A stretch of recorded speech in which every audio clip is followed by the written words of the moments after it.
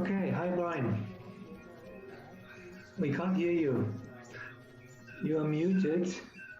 Okay, hi Just for Brian. information, the webinar seems to have We can't started hear you. already. Somebody You are has touched the muted. orange bar. Oh, that's Just not for good.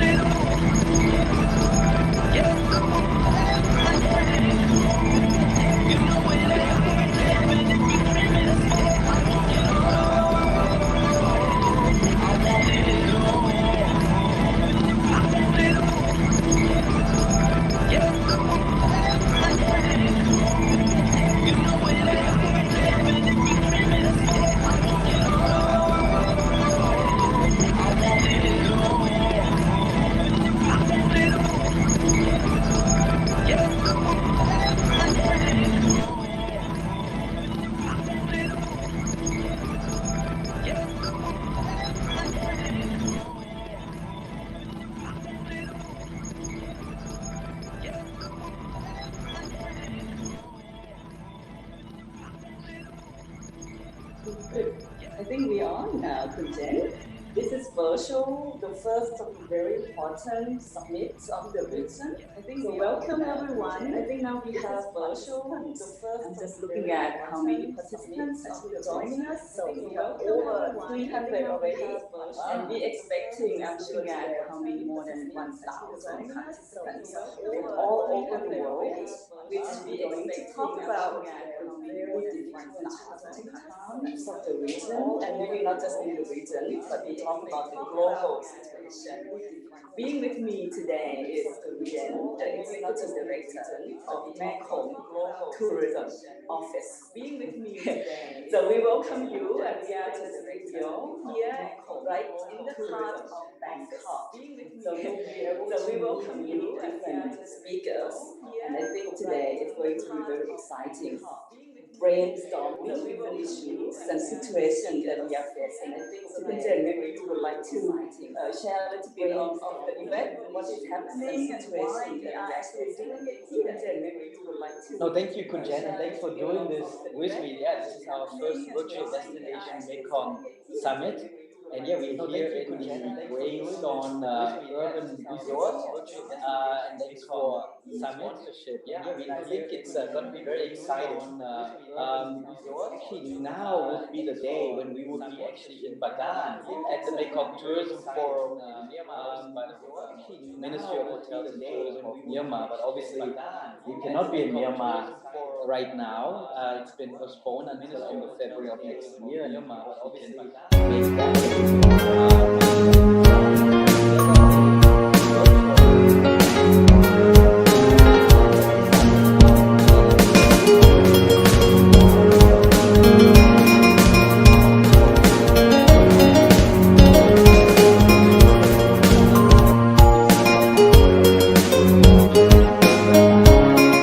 Thailand, Vietnam, and China. And Destination Mekong is driven from the private sector with a Mekong Tourism Advisory Group, which has around over 80 people. Oh, I'm part of that as well, and it's an honor to be part of that. And I think the concept of Mekong tourism, one river, 6 countries, unlimited experiences. I think that's very unique. And the good thing about not being in one destination, I'm sure that we miss, meeting you physically, face to face. But the good thing about it is that today we have 1,000 participants from over 100 countries, and I think that's very unique time for us to be able to share, not just only our region, but we'll be able to share with me and what countries are actually, joining us today as well. I think we have obviously our Mekong countries. I think the most participants have registered from Thailand and also from Vietnam and Laos and Cambodia and Myanmar. But I think we have a large participation also from other ASEAN countries, from Malaysia, from the Philippines, Singapore, and Indonesia, and also India. We have a large delegation from India, but actually we have people joining us from Africa, from Europe, from even North America. I think there it's midnight right now. So some of you, maybe we say good morning, good afternoon, good night. It doesn't matter where you are. I think that's the good things about not being able to meet physically, but we learn to really be able to share and meet virtually like this. And I think that's really unique time, even though we're going through challenging times, but I'm sure together we will be able to go through this. And the concept or the theme of our summit today, it's like a book, right? And I think we open up each chapter to learn from each other. So can you maybe lead us a little bit into that concept as well? Yeah, I mean, the theme is balanced tourism recovery for a better tomorrow. So, I mean, that's obviously a big word, or big words here, but I think we believe that, a tourism recovery, however that may look like, and probably different from destination to destination, it needs to be balanced. It needs to include all the stakeholders, from the communities to the big businesses, to the governments, to the travelers as well. So it needs to be inclusive, it needs to be collaborative. And we have put together the summit almost like, as you said, like in chapters. So I mean, in the end, it's like reading a book. And we're in fact putting together a little ebook as well, where we kind of highlight all the different insights of our 40 plus speakers in 4+ hours. So I think it's going to be quite interesting, and I'm very grateful for all our supporting contributors from all the various organizations in the Mekong region, but also outside. We have speakers, from all over the world actually, and also our supporting partners, a lot of media organizations as well that have promoted the event. Also, we have here, as we build a pop-up studio, I think it's a little bit of a different concept. We actually have a Hollywood filmmaker with us who's actually organized this pop-up studio for us. So I want to thank Richie and Brindley for putting this together and working with us here to make this happen. So I think it's very unique and very exciting. So I think, again, we have different chapters that kind of follow each other. So I mean, obviously, it's like, as you said, reading a book, and all the various insights, kind of string together, and I think give various recommendations and tangible insights for then businesses to act upon. Yes, and the whole book, as we said, because we meet virtually, so it's so important to keep people attention. So again, if you look at the whole program, each session or chapter will be very short, but what you can get and take away will be very precise, the whole book. And when put together, I'm sure that you can have lots of interesting takeaways today. And I know that today a lot of contributors into this, but one of the very important organizations that you are very part of that as well, and part of the vice chairs of the affiliated members of UNWTO. I think that's something, and I think the supporting that we have from that, and we have very important person who will be, joining us as well for the opening, right? Yes, I think obviously the member countries are part of the World Tourism Organization, the UNWTO, which is,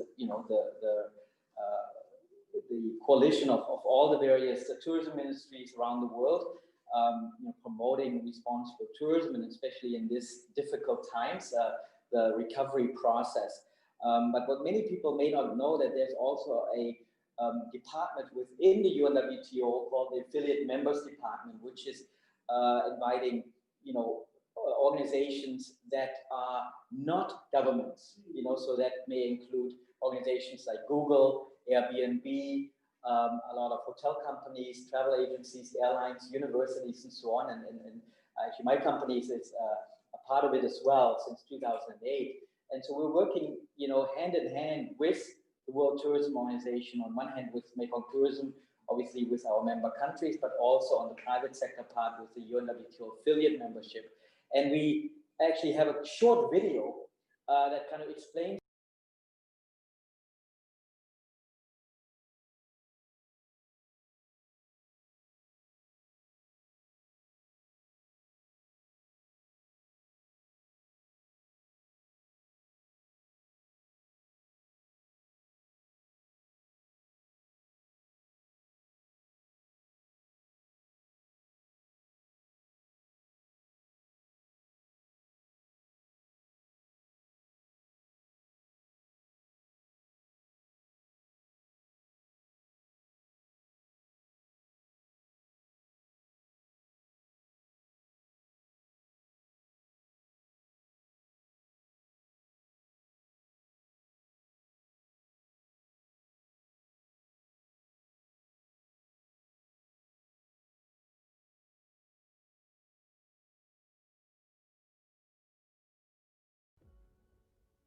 The World Tourism Organization, UNWTO, is the United Nations agency responsible for promotion of tourism. Our mission is to achieve a tourism that is sustainable, competitive, responsible, and accessible to all, world as well as environmentally sustainable. To position tourism as a driver of sustainable development in the world. UNWTO is the only United Nations agency that includes as members entities from the private sector of tourism. In addition to the member states, to achieve we have more than 500 competitive, responsible, these are the leading entities of the tourism as well as environmentally sustainable. By joining, you get the benefits of belonging as a driver of sustainable development in the world.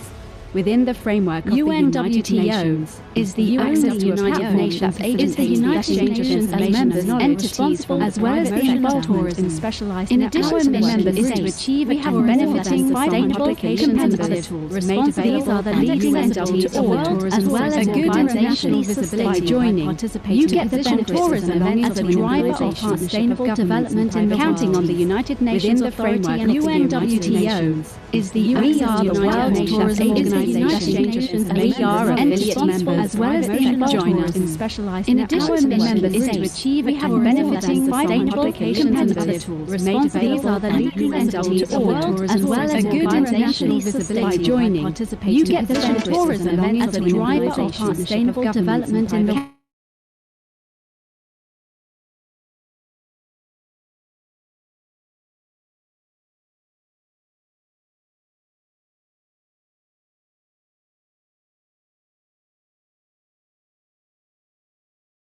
call in?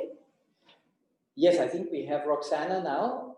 That's going to call in from Madrid, from the UNWTO. Roxanne? Hey, good morning. Good afternoon. Can you hear me? Can you hear me? Jens, can you hear me? I think other people can hear me, just to make sure that you can hear me in the studio also. Yes, we can hear you. Very good. Thank you very much, Jens. Very delighted to have received this invitation from the Chameleon Strategies as the second vice chair of the board of our affiliate members to share a very quick insight with you, and looking forward to support all the tourism stakeholders. Dear ministers, dear national tourism authorities, dear tourism stakeholders, ladies and gentlemen, good morning, good afternoon. As we all know, the COVID-19 has impacted the tourism sector severely, and subsequently its stakeholders, from government to the local community. As the UN agency responsible for tourism, the organization has been providing different documents and recommendations, and as you know, a lot of different kinds of guidelines to respond and recover, as well as updating the situation and restrictions from the border status to statistics. Also, UNWTO could bring together the representatives of the public and private sector and the other involved international organizations to work together in these very trying times. The current situation has shown us that the only possible and practical way to restart and recover tourism is to have a clear cooperation scheme between the public and private sector. Also, considering the cross-cutting nature of tourism sector, it's important that more than ever, all aspects of tourism to be considered, with all the aim of supporting and empowering the tourism stakeholders.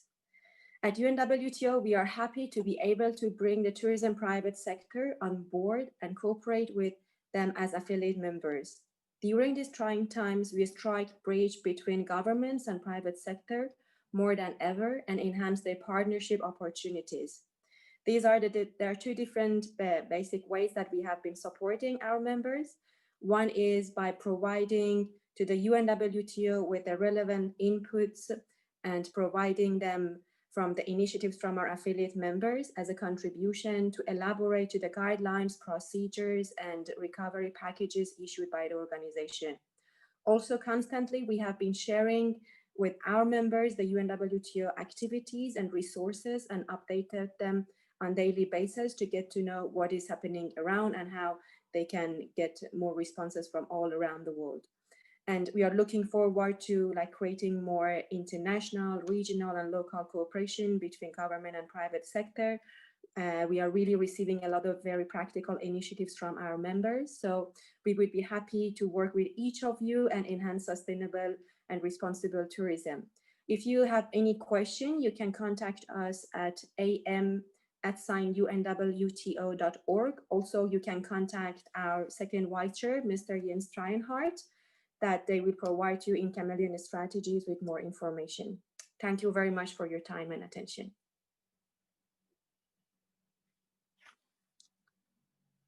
Now the floor is back to you, Jens. Thank you, Roxana. So I think we were very appreciative of the support from the UNWTO and being part of the UNWTO affiliate members group.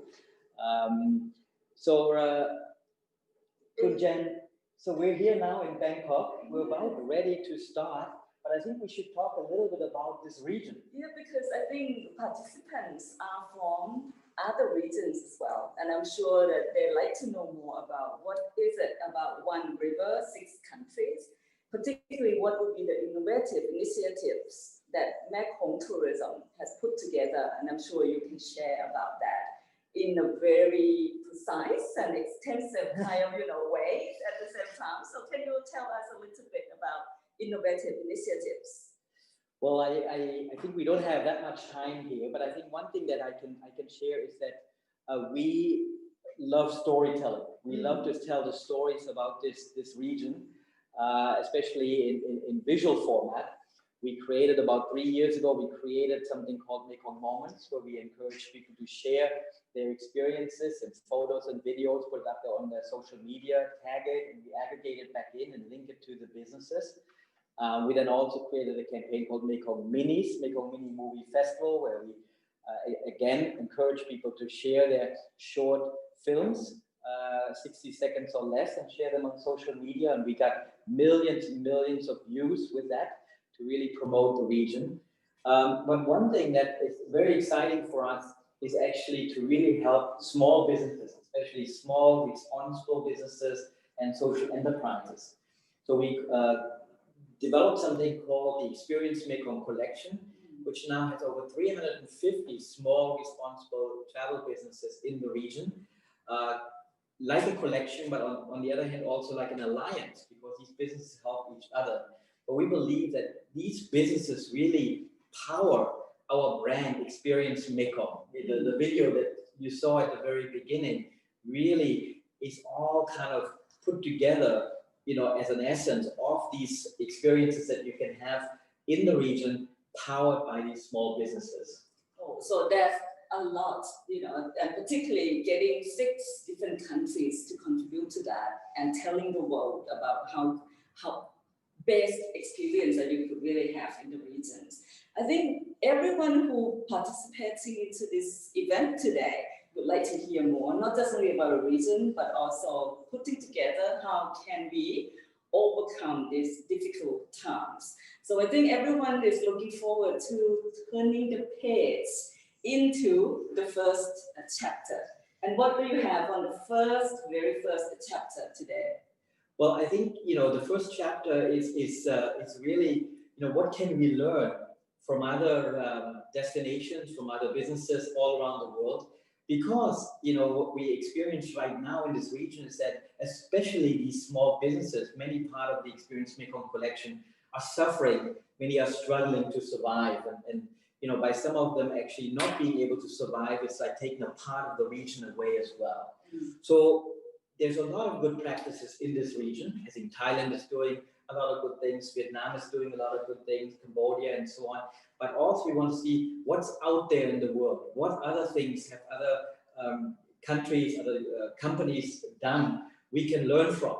So we actually have a great speaker to start off with chapter 1. His name is Professor Dr. Simon Hudson, and he's joined by Natasha Mehta, who is a consultant for the World Bank and has a lot of hats and has worked a lot in the region, all over the world in responsible tourism. But Dr. Hudson, I've known him for many, many years. When I worked at the Canadian Tourism Commission, we met, and he just wrote actually the first book on COVID-19 and travel. So I think this is one of the first actually virtual appearances for him and to introduce his book and some of the findings of his research. So I think we're very excited to turn the page, as you said, to chapter 1 and welcome Simon and Natasha for their session, to kind of see what other best practices are out there all over the world. And this one is the disruption. Here you are. The floor is to the first chapter of the summit. We're very excited to turn the page, as you said, to chapter 1, and welcome Simon and Natasha for their session, to kind of see what other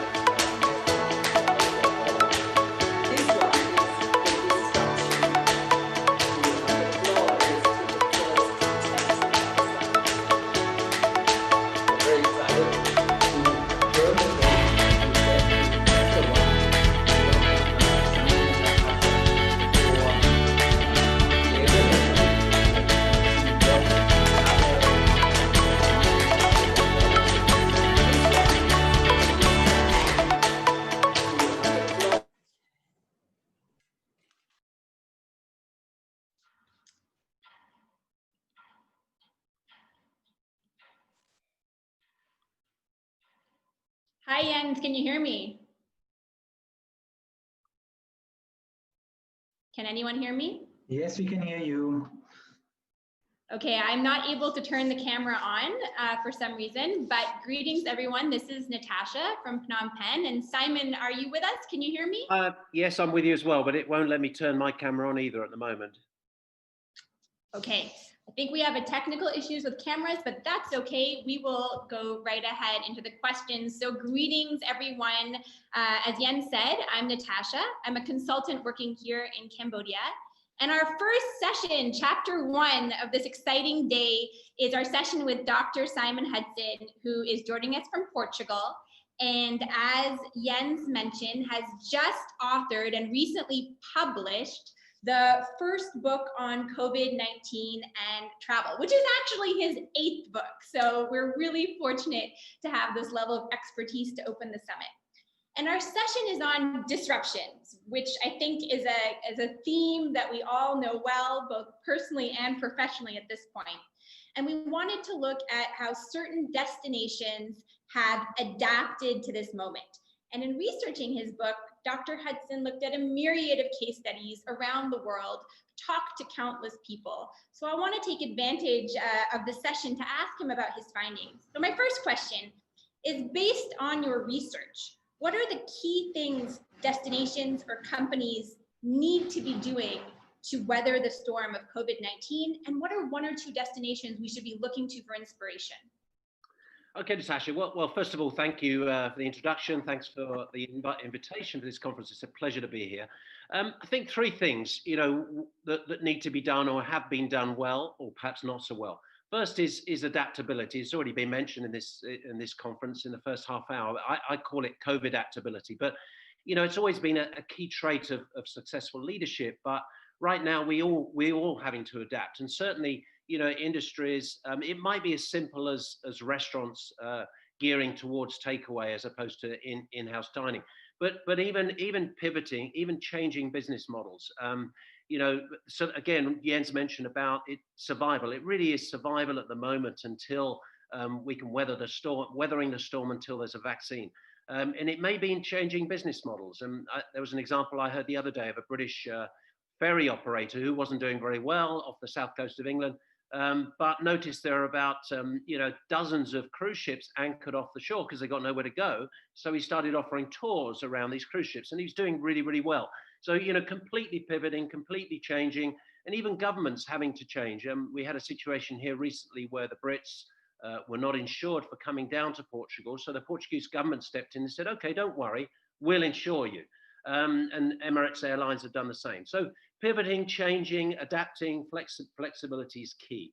The second one is what I've noticed over the last 3 or 4 months is that those destinations, those organizations that kept open lines of communication are coming through this stronger.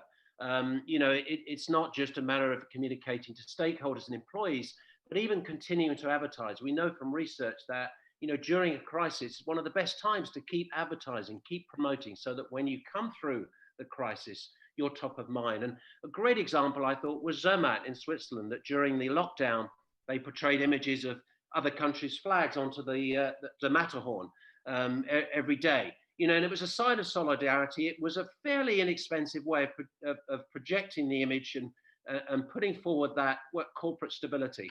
And then they spread it via social media, so it wasn't expensive, and they reached about 700 million people. just through this one communication strategy.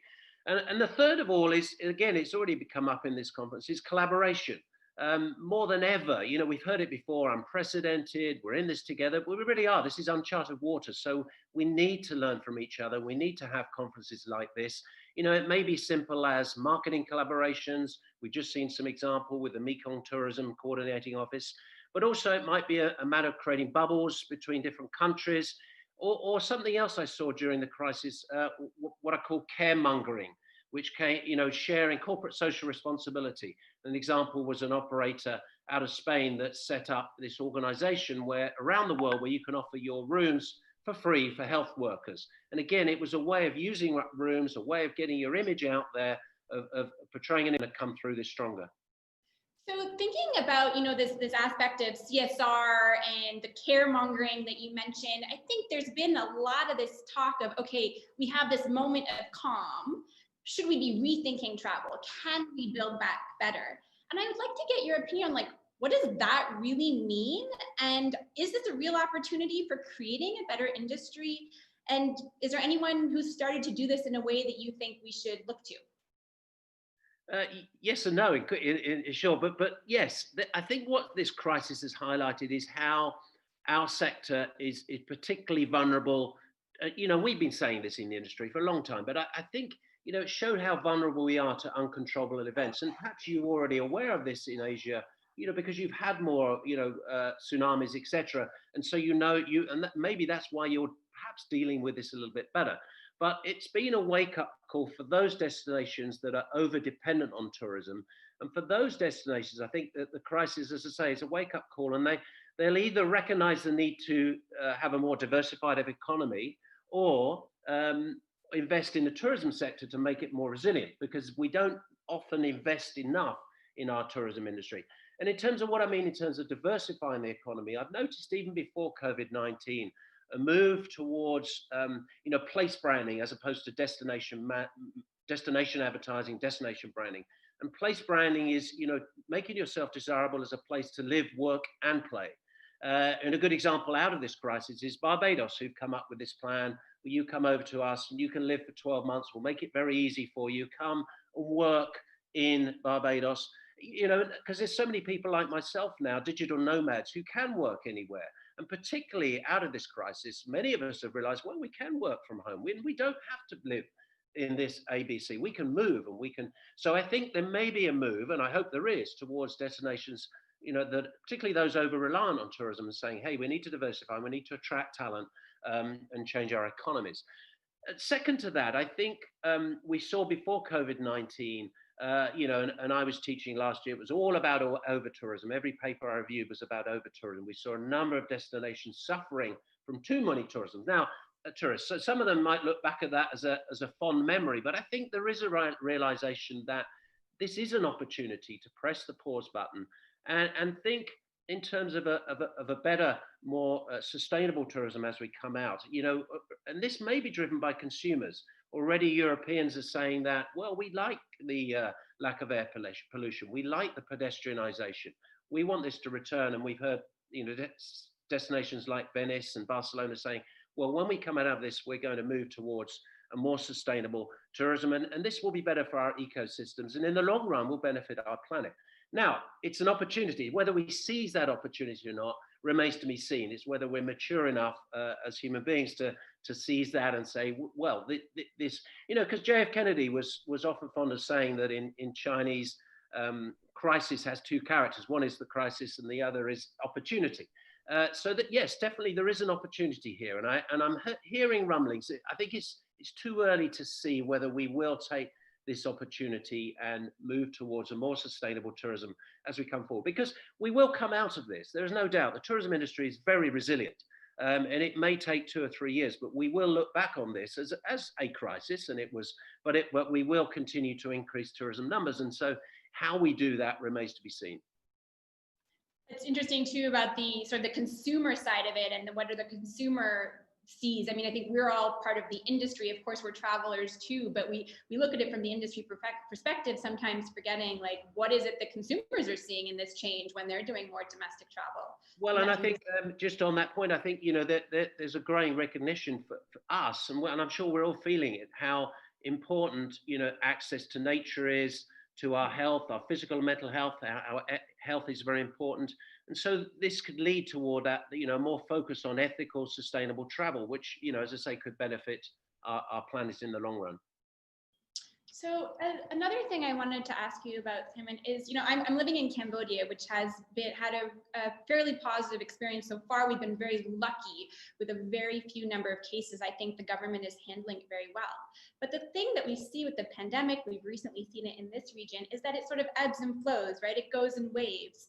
And so I'm wondering if, you know, some countries, they get a lot of positive press, they do really well, but then they get hit with a second wave. And I'm wondering what you're seeing, what you found in your research about what happens when a new outbreak hits one of these best practice areas or best practice examples. Do we lose all the gains? And what is your view on the ebbs and flows of a COVID situation on the destination's long-term image? It's a good question because, you know, in my book, I wrote a case study about Vietnam, and there was an organization in the US that looked at this sort of health-wealth balance and how countries around the world were managing this. And actually, Vietnam came up on top. All countries in the world in terms of how well they were doing controlling the virus, the health of their country, but also the economic health of the country. And I wrote a case study about Vietnam, saying how incredible they you know, considering they're on the border of China and 96 million people, la, la, la, la, la. And then, of course, as soon as the book came out, that Vietnam was hit with some more cases. But I do think that in the long run, those countries that have focused on health, and a lot of those are Asian countries, will come out of this better than others. And again, this is my personal opinion, but I feel there may be a halo effect, whereby consumers will, people around the world would look at those countries that have really strong leadership, have dealt really well with this crisis, looked after their people, and they'll say, well, look, that's a place. These people will say, well, that is a place I'd like to visit. Not just visit. I would like to live there. You know, we've already seen a spike in demand for properties in New Zealand. Here in Portugal, demand for property is still very high, considering we're moving into one of the worst recessions we've seen. And I do think that is because those countries, and there's others, you know, Taiwan, I've done particularly with Iceland, we've got the South Pacific Islands. I think all those countries will benefit from a halo effect in the long run. But of course, in the short term, it's managing, and that's where, like I mentioned earlier about the importance of communication. It's managing communication because we're going to see these ebbs and flows, as you say. We're going to see outbreaks. We had one down here that really hit tourism in Portugal for a while. And although the outbreak was hundreds of miles away, it affected the whole of Portugal. And so it's controlling that media and reassuring. It's all about, the future is going to be about reassuring travelers that they are safe. It's as simple as that. And that may mean putting in place you know, protocols or certificates like they have down in Portugal, here, they have a clean and safe certificate for all organizations. But it's making consumers realize that health is a top priority for them. And that's everybody in the industry. And some are further ahead than others. You know, I'd say that, you know, talking about pivoting and flexibility, I'd say some sectors of the tourism industry have been a little bit slow. The cruise sector, for example, I think has been a little bit slow in changing and pivoting, being flexible, in reassuring passengers. So they will take longer to come back. But I do think, as I say, I think those destinations that are focused on health may be the winners in the long run. But I think there's, as I say, health will be a top priority. And I think what we're going to see in the future is, as technology improves, traveling will become easier. You know, we will see, I've been saying for some time, that there won't be long before we'll have instant tests. Where as we go through an airport or come into a country or even go into a facility, there'll be an instant test. The track and tracing will be a lot more sophisticated than it is now.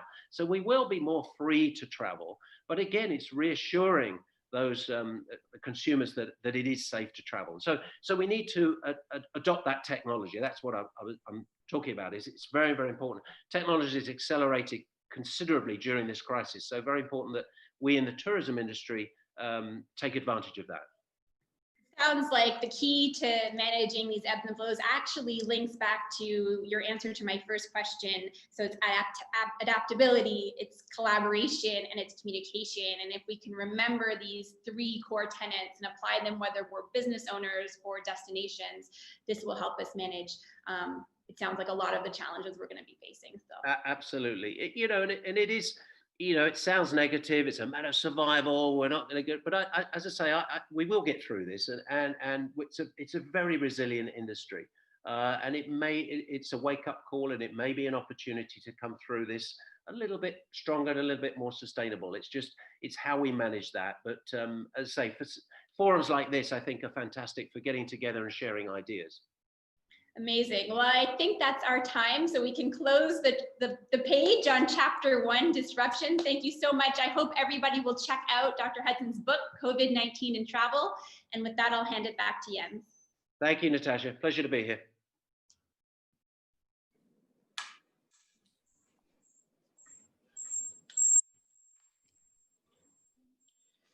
Great. Well, thank you, Simon and Natasha, for the great session.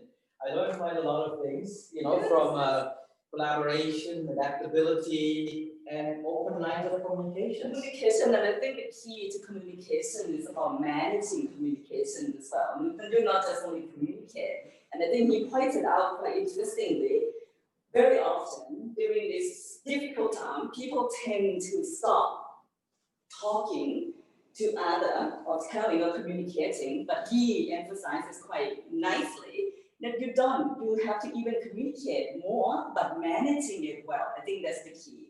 And we learned a lot on this first page to set the tone a little bit also, because the terms, for example, disrupting, and we are looking at regenerating, adapting into new business model. And I think it's not that clear. And I think why the summit today is so important to find out and you know, brainstorming a little bit on what exactly that new business model is going to be like. Are we recovering into, now everyone talking about new normal, or are we going back to where we were?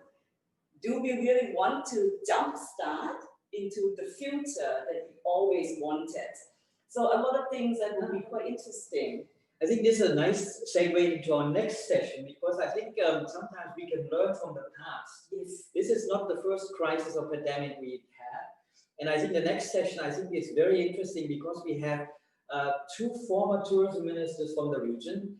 His Excellency Kun Wirasat, who's a senator of the government of Thailand currently, and also His Excellency Uteon, who is the former Minister of Hotels and Tourism of Myanmar.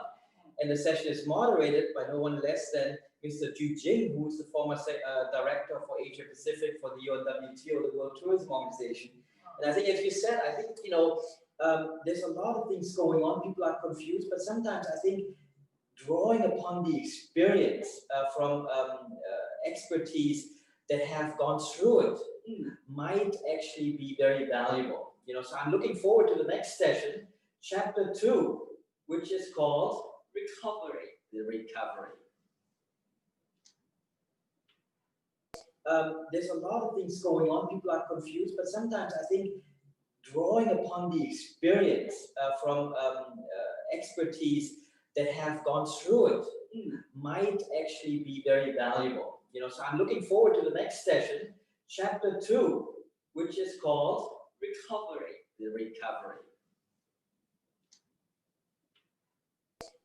There's a lot of things going on. People are confused, but sometimes I think drawing upon the experience from expertise that have gone through it.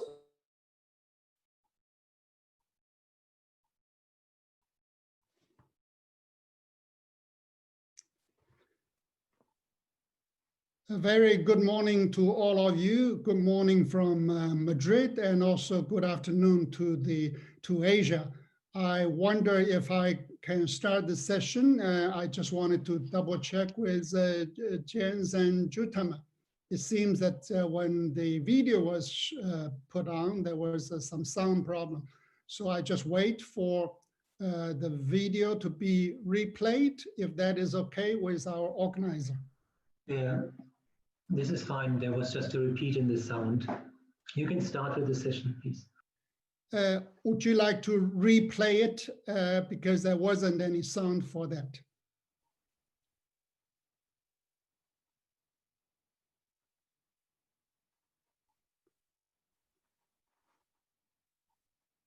Is our organizer. Yeah, this is fine. There was just a repeat in the sound. You can start with the session, please. Would you like to replay it? Because there wasn't any sound for that.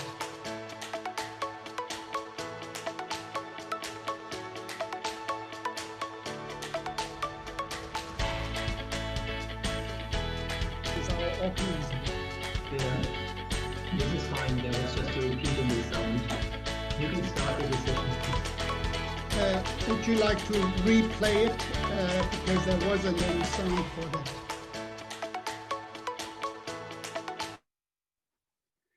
Thank you very much. I just want to make sure that our two distinguished speakers are online, and please turn on your camera and also unmute your speaker. All right. Okay, great. How about our Honorable Minister Tuyến? Do I see him here? All right. Well, let's leave the technical part to our organizer in order to make sure our second speaker is also online with this particular session. But first and foremost, let me first of all thank our organizer, and especially our excellent MC Jens and Jutama for throwing such an excellent conference. And I must say that this is my first time to be in a session which is called chapter. So we are in chapter 2. It seems that today we will actually formulate a book at the end of this conference. So as you all heard from the previous chapter, this topic of the previous chapter was about disruption, or to put it by Simon, more about how to explore the opportunities. Whereas our session, our chapter, which is only for 15 minutes, will be concentrating on the issue of recovery. But before I start the topic, let me officially introduce the two speakers of today's session. By the way, my name is Xu Jing, and I send my greetings to you from Madrid, the capital of Spain. Our two speakers are all top-notch distinguished panelists. As you can see from the screen, let me first welcome His Excellency Honorable Kong Wirasak, who is the current Senator of the Royal Kingdom of Thailand, but more importantly, the former tourism ministers for 2 terms of the government. And our second speaker will be His Excellency Honorable Tuyến, who is also former tourism minister from Myanmar. And let me, as you heard from the previous chapter, that the topic was more concentrating on the impact of this particular pandemic on our travel industry. But from this session, now we only have about 13 minutes, we would like to ask our 2 honorable ministers to concentrate on a more broad issue, if you like, to have a more strategic thinking, since 2 of you being former ministers of tourism, and you have already experienced various crises of all sorts in the probably not only the last decade, but that decades. And you being the tourism ministers in the past, what would be your take when it comes to crises of this nature, and especially anything that you wanted to recommend to our current policymakers as strategic thinking, but more importantly, any out-of-the-box thinking. Now, let me give the floor to Kong Wirasa. Of course, very nice to see you again, Su-Jing, and also all the audience in this webinar. I think the first question hit all of us very hard around the globe. And I agree with the previous chapter speaker saying that the flexibility, adaptability, and also keep communicating and handle it well as we are going along. Nobody knows what is the right answer for this situation, but at least we have seen that we have to be jumping out of the box and try to do something new. First thing new is to rethink of if we are going to make it true. And of course, if we are going to make it true to the other side of the channel, how would we like to see it better? Therefore, first, I would be asking a lot of my folks in the country, especially with the banker, saying, do you still believe in our industry of the traveling and hospitality management? And they said, yes. And I say, well, if it's going to be there prosperously 3 years from now, will you be agree? And most of them would say, yes, I still agree. And I say, where is the credit? Give us the credit. Then is the loan. It's going to be a commercial loan, soft loan, whatever it is, but it's come with the credit. Let's talk about credit. Let's not talk about hope, because we already know and we have to believe that on the other side of the tunnel, there will be a lot of people traveling back again. Of course, yes, if we look at the example of what happened to the airlines industry at the moment, 20 of them have already gone bankrupt. 100 more of them are talking about consolidation. But then again, nobody's saying that all planes are going to be parked there forever. So it's going to be flying back in 3-4 years terms, depends on which region. And in Southeast Asia, we are the most resilient area in the world. Therefore, there will be carriers. There will be people who will be sitting on that carrier. Now, that's aviation industry. Another is that connectivity that ASEAN have been working together in the last 3 decades. Now we can travel from one place to another more easily. In the last 20 years, there has been a lot of paper needed, documentation to show beforehand, but now it's different. We are waiting for each government to reopen their border. In Thailand now, starting from the 1st of October, we are talking very seriously about reopen some particular area like Phuket or Samui. I haven't seen the official announcement of that just yet. I have seen the interview that the Minister of Tourism and Sports, the current one, have been talking about doing this. And at the moment, the people in Phuket are talking among each other, among themselves, of how are they going to handle if international guests arriving on a non-stop flight down into Phuket, and how are they going to keep entertaining their guests, get them to see and feel the sea, sun, sand, and also the atmosphere, and feel safe being in Phuket. Of course, those are the challenge that lie ahead in the next months. Minister, if I may, before passing on to our Honorable Minister Uteong, just to chip in on exactly what you are pinpointing. Earlier, you were mentioning about the broader keywords. I hear belief, I hear hope, and I hear strong resilience. Then you talked about the specifics about Phuket and about all these. Now, within the specifics, and I would say there are probably 3 levels that you need to think as a travel industry. First, how to stimulate the domestic traffic. Second, how to open international borders. And 3, probably some kind of a point-to-point travel bubbles.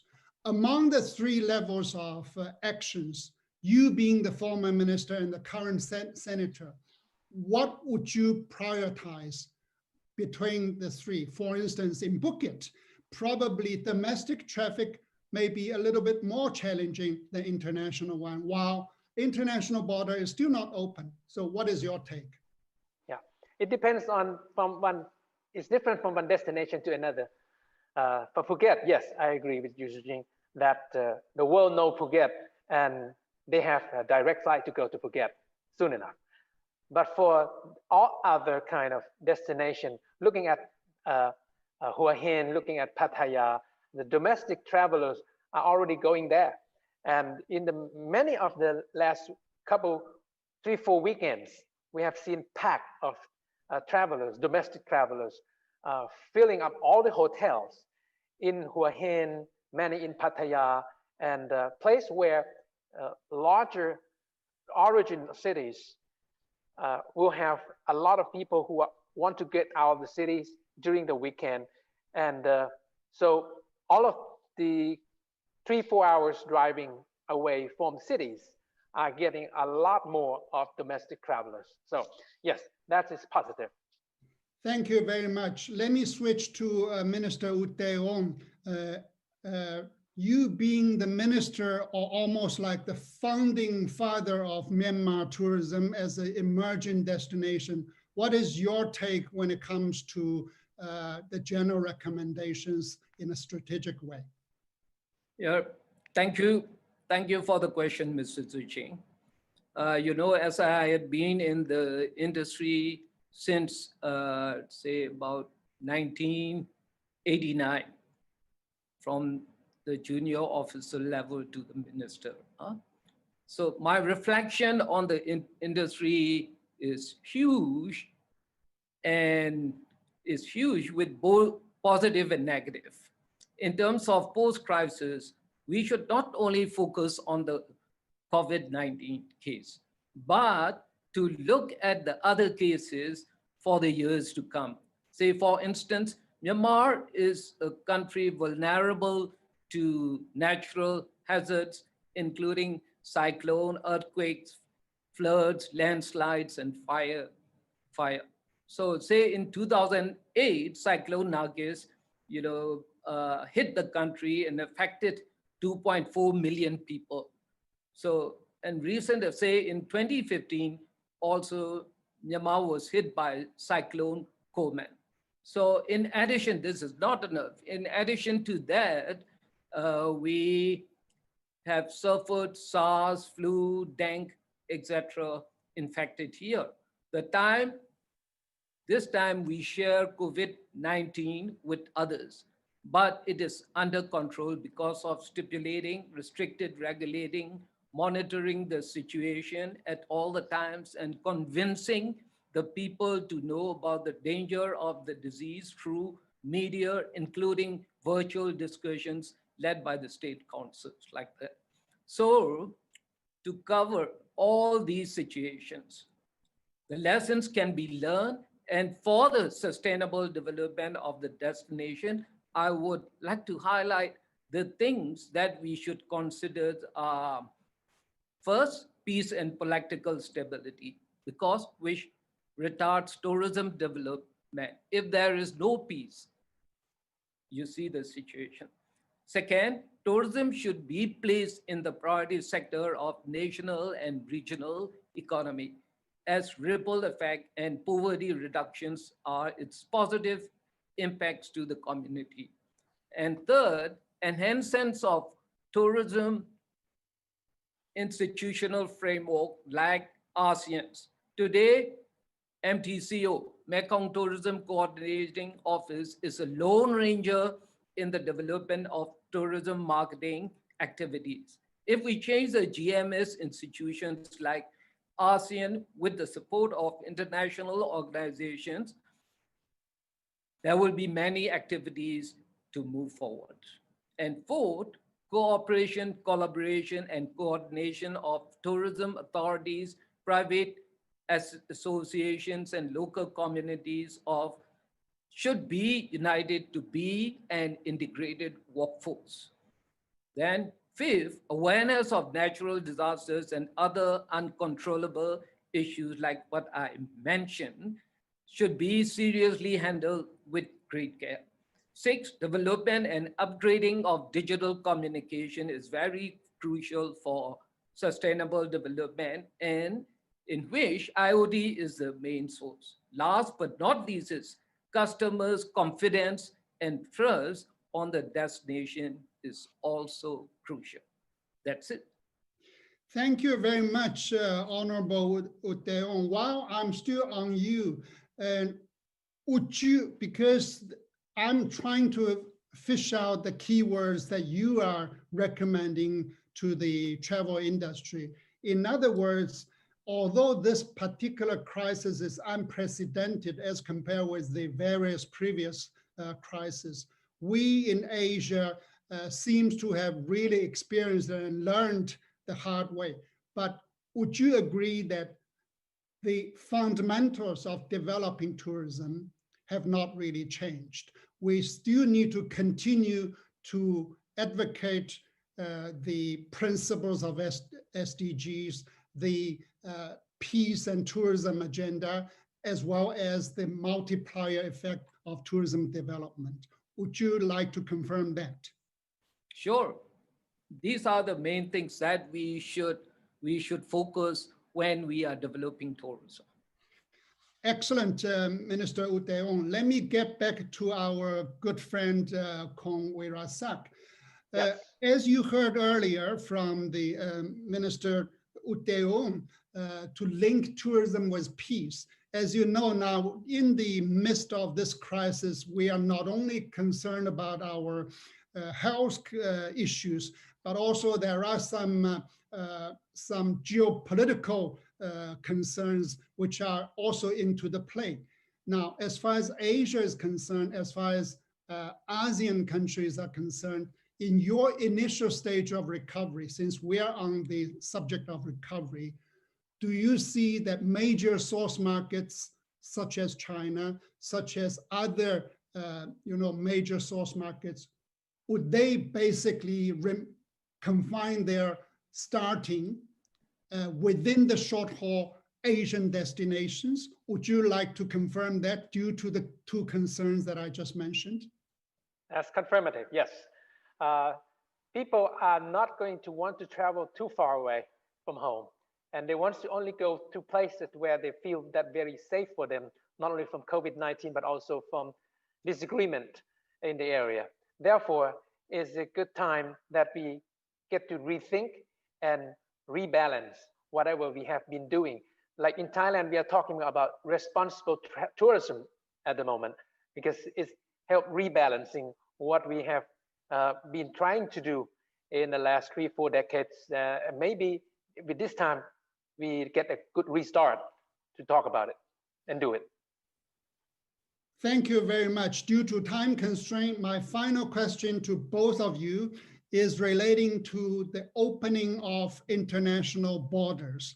You being the former tourism ministers, why the government, as I hear from industry people, have been asking why they're still not in a stage to open international borders in a full-fledged way. Maybe I let Honorable Minister Wirasak to start first. In short, it's the responsible of any government administration for their own people, and for the people who already reside in Thailand. They may not be the Thai, but nobody wants to take the risk without a good preparation. Therefore, it has been taking a while before the government decided that let's do the reopening of some certain area in a certain angle. And if that works well, it will continue to increase, to move to or other regions in the due course. Thank you. And thank you. Leon? Yes, thank you, Mr. Sujing. At the government level, it is very serious. We all want to, all the countries in the region want to open the country, as fast as possible. But there are many things to be considered, because this is a serious issue. This pandemic is very, what we call is very contagious situation. So the reasons for the government's concern is suspect on overseas travelers mostly are virus infected due to the case of Thượng.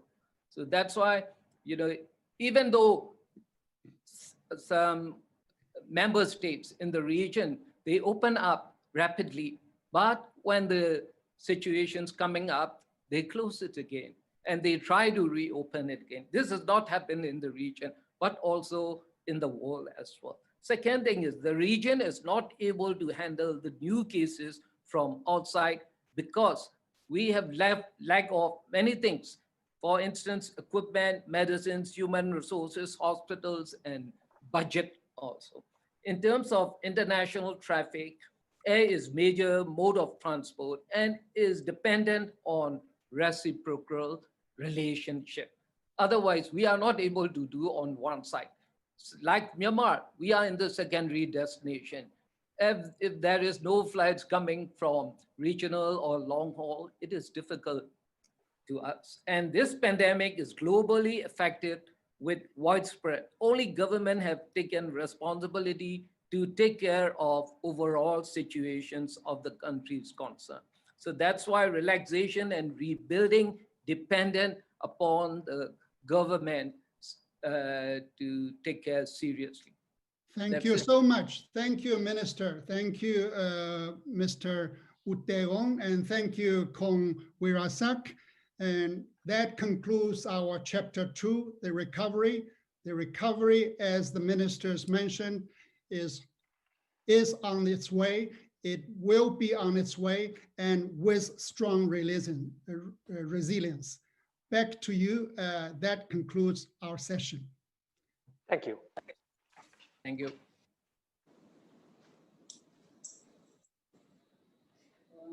Okay, how about this? I think it's important to hear policymakers. I think our voice is a little bit echo.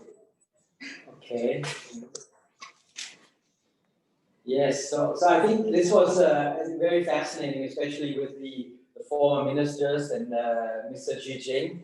I think a very exciting session. So now we're going actually into our government session, which is moderated by Stephen Chpani from the Asian Development Bank.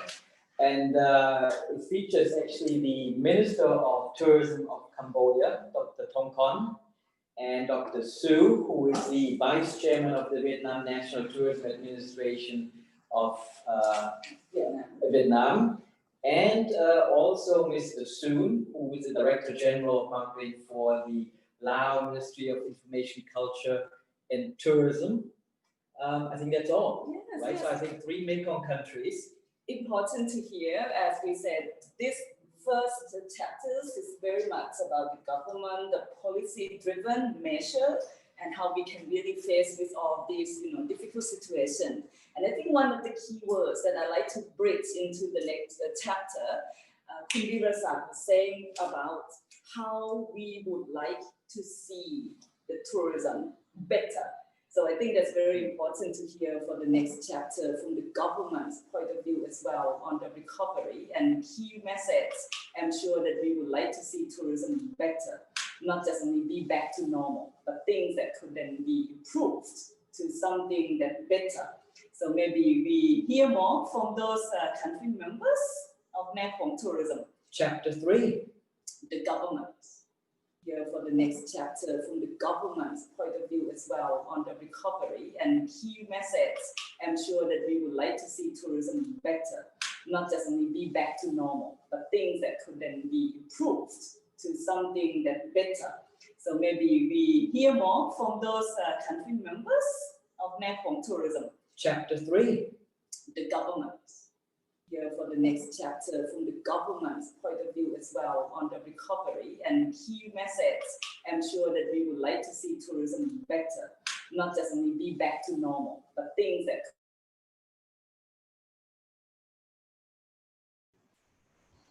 Okay, great. That's fantastic, and thank you, Jens. Oh.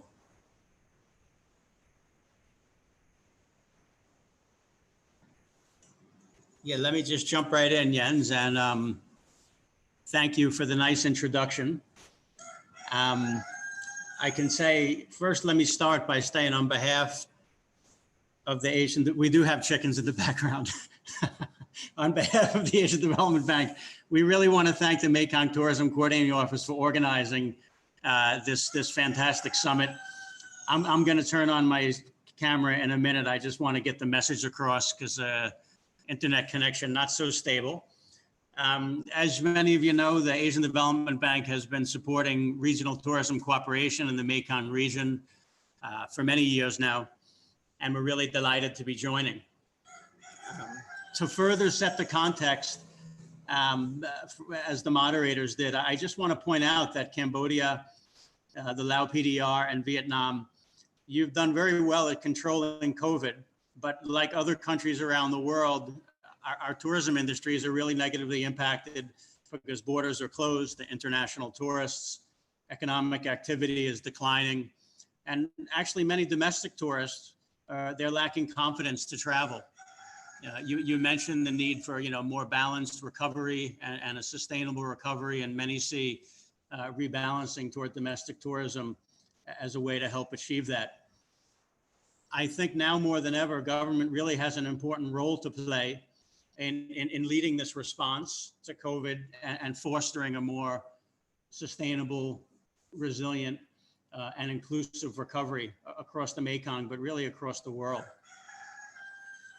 We have three distinguished panelists invited to and joining the session today, representing the national tourism organizations of Cambodia, Lao PDR, and Vietnam.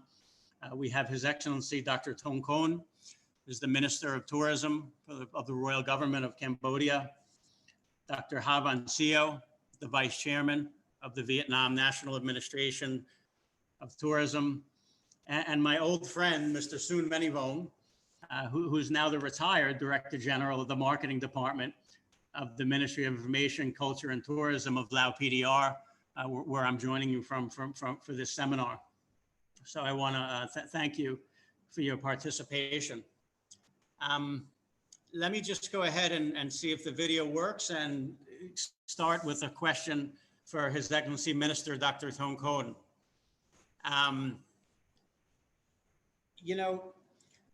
We've had a response, the medical response to COVID, and now, which is, as I mentioned, is being managed very well.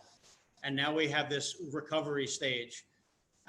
Could you share with us some of the recovery policies that have been put in place by the Royal Government of Cambodia, and particularly some that you find effective for promoting domestic tourism?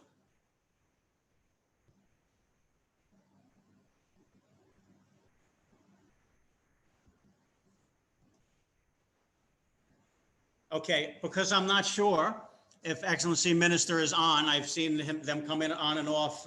There may be a connection issue. Let me just park that question, and we'll move to our colleagues in Vietnam at the National Administration of Vietnam National Administration of Tourism, Dr. Ha Van Seo. I think our first speaker mentioned, how well actually Vietnam has managed the COVID pandemic. The response has been excellent. There's been a recent small resurgence in cases, as we know. But, there's been a period where tourism businesses have really needed to survive, and get through this. And we know that government assistance has been an important part of that. Could you tell us a little bit about how the government of Vietnam is helping tourism, especially tourism, small and medium enterprises, to kind of get through this difficult period, and any social protection policies that you have in place to help the large number of unemployed workers because of the downturn? Dr. Van Seo. Okay, thank you. Good afternoon, everyone. Can you hear me? Very clearly. Okay, thank you, Mr. Stephen Sipani, for your instruction. Ladies and gentlemen, dear colleagues and friends, first of all, on behalf of Vietnam National Administration of Tourism, I would like to send my warm regards to all of you from Hanoi. I also highly appreciate the initiative and effort of Mê Công Tourism Coordinating Office to organize this first Destination Mê Công Summit today. About the issue you mentioned, I would like to share some information about how Vietnamese government help tourism and hospitality business to survive the COVID-19 induced downturn. So as you see, Vietnam, similar to other countries in the region, as well as in the world, Vietnam tourism industry is heavily affected by COVID-19 pandemic. The figure below should show that the number of international tourists now was only 3.7 million. That makes a decrease of 62.4% compared to the last year. The number of domestic tourists recorded for only 31 million, and that make a decrease of by 46%. And tourism income was about only $9 billion US, and that this decrease by 48%. Those figures show that the tourism industry is heavily affected by pandemic, and especially the small and medium-sized tourism business are in a very difficult situation. So the government has been taking a lot of measures and actions and policy to help them to survive. Success the fiscal policy to take 5-month extension of tax payment, such as value-added tax and income tax, as well as the land rental fees. The other action is to extension of personal income tax payment for the end until the end of 2020. All income tax of workers. The other action is also the low rate of interest of loans for SME. Discount of 2% reduction of interest rates such loans, as well as other action like 50% discount of takeoff and landing fee and flight control service for aviation industry. The reduction of electricity price with 20% discount for hotel and tourism establishments, facilities, and so on. And we think the other action from government is also very important, is that we try our best to reopen the domestic tourism again right after the pandemic, the COVID-19 well controlled in early in April, the end of April. You see that we, Vietnam National Administration of Tourism, together with industry partner, to lead the domestic tourism stimulus promotion campaign, the named Vietnamese people traveling in Vietnam. And this campaign bring the domestic tourism right again, back again. You see the number of tourists in May, in June, in July, come to the normal situation. And some areas such as Da Nang, Nha Trang, Phú Quốc, Hạ Long, the number of tourists, domestic tourists in June and July have excessed the level of 2019, about 20%. And all the domestic flights from Vietnam Airlines, Vietjet, and Bamboo Airways is fully open domestic flight. So we think that domestic tourism promotion campaign led by Vinat is the strongest help from government to the industry to recover domestic tourism. But unfortunately, since the end of July, the COVID-19 pandemic becomes the second wave again. So now the tourism industry of Vietnam now come to the second stage of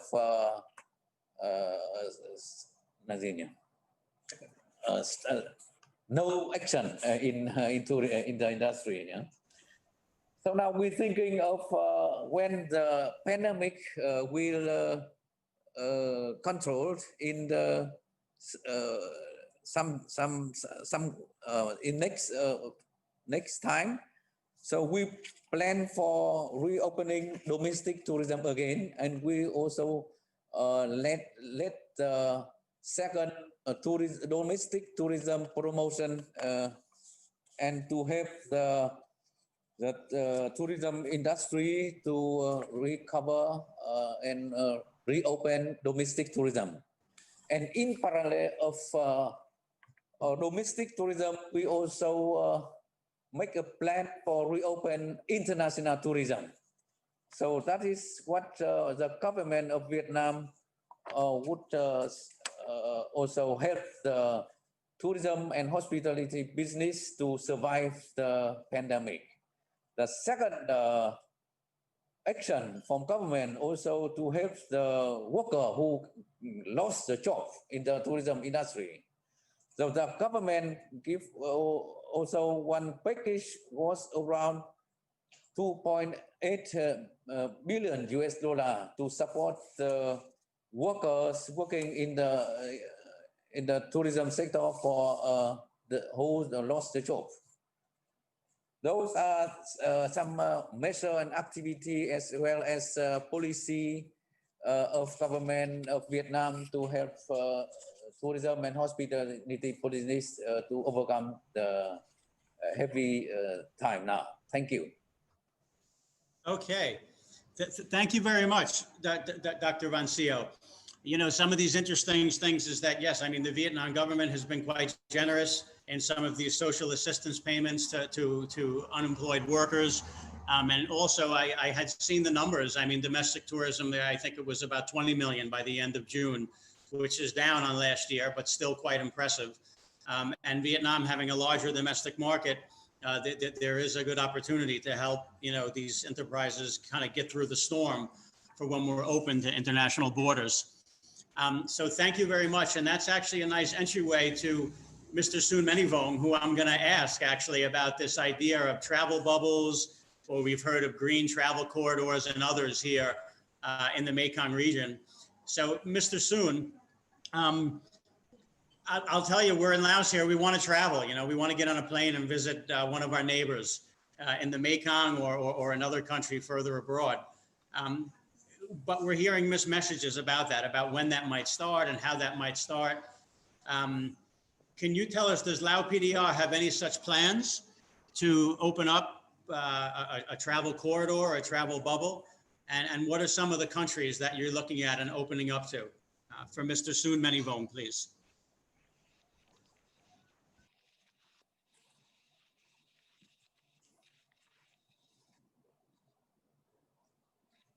I'm not sure if your microphone is muted, Mr. Soon. We're on a Mexico.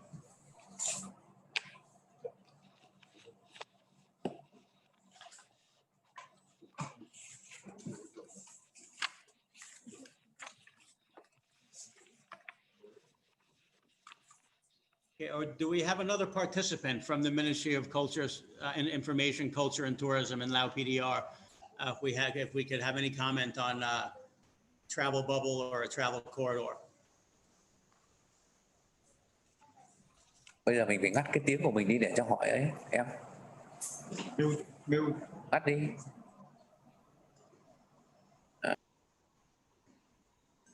If not, actually, Dr. Vancio, then I think you're the star of our panel. We're going to turn it back over to you. You know, Vietnam, I think Vietnam Airways and domestic airlines are flying almost at full capacity now. or at least in terms of the scheduling, they might not be at full loads as before the pandemic. Is Vietnam looking at any travel bubbles or, bilateral travel arrangements or to others in the region or beyond the region?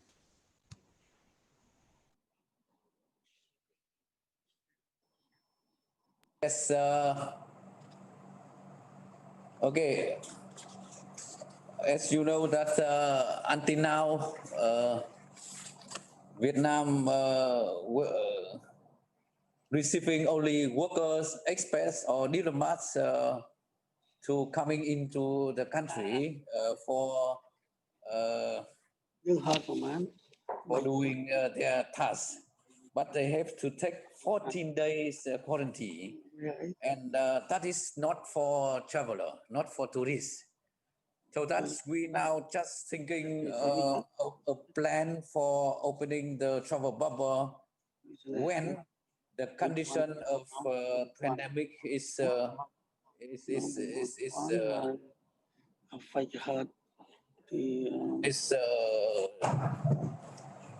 we now thinking of selecting of several country and territory, which is the important source markets of Vietnam, which have very good or quite good pandemic control, such as country territory like Japan, Korea, or China, Guangdong, China, or Taiwan, or Australia or New Zealand. Such the country and territory now with the same level of pandemic control like Vietnam. So we also looking for way that to have the agreement with those country and territory to agree to reopen tourism again. So that is on the source market side.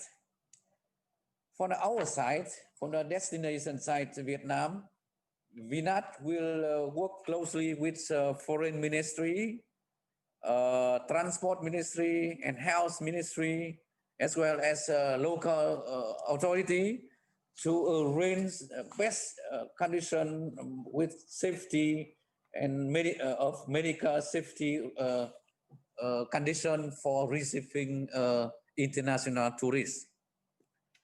So from the destination and source markets, which satisfy the safety condition for safety condition for health, so we established so-called safety corridor to make a plan for opening international tourism.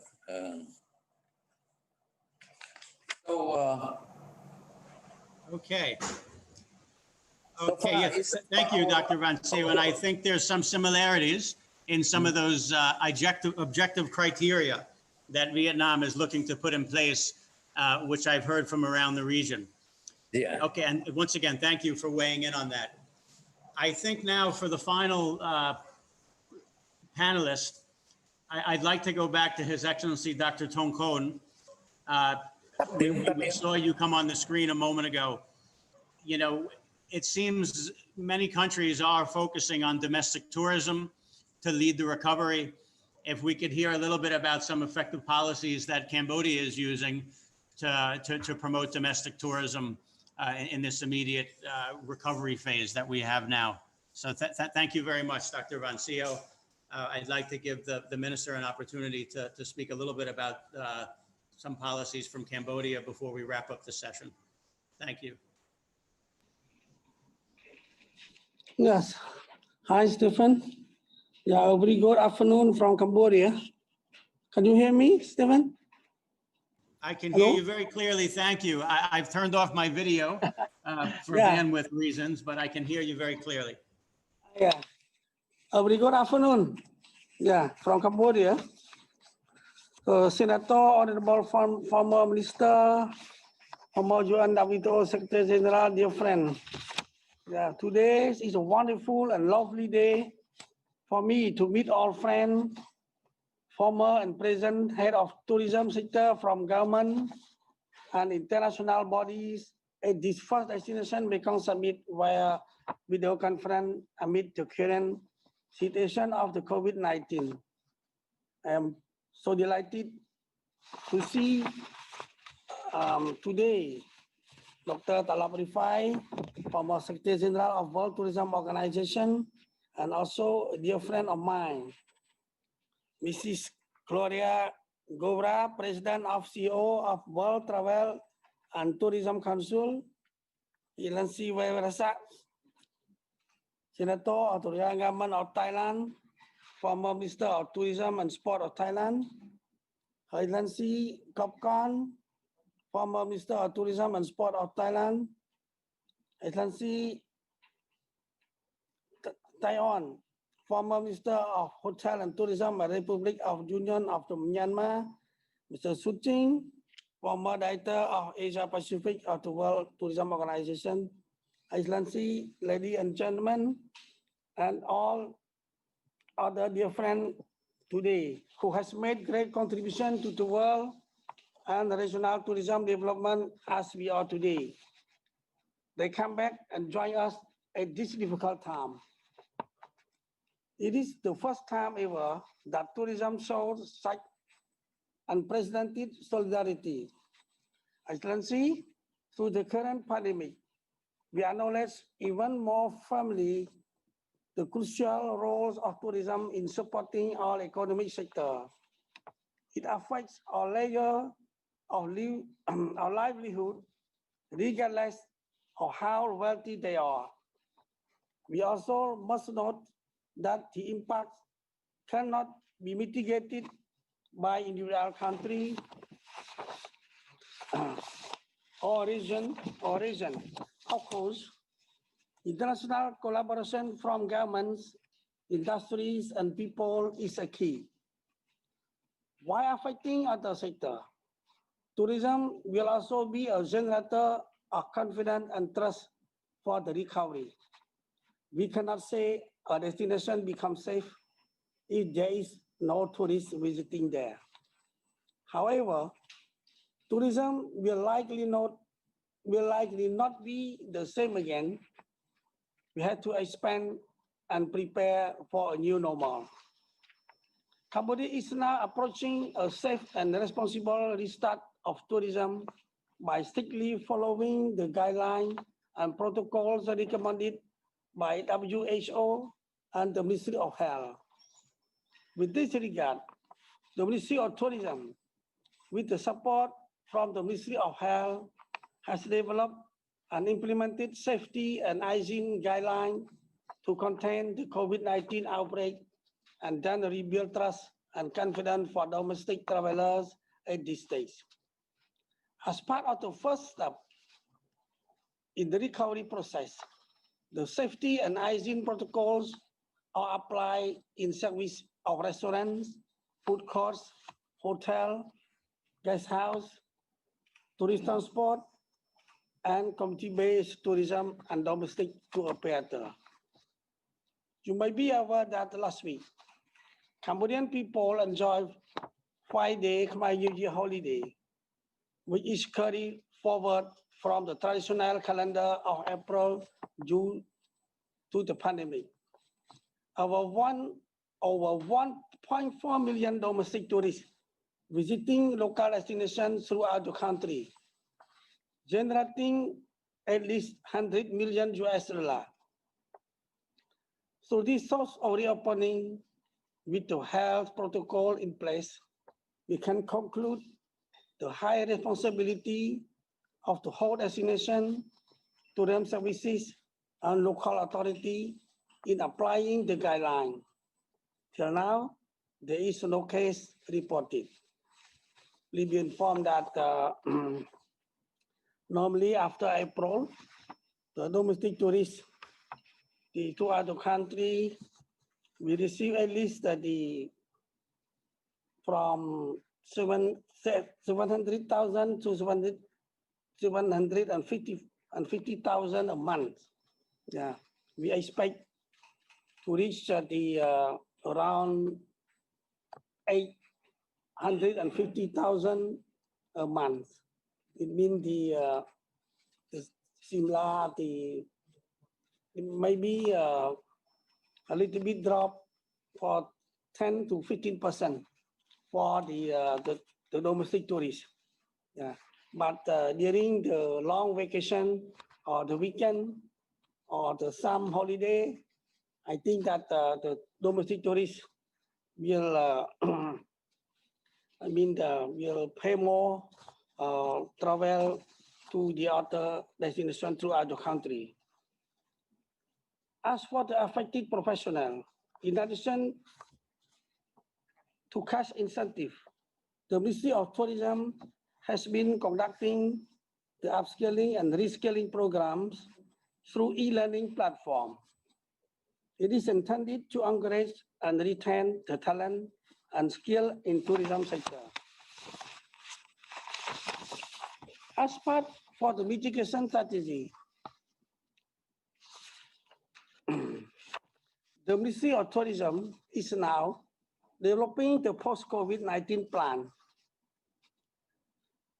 which also lay out measures during the pandemic through Tourism Working Group against COVID-19, led by Secretary of State, and National Committee against COVID-19, led by the governor or deputy governor of respective provinces.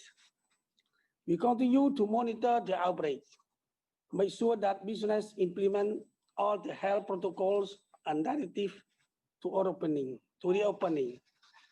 Some main restrictions will be continued till otherwise notified, such as the prevention of imported case, social distancing, crowded gathering, avoidance, and so on. To support SME or MSME, the Royal Government Cambodia lay out the release measure through loan scheme facilitation,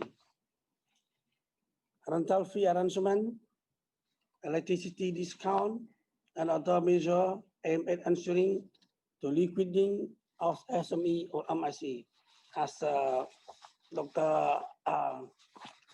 C from Vietnam informed us recently. For the jobless, the Ministry of Tourism is still continuing the existing upskilling and reskilling programs through e-learning.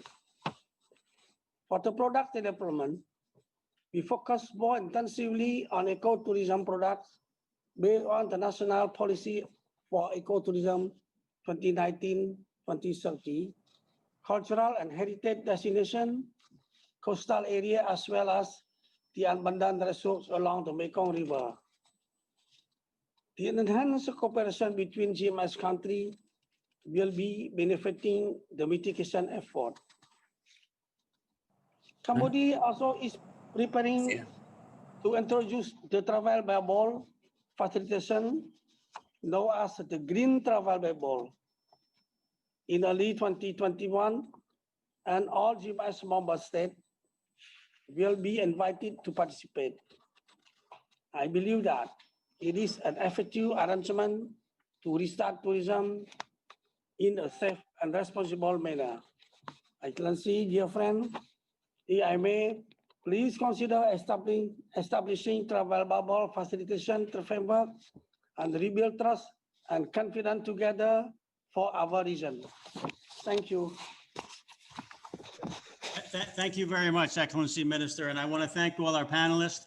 And I'm just going to wrap up by saying that, you know, we have very interesting comments and lively feedback in the forum on the sidebar. I encourage everyone to take a look at that to provoke further thinking, for further thoughts.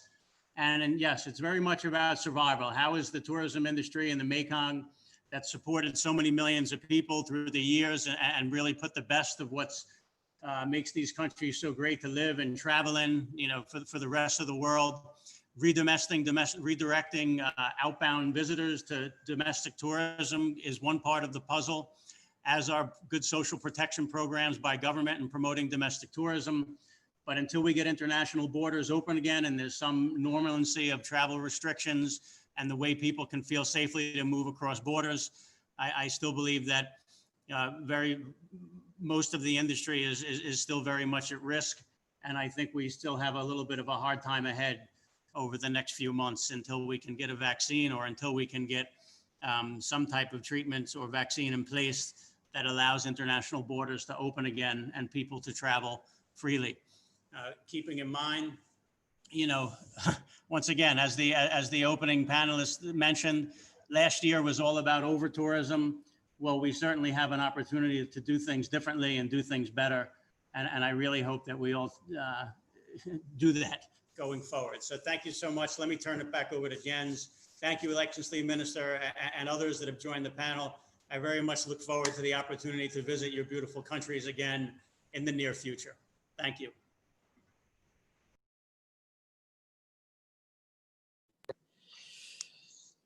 Great. Well, thank you so much, Stephen, and Honorable Minister of Cambodia, Dr. Thongkhon, and Dr. Han Phan Chieu, and also Mr. Soon for joining this session. I think this kind of almost wraps up our government part of the summit. You know, they play quite a significant part, but I'm sure it's not easy for any governments to really come up with the supports and the measure, because I think the situation is very much unknown for everyone. Yes, I think it's a risk for many governments to go either way. And just having looked at the chat, I mean, I think there's some people that are really looking for answers, how to survive. But I think it's a difficult question to answer. I mean, it's obviously very easy to ask the question how to survive.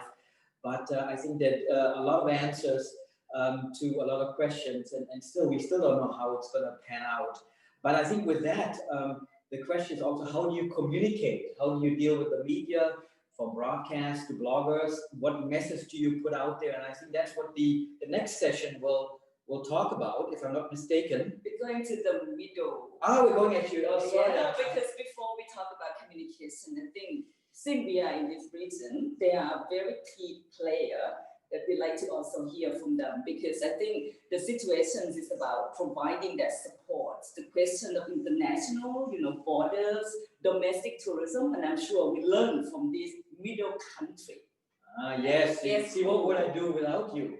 Now I would have just skipped over the Middle Kingdom, but I think yes, China obviously is part of the Mekong region with Yunnan and Guangxi. But also, I think what's interesting about China is the first country that got hit by the virus, and now also the first country that opened up domestic tourism. And I think, having lived in China for 5 years and having traveled all over the country, and I was chair for Partner China, I think actually China has done a lot of things that a lot of countries can learn from when it comes to opening up for domestic tourism. So I think we're listening now to Yaris, who's the CEO of Go Kunming in Yunnan, who's going to moderate the session together with a representative of the Ministry of Culture and Tourism of China, and Mr. Brian Linden, who's the owner of Linden Resort in Yunnan as well. So I think we'll go over to the next session, which is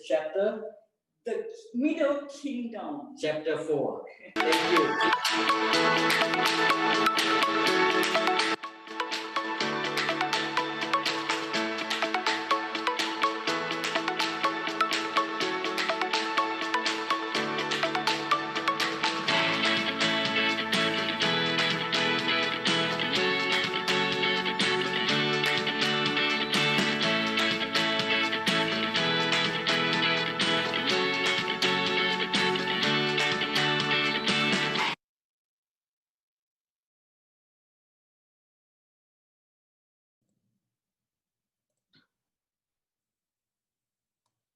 Can everybody hear me well?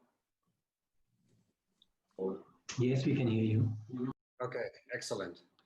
First of all, thank you very much. I'm very happy to be here today and host the China session, or the Middle Kingdom session, as the translation from Chinese goes. Today, our topic is basically what we can learn from China's strategy in opening up tourism domestically. Also, what were the challenges and what were the solutions.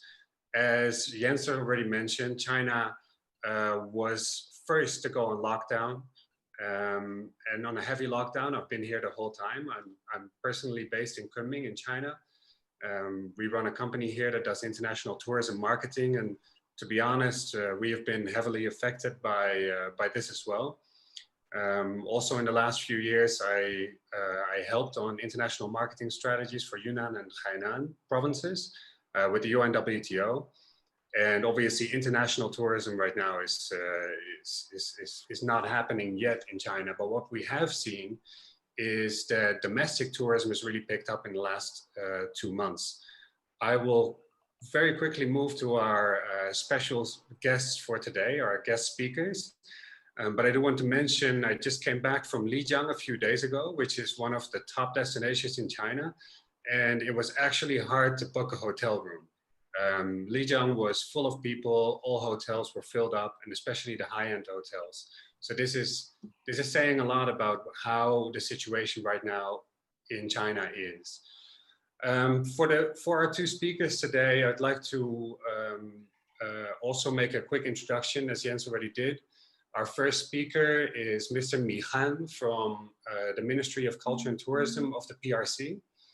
And our second speaker is Brian Linden, who is an American social entrepreneur in China and one of the founders of a very famous boutique hotel in China called the Linden Center in Xizhou, Yunnan. So first I would like to move to Mr. Mi Han from the ministry. And I would like to have Mr. Mi Han highlight a few things that I noticed in China that really made a big difference. The first of them is how China has used technology, not just in tourism, but generally speaking, to be able to open up domestic tourism again. And then also what the biggest challenge is that China has faced in the last half a year. Mr. Mi Han, are you there? Yes, can you hear me? Yes, very clearly. Okay, thank you, Mr. Jensen. Dear colleagues,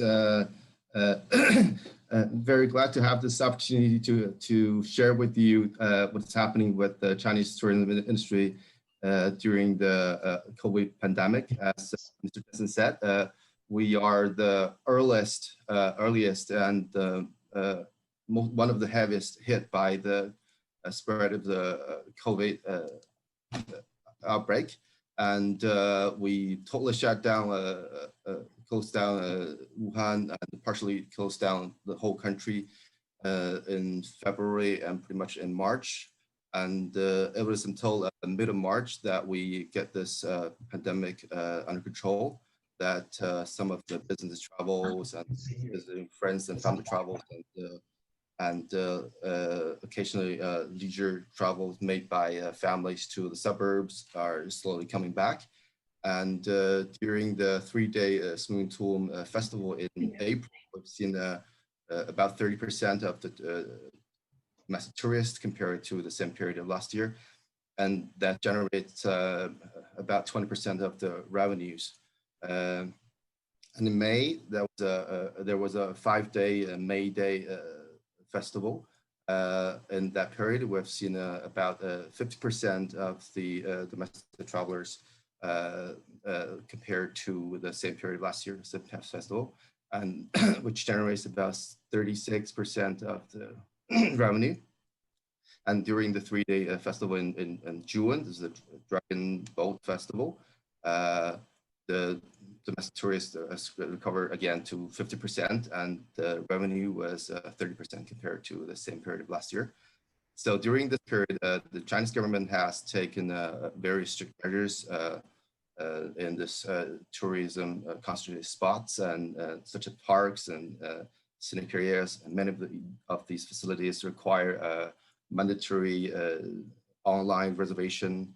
And of course, if you go anywhere, you need to get your temperature checked. And the authority has put a ceiling of the number of visits to the scenic areas and parks to about 50 of the total capacity. So during the first half year, there was about 80% of the visitors to the scenic areas and parks in China made their reservation online. And according to our survey, 70% are satisfied with their reservation experience. And interprovincially, since March and April, is gradually and steadily growing back. And from June, the total flight load factor has come back to about 70% of normal level. And to this, it's probably full capacity. And because after June, we have a few isolated outbreaks in Beijing, in Jilin and Liaoning and Xinjiang Autonomous region, we have categorized places in high-risk area, mid-risk area, and low-risk area, province to province, cities to cities, and district to district. So if you visit from one level of area to another, certain requirements has to be made. And if you travel by air or you book air tickets online, those requirements, such as you have to take a test prior to departure, or you have to show your health QR code when landing, or you need 14 days quarantine, has to be shown on their booking OTA platform. And but those posts are pretty clear and prompt. And so the Chinese governments have been acting pretty cautious to the pandemic. So it's not until July the 14th that the Ministry of Culture and Tourism lifted the ban for travel agencies to organize tours interprovincially. But since that day, the search for tour packages and informations online has immediately grew by 5 times. And the varieties and qualities of the offerings by the travel agencies and OTAs are better than ever. I mean, most of them are very much tailor-made, boutiqued, short-haul products that people like. And regarding the airlines, China Eastern and China Southern have launched all-you-can-fly weekend packages for tourists that can pay a certain amount, about $400, that I can fly all weekends to quite some destinations until the end of the year. And in some of the hotlines, like from Chengdu to Lhasa, 90% of the passengers are those package holders. So according to the survey of China Tourism Academy, more than 20% of the industry projected an even or better second half of the year than the first. And they also projected we would see about 3.4 billion domestic travelers for the whole year. It's about 57% of last year, and 2.8 trillion yuan in domestic tourism revenue, which is about 50% of last year. I lastly want to say that yes, we're experiencing a hard time, and neither do we have a perfect solution for the pandemic, for the problem. And 30 to 50% of the income are still not enough for everyone. We have like 300,000 employees work for travel agencies, 800,000 tour guides, not necessarily full-time. And that combines to 1.2 billion. And we have similar number of people working for hotels. So the viability of the industry is still at stake. Thank you.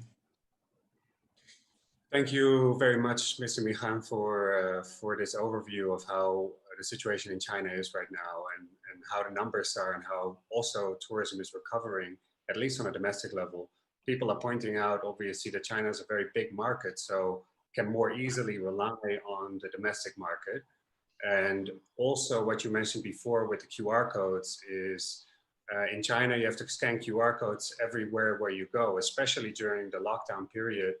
That basically use big data to make sure that people have not been to high-risk areas or have been to areas where new cases have been detected. So this is technology that Mr. Mihan also mentioned that has been used in China to be able to control the outbreak, but also to be able to enable tourism. Mr. Mihan, is there, very, very short, because we're short in time, is there any advice that you could give to other countries, or maybe also on an international level? What can people learn from China, or what advice would you give them in order to be able to open up sooner? Okay, I think the first one would be to be decisive. That well, we do know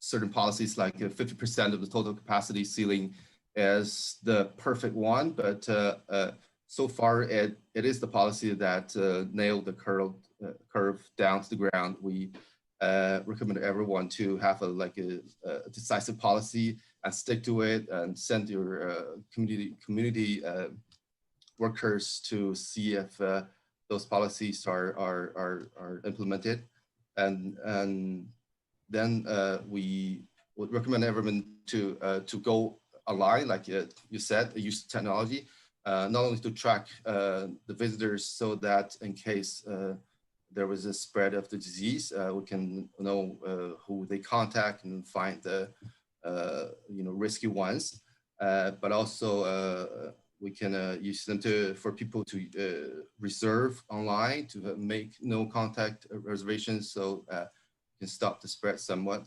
And then we can also use online tools, to market like countries like in China, because most of the when the pandemic is gone, we will see most of the people travel abroad from China would be those ones from developed areas, those young people who visit online and search and make reservations online all the time.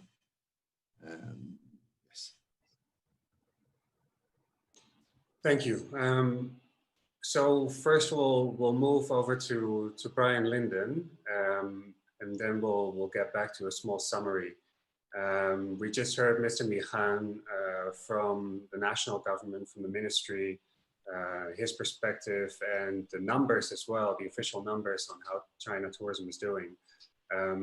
Brian Linden, a longtime entrepreneur in Yunnan, a neighbor of mine actually, we live very close together on a Chinese scale.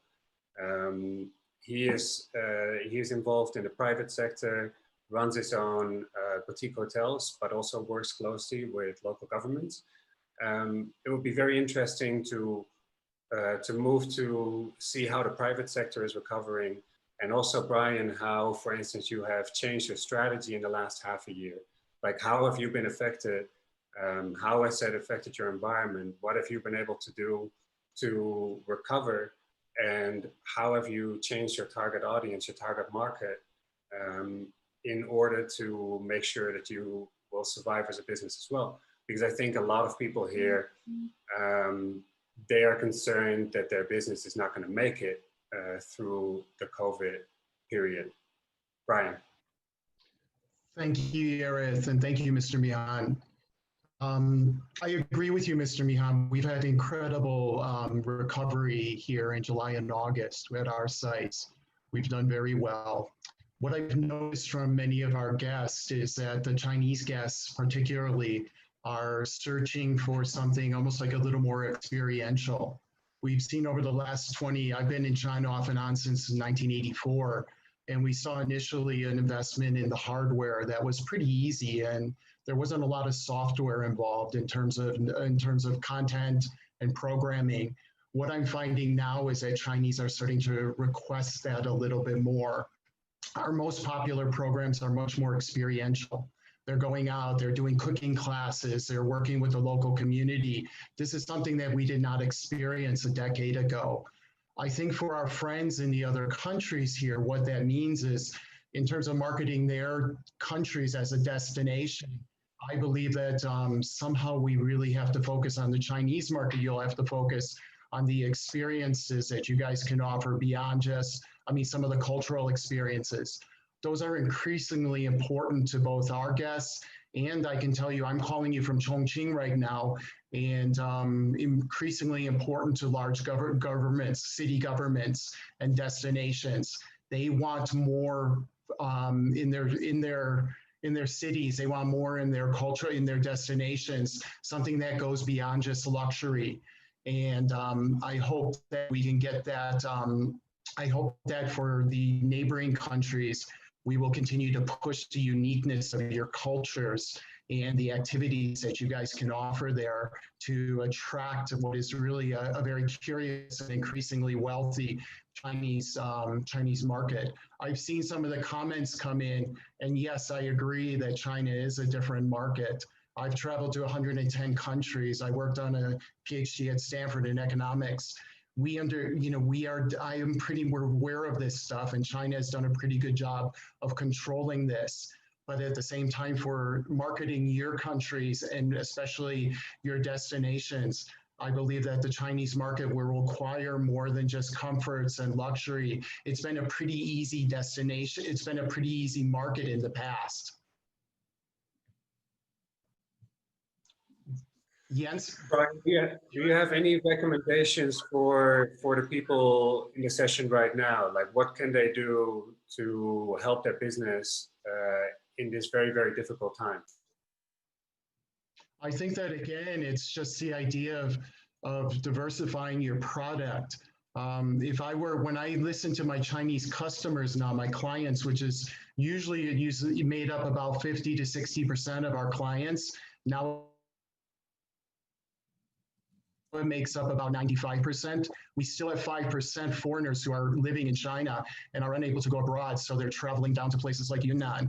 What I would just say is that hotels, in China have relied quite a bit on comfort and luxury.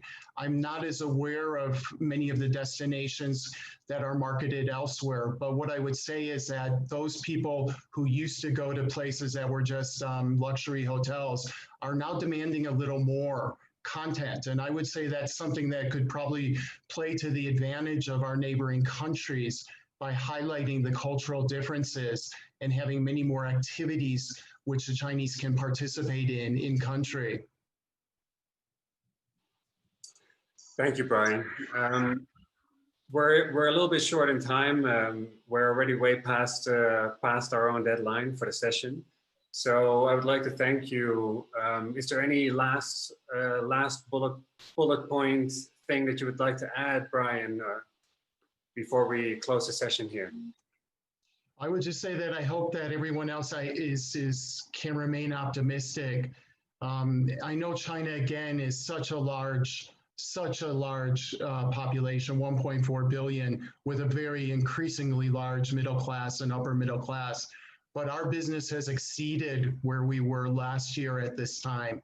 So in July and August, we're doing better than ever. But what we're finding is a more discerning customer, and they're coming to us because we offer something that sometimes the other five-star hotels do not offer, and that's the content and the programming and the activities.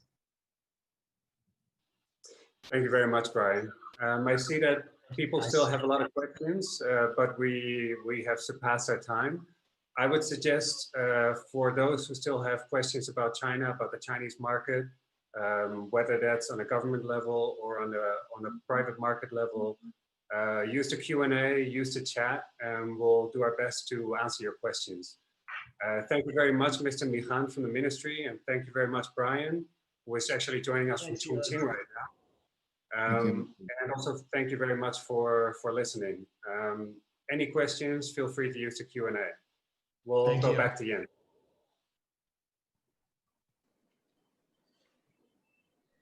Thank you, Yaris, and thank you, Mr. Mihan, and thank you, Brian. I think fascinating. I think what's going on in China, and listening to Brian, that his results are better than ever.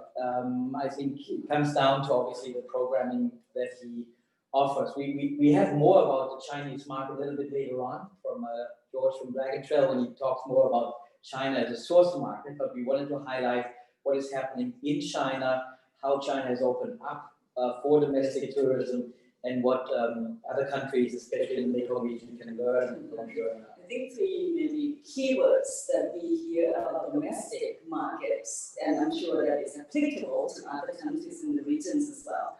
Content, I'm sure is you have to adapt to make sure that you cater your program, and that's the second keyword, into your domestic markets and activities that will have different kind of needs and wants for the domestic markets. And I'm sure that we have to learn a lot, particularly, to adapt in this kind of situation. So I think that kind of hits it right into the next session, because you mentioned content. Yes. And obviously content has something to do with communications. And with communications, the question is, how do I communicate to my various stakeholders? How do I deal with the media, if it's from bloggers to broadcast, travel trade to consumer? How do I deal with it in this time? What's the right message and what's the wrong message? Some people trying to be very sensitive, what's happening in this part. But I remember what Simon said, at the very beginning. Communication is key, and it's a very important time to stay top of mind. I think New Zealand has done that very well, and you just came back from New Zealand. No? Yes, I've been there during the whole COVID, and I think communications is not just only communicate what you like to, stimulate the markets, but I think during this time of crisis, leadership skills, how you communicate to make sure, for example, in New Zealand, we have a jargon or words saying tourism bubble. We have a team of 5 million who can then go through this together. So I think that kind of thing could also be a good lesson learned. And I'm sure Thailand has done not so badly as well. I think you mentioned leadership, and I think New Zealand has done a great job. But I think also we have two speakers now, I think, that have demonstrated significant leadership. I think one is the Tourism Authority of Thailand, and another one is Minor Hotels with brands like Avani, Anantara, and other ones. So we have the Chief Commercial Officer of Minor Hotels, Mr. Michael Marshall, and we have the Deputy Governor for Communications, Kuntanes Pesuan from the Tourism Authority of Thailand. And it's going to be moderated by no one less than Kun Vimintra, who is the Editor-in-Chief of eGlobal World and Hotel Intel. Yes, So I think we're going over to that session. I think that will be very fascinating as well. So this is chapter number 5. Number 5, the message. Hello. Hello.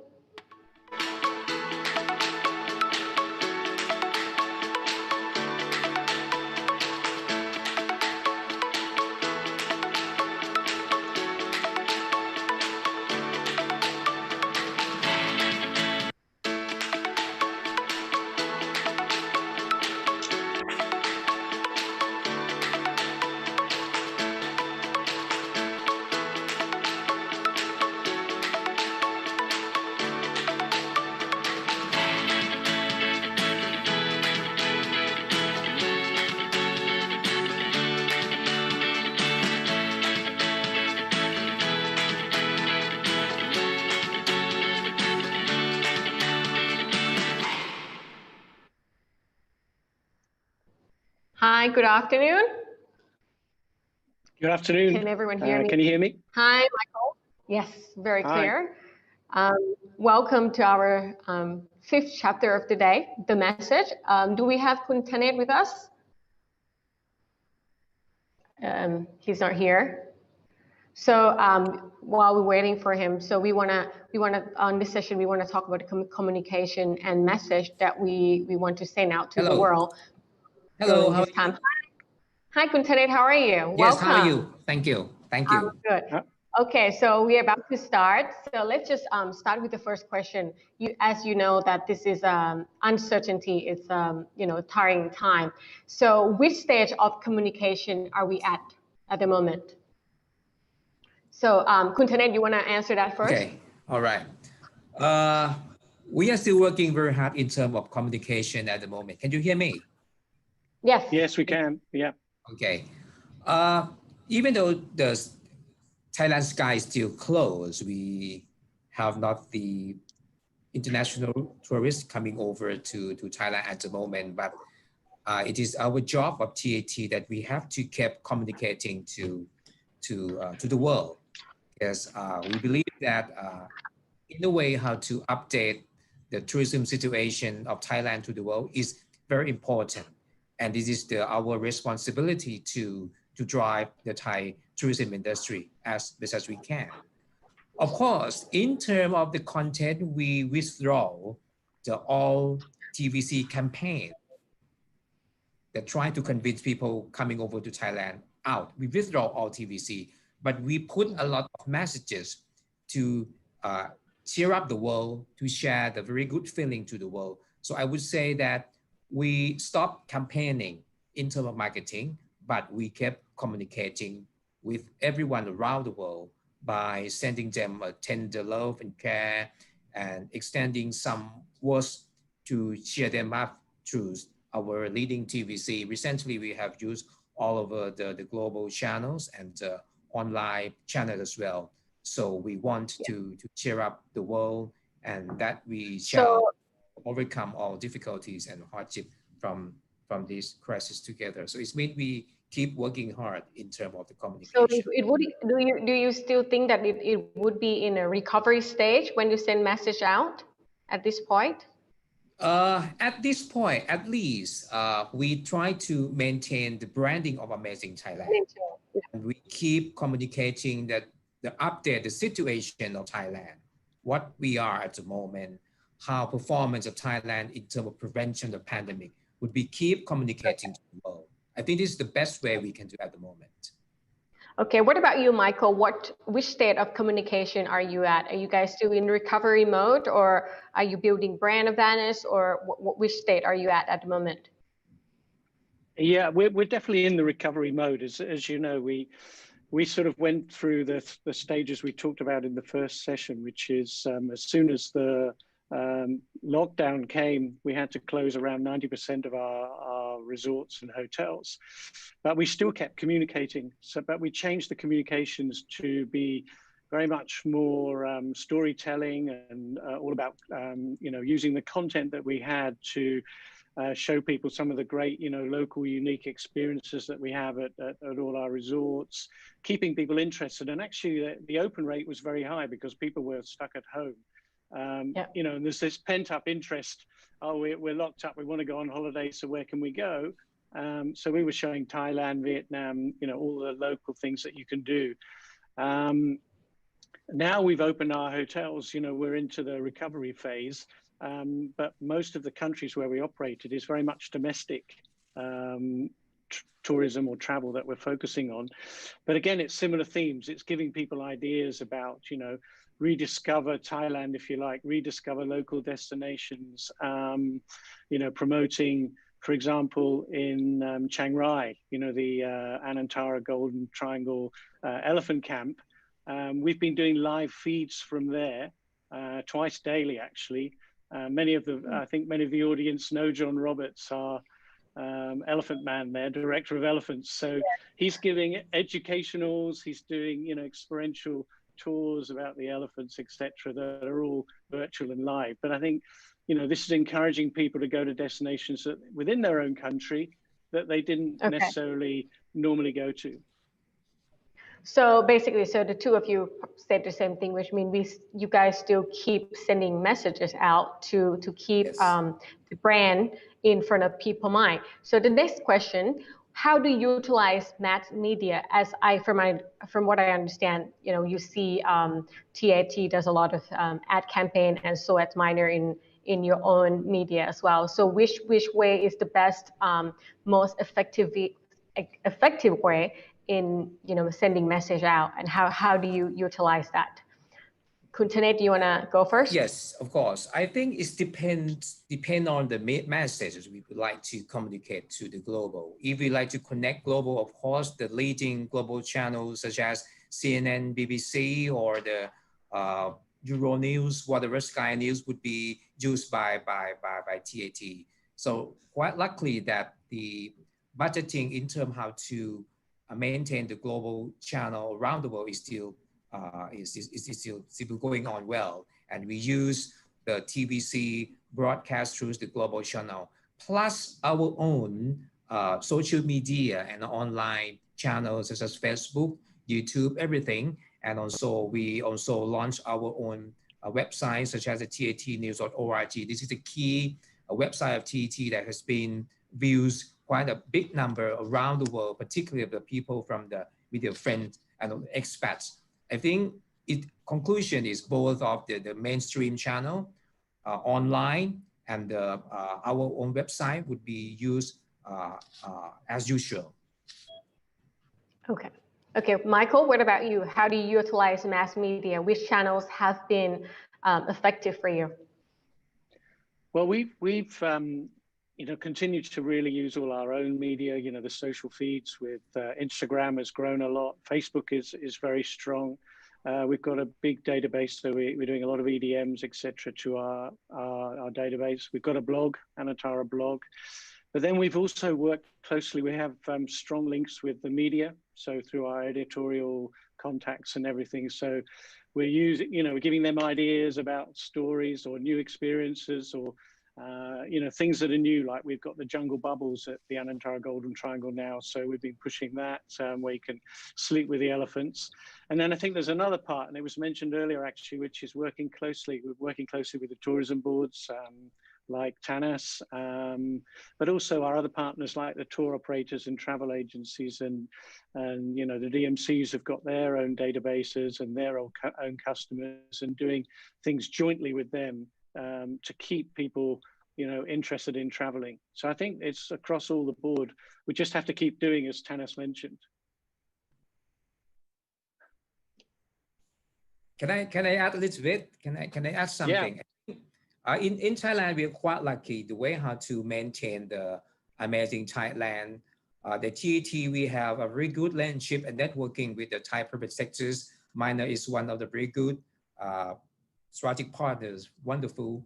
And also the tour operators, the airline as well, particularly about the media as well. So I think all information of Thailand, particularly, for example, at this time, it's not only channel, but I like to focus about the content, appropriate content that Thailand would like to communicate to the world. For example, people is quite panic about the safety. So TAT working very closely with the Ministry of Public Health to initiate what we call is about the SHA or SHA, the Thailand Safety and Health Administration. Is the key message that we would like to communicate to the world and tell the world that you will feel very comfortable once the skies open, and when you plan to visit Thailand, you make sure that you can receive a very good hygiene measures, and particularly Thailand's performed quite well in terms of COVID prevention at the moment. So content is one of the important thing, plus the channel that we will be selected to use.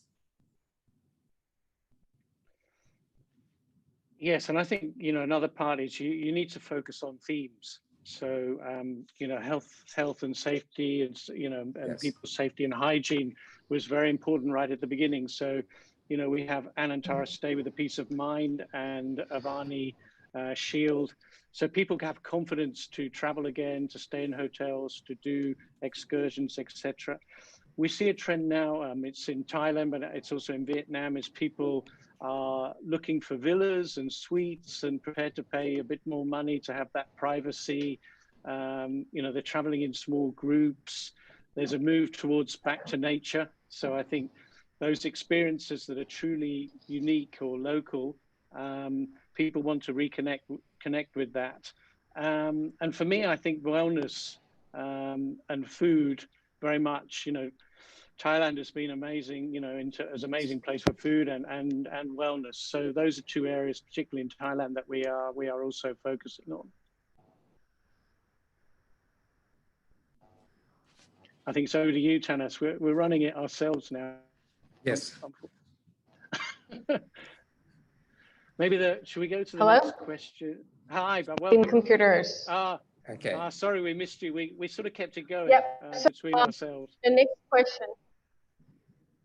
Yeah, so the next question would be, what is the ultimate goal in communicating at the moment? As you see, we don't know when is it going to be open. If we send a message out at them, we are encouraging people to go. But should they be traveling? Should they be at home?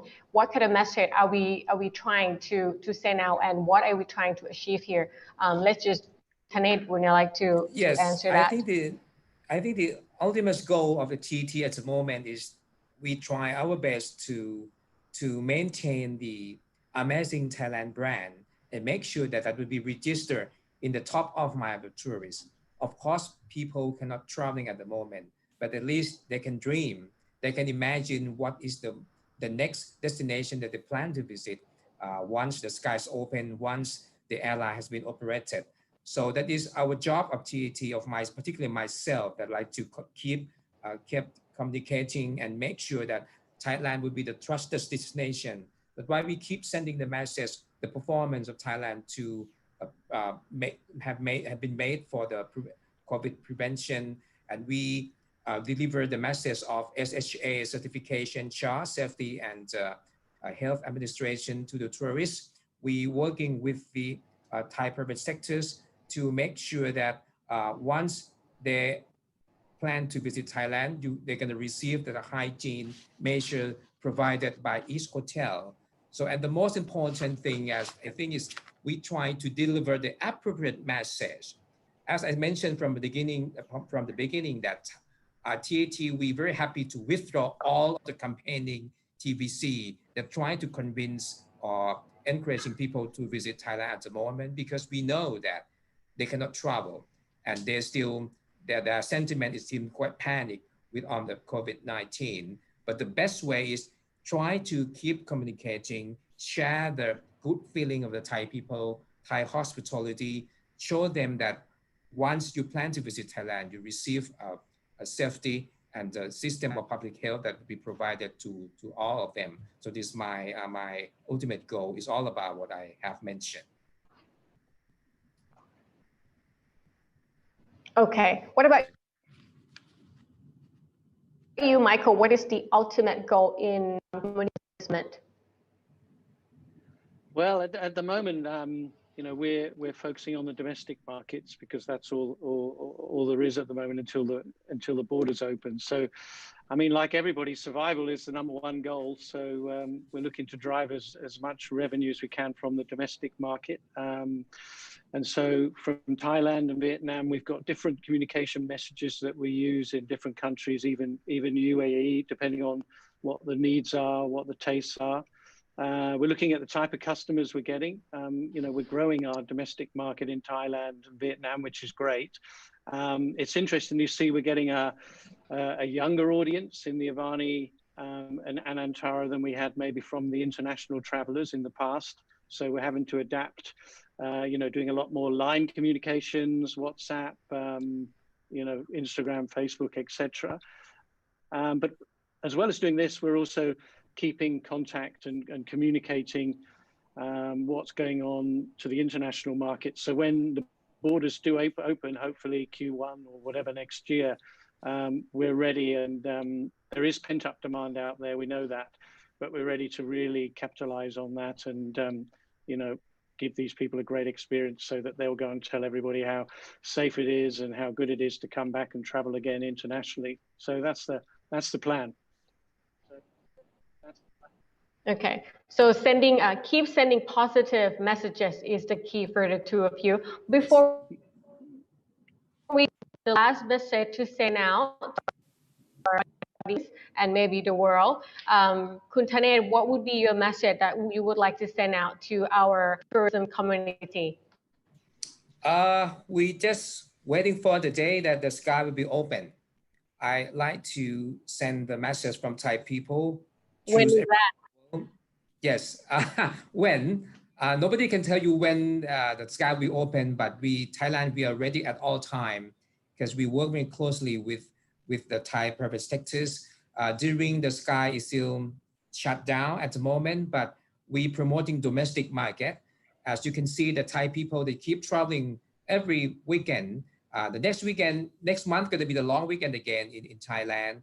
And you can see a lot of Thai people, expat people living in country is keep traveling in the country. And everyone traveling with care, with the hygiene measure has been stepped up in all of the hotel, restaurants, all mode of transportation, very strict condition. This can build a trust and show the picture of the trusted destination to the world. And I'm sure when the sky open, Thailand is ready to welcome everyone back to the country. Thank you, Khun Thanet. Michael, the last message to send out to the community. No, I think we've got to really make sure that now's the time to really make your resort or make your experiences even better. I think people are going to do more things more locally. They're not necessarily going to go around and get the T-shirt as in the past, you know, when people used to travel to so many destinations in one small trip.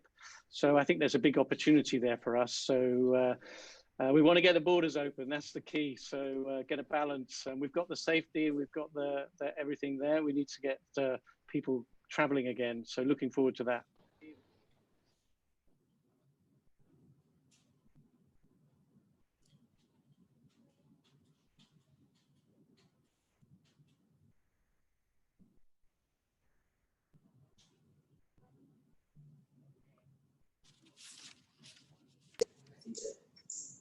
Let's just go into this.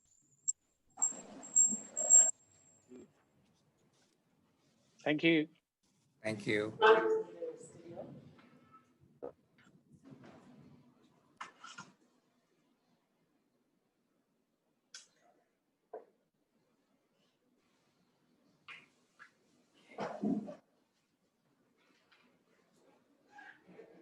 Yeah, so I think that would be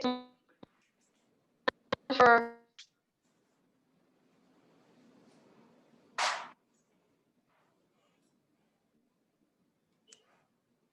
I think I'm on. Okay.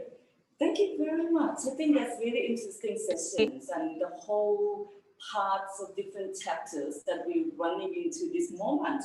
And don't be surprised, Khun Jen is still here because I think now it's really important to wrap it up and making sure that the takeaway is really nice and clear.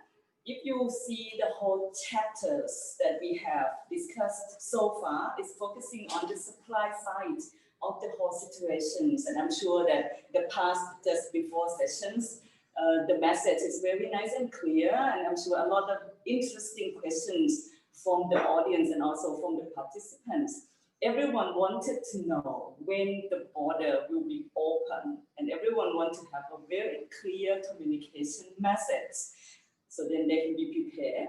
So I think that's really interesting ways of looking at the message chapter. There are so many other questions that are still unanswered, but I'm sure that more debates and more information is needed to make sure that we are clear on what will be the next stage. So now I'm going to turn you into the next chapter, very important chapter to sum it up into what we call chapter 6, and it will be the takeaway. And Khun Jen will be the moderator of that sessions. And we have a special guest as well from the Mr. Sanisa. And I'm sure Khun Jen will be able to introduce that session. So I turn over to the next chapter, chapter 6, the takeaway part 1.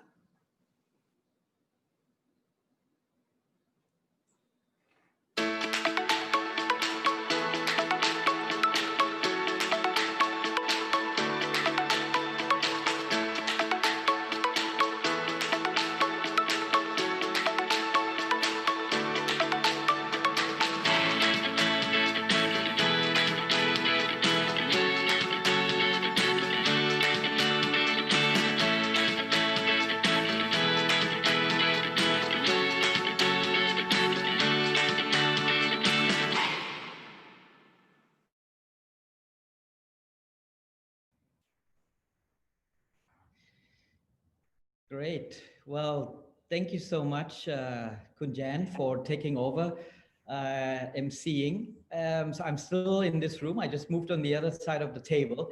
But I think, as Kunjan said, now we are kind of almost like wrapping up the first part of this summit. And we wanted to kind of have some takeaways, you know, as we're now looking at what has been discussed. And with that, I like to invite my friend, Mr. Sinisa, who is the global head of tourism for Horwath HTL, and joining us from actually Croatia. He has just published a report on this subject. So I think he is in a great position to kind of give us some nice case studies of what some of the destinations have done very well, what we can learn. And I'm looking to bring it back to the Mekong region and Southeast Asia after his presentation. Sinisa, over to you. Thank you very much, Jens, for the invitation. I'm actually trying to start the video, but I cannot do it. Can you hear me? Yes, I can hear you. Okay. Can you turn on your So camera? I'll actually start sharing the screen immediately. So, Okay.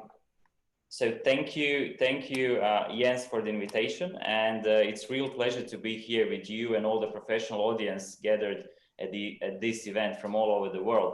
I think, you know, the previous discussions have been pretty insightful, pretty interesting to see all the different perspectives, how different regions are acting and what's actually happening, because this tourism has been one of most significant hit industries by this unfortunate COVID-19. You know, and destination marketeers and managers are nowadays experiencing some of most challenging times in their careers. I'm sure we can all agree on that.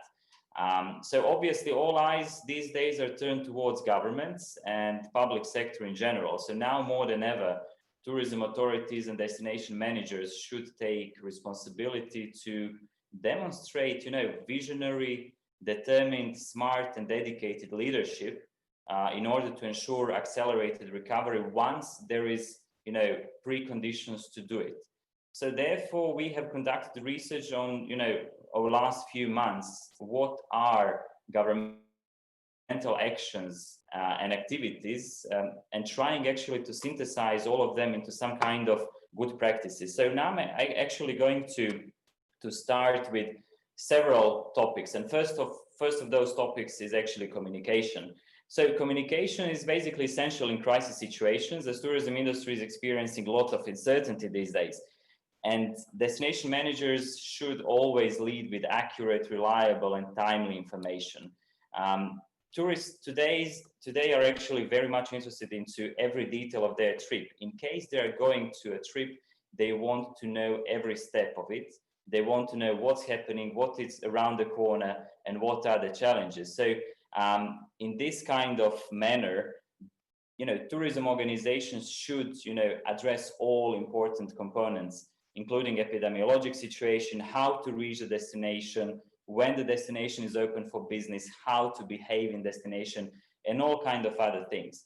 And now, you know, more than ever, guests, because of this uncertainty, they want to actively communicate with the destination. So activate yourself across all digital platforms, across all social media channels is going to be actually very encouraging to potential guests and visitors who are thinking about your destination. And in that way, you're also communicating that you are serious, that you are, you know, worth to spend time and worth to consider to travel in these really unprecedented times. And destinations, in terms of communication, what we see that is actually successful destinations, whether on national level or destination level, they're actually significantly adjusting their web pages. Tourists today are suffering from lack of reliable information due to communication chaos on one side, and then also this unfortunate sensationalism. And therefore, you know, tourism authorities should actually aggregate all official, all relevant information and serve them to tourists in one reliable place. You know, previously, last 10 years, there has been always discussion that web pages of tourist destinations are becoming less and less relevant. And this opportunity is actually now is actually situation and opportunity for those web pages, official web pages of destinations, to become again more relevant than they were before. And I'm actually going to show in that context of communication just example of Visit Singapore web page, which has been significantly adjusted. There is clear messaging about, it's not time to travel now. We are waiting for you in terms of business. There is virtual meetings happening, so we are going to support you. And there is also, for those who are visiting, there is, guide for travelers with exact, instructions, how and what to expect in Singapore these days. The next one and the second thing that I wanted to showcase is actually empowering. So by that way, we mean supporting destination stakeholders with specifically designated and designed online communication platforms. So tourism organizations should communicate with destination stakeholders actively, more than ever in these situations. So providing them some kind of online business intelligence database or online communication platform that will actually enable all industry stakeholders to make informed and timely business decisions, and also to live and to react in a way that destination is doing this. So through this empowering of the stakeholders, destination managers should actually enable destination stakeholders to behave in the same manner as destination wants. We can actually, there is nice example of this. Austrian National Tourism Organization has launched B2B communication platform related to COVID. So you can see here that there are different components of the website. There is dashboard, there's global tracking, border openings information, and a lot of podcasts and video series explaining and helping businesses how to deal in these crisis times. So for instance, here is B2B communication platform, which is covering more than 30 markets relevant for Austria, and actually showcasing what kind of openings and what kind of restrictions there are in those particular markets. So anyone from Austria who is targeting particular market, Austrian Tourism Board is providing all relevant data for those businesses to really understand whether it makes sense to address to these markets or not. Then there is also another component of this website, which is actually showcasing to all Austrian stakeholders facts and moods or sentiment on different markets which are relevant to Austria. So you can see, for instance, Austrian stakeholders can have a look what Great Britain thinks about Austria at the moment, what is the situation in Great Britain, and then based on all of these facts compiled in one place, make decision whether it make sense to go for Austrian market and to do anything on Austrian market at the moment or not. Another good practice that we have seen around the world currently being done by public sector is actually optimization. Achieving maximum organization efficiency is always priority, but in this crisis time it gets on the top of priority list. Not only because of the crisis, but also because of the reduced budgets to this year, but also reduced budgets which are going to be reality next year as well.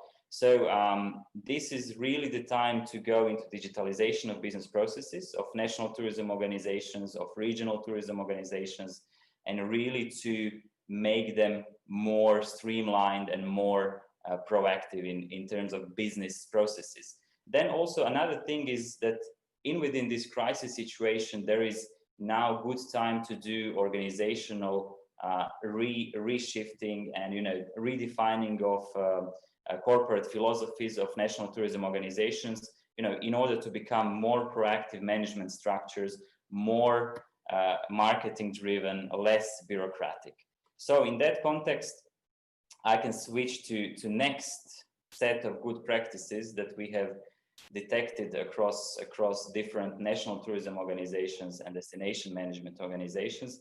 And this is actually products. So a lot of them, or majority of them, are putting products in the highlight, or in the first front line. So at the moment now is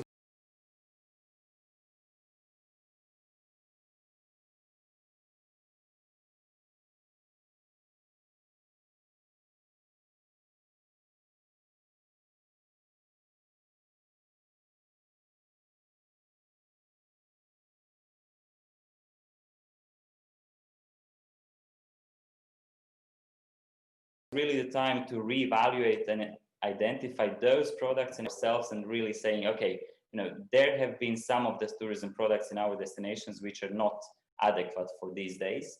So party tourism, we are going to forget in short term. Mega events, big festivals, etc., we are going to forget at the moment, or significantly restructure them or redefine them. And we will actually put in priority safe experiences. Last but not least, out-of-box products, digital nomads should become in the focus. What Dr. Hudson addressed in his keynote session, placemaking is becoming more and more important, and tourism organizations are actually one of most important ambassadors in this process.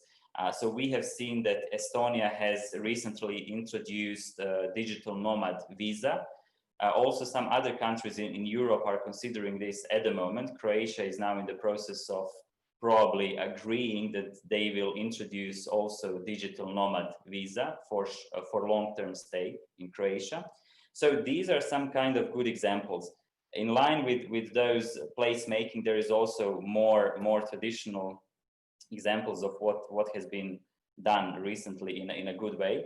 So Denmark has been introducing virtual walks, live streams from the nature and from some kind of significant locations and significant tourist points.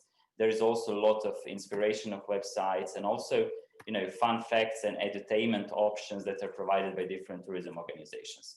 And last but not least, marketing. Yes, marketing destination in these times might become as hard as it gets. All the budget restrictions are apparent. Destination promotion should not be abandoned at this time. On contrary, these months can be used for adapting strategic marketing plans, for adapting marketing strategies. All the things that you didn't have enough time over last years. Now you have time, and now you can actually make marketing strategy for the future. Now you can use the opportunity to rethink your past marketing strategies, marketing approach, and really try to see how to actually act in the future. Taking into account available budgets or decreasing budgets, destination marketers also should primarily focus on digital marketing, and COVID actually can be great devil's advocate for marketing digitalization. So now is actually right time to use the opportunity to push your marketing budgets more into digital. And last but not least, building positive emotional connections, both with global audience of your existing guests and those who didn't visit your destination is probably one of the most powerful tools in hands of tourism authorities today. And we have seen a lot of nice tries. Some of them were pretty successful. And with one of those pretty successful examples of connecting with existing guests and connecting with potential guests of the destination, I would like to wrap up this short presentation and showcase case of Iceland.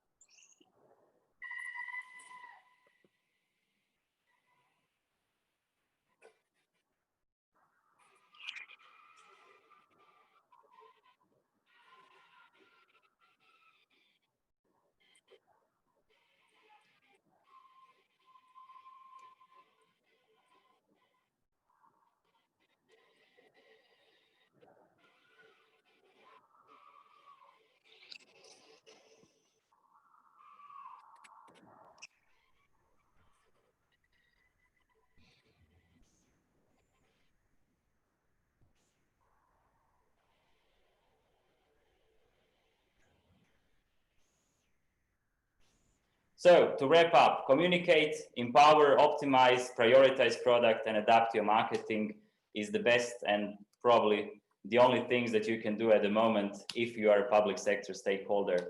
So Jens, at this stage, I'm handing over to you. Thank you, Sinisa. I actually only have one question for you. Sure.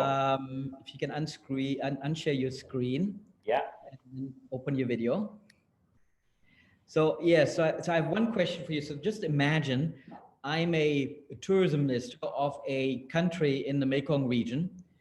I'm participating in the Destination Mekong Summit, and I'm reading the chats of some of the participants that are saying open borders, you know, communicate, safe businesses, you know, all this. And I want to do it, you know, I really do.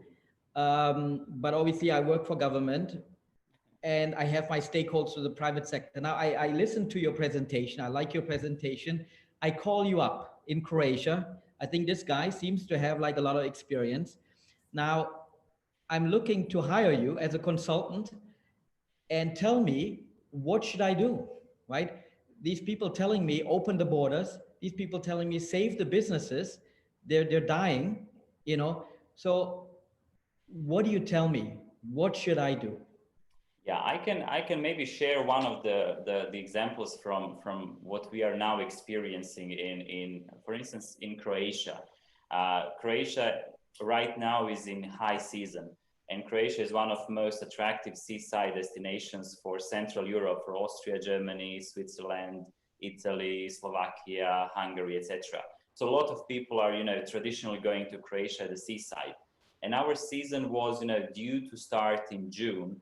And we actually, as a consultants, we were working with the, you know, we were advising both private sector and public sector stakeholders in releasing and actually in fine tuning how to actually to open up. And I would say that Croatia was pretty successful until, you know, last quarter. So first 3 quarters, we were, you know, doing this in a very controlled manner. So we opened hotels in very safe, with very safe preconditions. Marketing was very proactive and very aggressive in the starting, you know, starting phase of opening up. We were really communicating that we are COVID free, and then we were free. And then, you know, after 2.5 months, after this, you know, fantasy kingdom, and a lot of tourists coming to Croatia, unfortunately, you know, there have been some wrong steps, you know, like clubs haven't been closed. So the clubs became the major hotspots of COVID expansion. And that is probably, you know, one of the things that destinations should learn. So the party tourism is definitely no-go. However, seaside beach tourism proved to be pretty successful in fighting COVID. And there haven't been many infections on the seaside product itself, on the beach, you know, swimming, etc. But, you know, after interaction in clubs and bars were actually most problematic. So I would say, if I have to give, you know, free piece of advice, which I'm pretty happy to do it at the moment, is actually, you know, to have pretty aggressive marketing campaign once you are ready to open up, not before that. So it means, you know, several weeks of very low number of contained people, and then in the end, really slowly opening up in controlled manner. So opening up hotels, opening up restaurants with really high level of sanitation and preventive measures. And then obviously, you know, forgetting about bars, clubs, lounges with a lot of packed people inside, because this is in Europe, in the high season as we speak, this is the most problematic component of tourism value chain as we speak. Great, no, thank you very much. I mean, just one follow-up question very quickly. Now, I'm getting a lot of pressure from hotels and tour operators and restaurants saying, great, you know, slowly opening up and so on, but my business is dying now. We don't have any cases, new cases here. So why not open up, right? So what do I tell my industry? You know, it's very easy, like, yes, I mean, we're doing stuff, we're doing a lot of work, but they're really pushing me.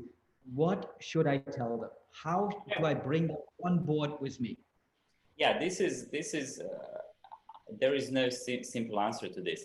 I would say, you know, once destination feels it's ready to open up. So if you say that there are no infections in your area, and if, you know, businesses are ready to accept tourists, then, you know, it's probably time to open up borders.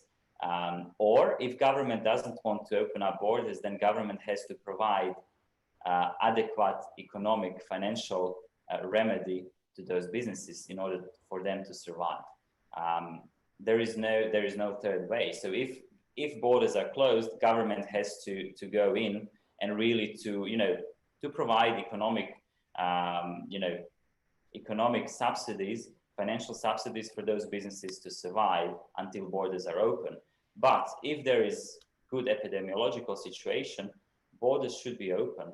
And then most important component of keeping that way is really control how preventive measures are being implemented. We have seen that, on the paper, everyone has the same preventive measures, but then in reality, those countries which are sticking to those measures, they're more successful in keeping number of infections down.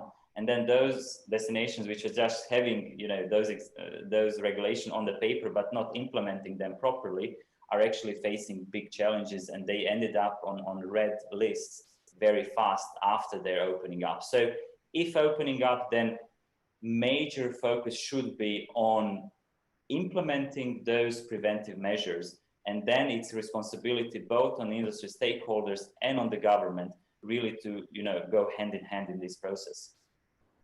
Thank you, Sinisa. It's, And, Jens, it's like dancing waltz,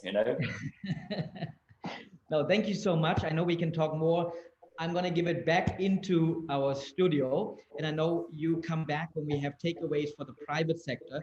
But just before I give it back to Kunjan, I'd like to see some of the comments in our chat to see what people actually suggest as well. Because yes, we hear a lot of things in terms of, yes, open border, but maybe some people have suggestions as well. What should the countries in the Mekong region or in ASEAN do? Should they close? Should they keep closed and really be risk averse? Should they open up? Should there be a strategy, as you said, build processes, drive consistency, and communicate well? I'd love to hear some of the comments from our chat and from our delegates. Thank you, Sinisa. We'll hear from Croatia later on, and I'll give it back to Kunjan. Thank you.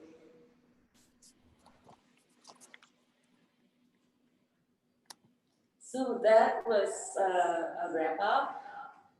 It's kind of interesting, key taking away. I think key things now, people want an answer to when the borders will be open. And I think that's very hard to really give the clear answer. And I'm sure you can hear from the last sessions as well.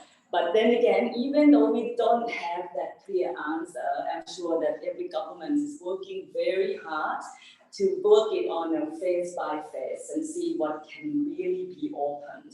I'm sure it cannot be 100%, but slowly, gradually, how that can be done is the big, big questions that we need to, get answered. And I'm sure every participant in this summit would like to have that clear answer as well. But the key thing is that even though we don't know when exactly the border will be open, we still need to look at the demand side of this tourism. So the next chapter, we look at the key markets of the regions, China and Japan. Let's see how it's going to be, the situation with these two markets. And I'd like to bring you to the next chapter, which is now chapter 7, the demand side. And I'd like to introduce the moderator, and I'm sure the moderator will bring you into our speaker as well. The moderator will be Ms. Marisa. And can I hand over to Ms. Marisa? Then we can then have the next chapter, which will be the demand side.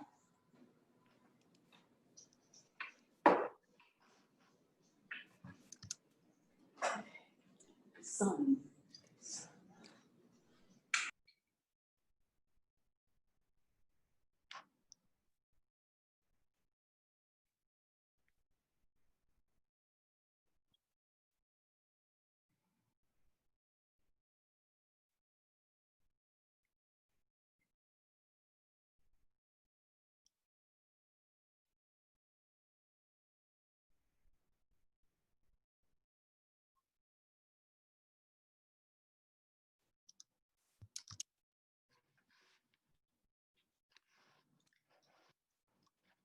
Hi, good afternoon, everyone. Can you hear me well?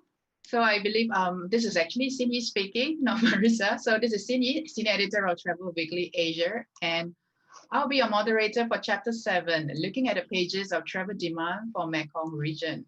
So I'm assuming, can you hear me? And can my panelists also get onto turn on your videos and mic now? So thank you so much for joining us this afternoon. All right, so now let's take a closer look at China and Japan, which I'm sure you all have been waiting for because these are two major markets for the Mekong region. Okay, and we have two expert panelists who will give us more insights into these two markets.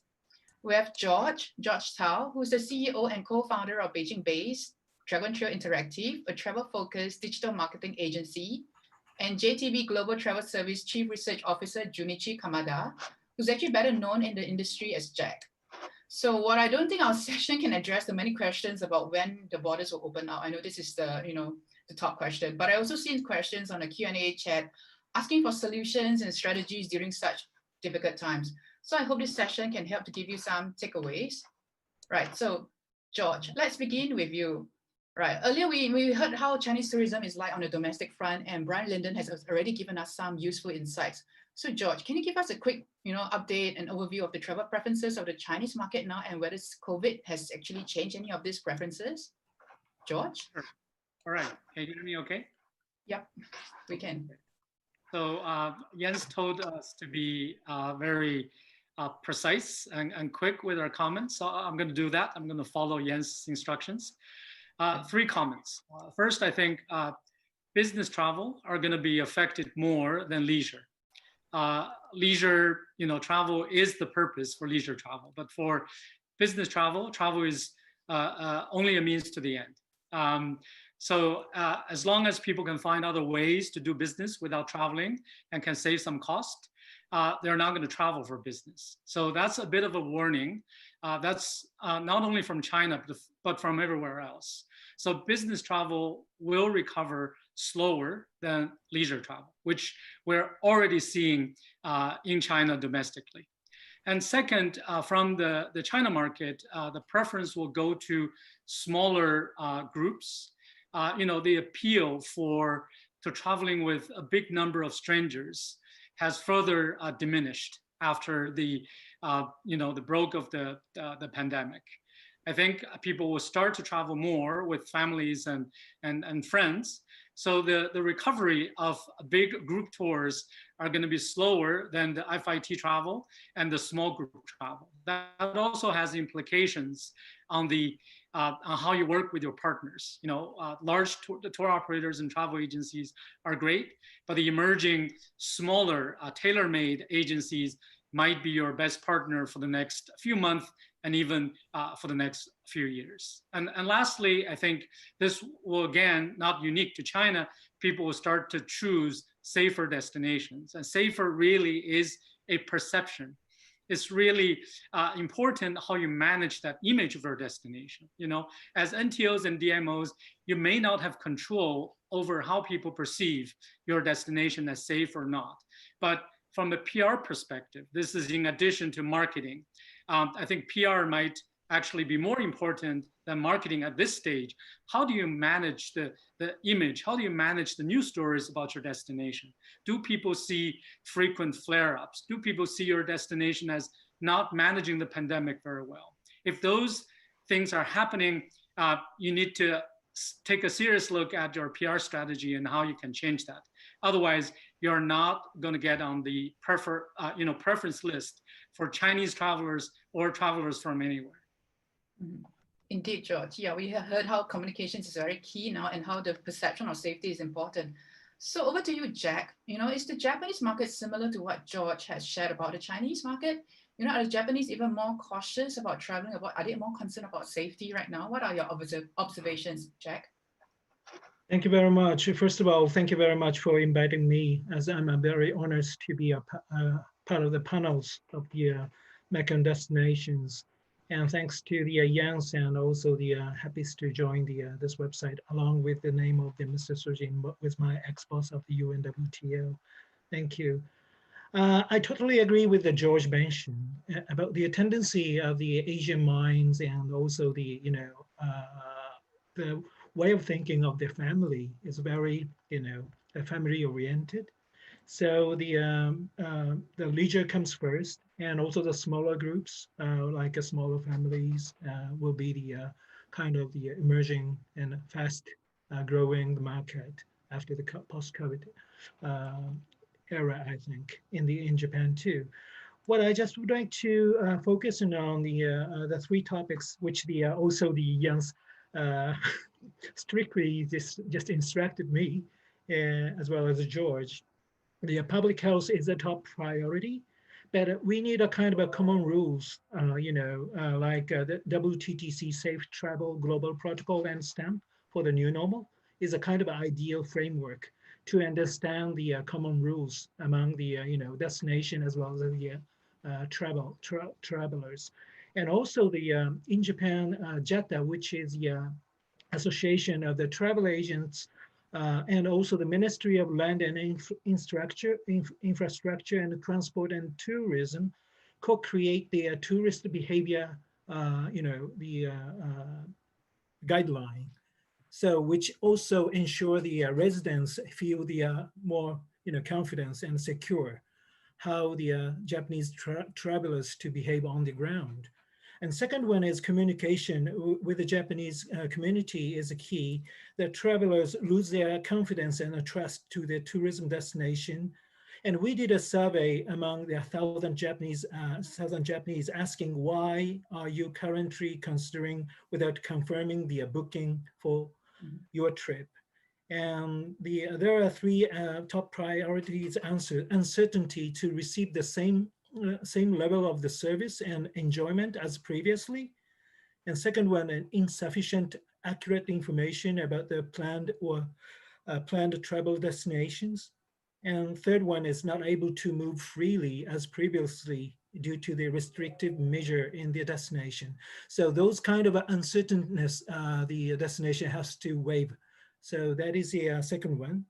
And third one is regarding the market channels. A single stay destination will coming first, not the the hopping itinerary will not be coming first. So, and the second one is the business traffic surely come back, but the to the overseas, because the governments and the business sectors co-create the workation framework, which the workation is a coined word of work and vacations, which allow the Japanese peoples to work in the resort area with the remote work platform, like a nomad workers. And the third one is to secure the safety to the residents, allied with their tour operators and travel agent based in Japan to track the customers' behavior is my recommendation. Thank you very much. Mm-hmm. Thank you, Jack. So there's an interesting point that you mentioned about vocations and how perhaps, I mean, a few people have mentioned that about digital nomads. So how then are Japanese actually viewing the Mekong region right now? So, and what can the region actually, the travel sellers in Mekong better prepare for the return of the Japanese market? What can they do then? What would you recommend? Actually, those first, as I mentioned, that those protocol is very important. Mm-hmm. That of course the communication to regain the confidence of the travelers to receive the same level or the previous, the level of the service and contents, which the kind of the tourists just a little bit not trust actually the same level of the contents of the destination, because we also see the same kind of the situation in Japan domestically. Mm-hmm. So in that sense, the destination has to make a very best effort to deliver those kind of message. Right. So actually, we would say that the Mekong region is actually in a good position, right? Because basically we are seeing very low rates here. I mean, in fact, is even zero community transmission for quite a number of countries here. So actually, we are in a good position, right? So is that clearly communicated to the Japanese market? At this moment, the governments and the government's talk is still going on, actually. But all the Mekong region's country is on the list to the top priority with the business track and also the residential track to reopen the each border. So that is a good news. Each country has on the list, and especially the Vietnam and Thailand is a top top notch to lead those reopening process at this moment. Right. Okay. George, I know you're an expert in digital travel marketing. So what would be your top actionable tips for sellers targeting the Chinese market right now? Are there actually opportunities for the lesser known countries in the Mekong region to get Chinese market back? And then what can be done about that? Would you be able to share more? Yeah. I think in terms of digital marketing, if you look at destination marketing, I don't think the methodologies is changing. You still have to follow the same set of methodologies on what you have been doing over the years. I think the changes are some of the channels have changed, especially in China. If you look at the consumption of short video content and live streaming content, that has increased tremendously. You need to look at your channel mix and maybe invest a bit more on streaming and short videos. But other than that, your marketing mix will still be the same. You're still looking at maybe the same, target customers. I think the other thing you need to look at is messaging. How do you kind of use the messaging of safety and health, issues in all your marketing messages, in your advertising, in your communication to the travel trade, and everything else. And secondly, I think it's a good time, while the borders are not open, it's a good time to look at the travel products. Do you have the products ready? Has the products been updated based on all the changes that are happening in the marketplace? For example, do you have good products with experiential attractiveness, as Brian Linden had mentioned? Do you have the products that actually are taking into safety and health issues into consideration? Do the OTAs and your tour operator partners have those products ready? Have they updated their inventory with those products? I think it's a good time to do some of that work. It's grunt work, but it's a good time to do that right now. And I think lastly, you also need to look at how do you keep your relationship with the OTAs and the Chinese travel trade going and actually strengthened. Well, you cannot meet face-to-face, but you can do things like what we're doing now, right? You can do webinars, you can do online roadshows, you can participate in the various virtual or hybrid trade shows and things like that. So the travel trade relationship will also be important. You also need to look at, maybe some of your partners are not in business anymore. They're gone, but there are a lot of new kind of, tailor-made tour operators, people who are focusing more on the higher end of the market have emerged. Do you know who they are? And do you have contacts with them? I think those are the things you can do right now before the border opens. Obviously, right before the border opens, you need to really look at seriously at a bigger scale marketing campaign. To get people's kind of mind share on your country and your destination. So that's right. I mean, it's quite a sad fact that, of course, some businesses will have been out of, business by now. So would you say it's still the key channels that we have always known about, like WeChat, Weibo, or are there any new ones that we should be looking out for that we should, in order to better reach out to the Chinese or even the new players that you say that might have emerged during this time? Yes, I think WeChat, Weibo are still here. They're stronger even than before the COVID pandemic. But they're emerging players. If you look at Xiaohongshu in Chinese, Red in English, this is an app that a lot of KOLs, lifestyle KOLs, are sharing a lot of experiences. So actually, it's a good platform to be on if you're not on Red yet. But you also have to look at, the short video platforms like Douyin, the Chinese version, the original version of TikTok, which is, again, very, very popular. And these platforms have matured commercially. So they have very solid advertising offerings that you as a destination or a travel brand can take advantage of. And obviously you have a lot of agencies like us who can help you identify, the best, channels and the best messaging for you in China. One of the things we've been doing in the past 3 to 4 years was tracking travel brands' digital marketing activities in China. Over the past 6 months, one of the most active NTOs in China is really TAT. You can see they are very active on, they're active on WeChat. They're also active on streaming and a number of other platforms. So if you need a good example, you're looking for case studies, look for what TAT has been doing in China for the past few months, and maybe you can follow some of their steps. Right, good. Thank you for sharing, George. Due to time's constraint, I have to wrap up my session now. But before I go, just a quick fun question, and perhaps that could reflect your insights for the Chinese and the Japanese market. So when the borders open again, which is the first place in Mekong region that you would like to travel to?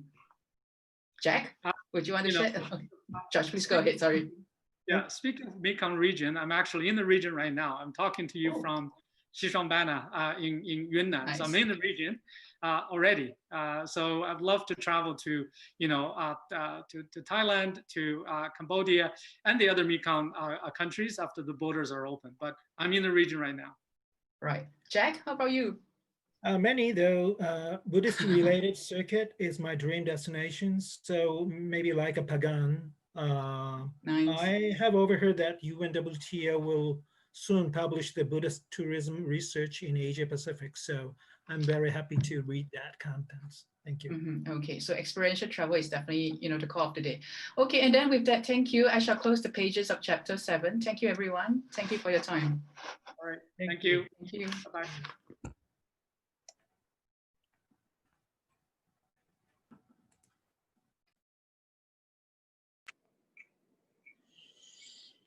Okay, thank you, Jinji, for this great session, and thanks, George and Jack, for some great insight on the Chinese and the Japanese markets. So great to hear, George, that you're actually already in the region, in Yunnan. So I mean, wonderful part of the region. So I think what we're doing now is we're looking to gain some time. We're going straight into the next session, which is chapter 9, and that is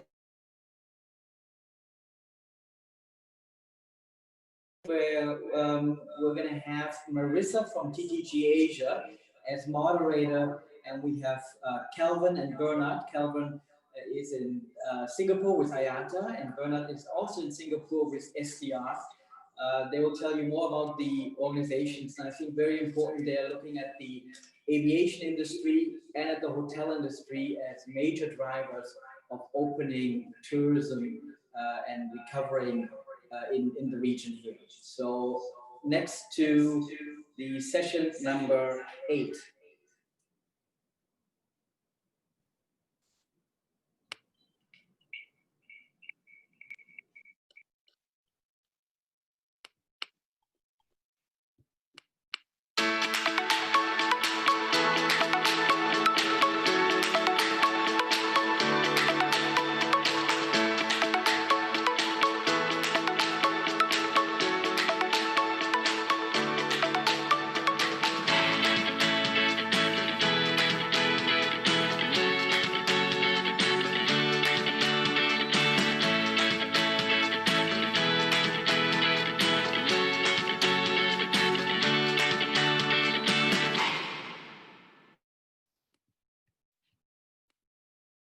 Hi Jens, can you hear me?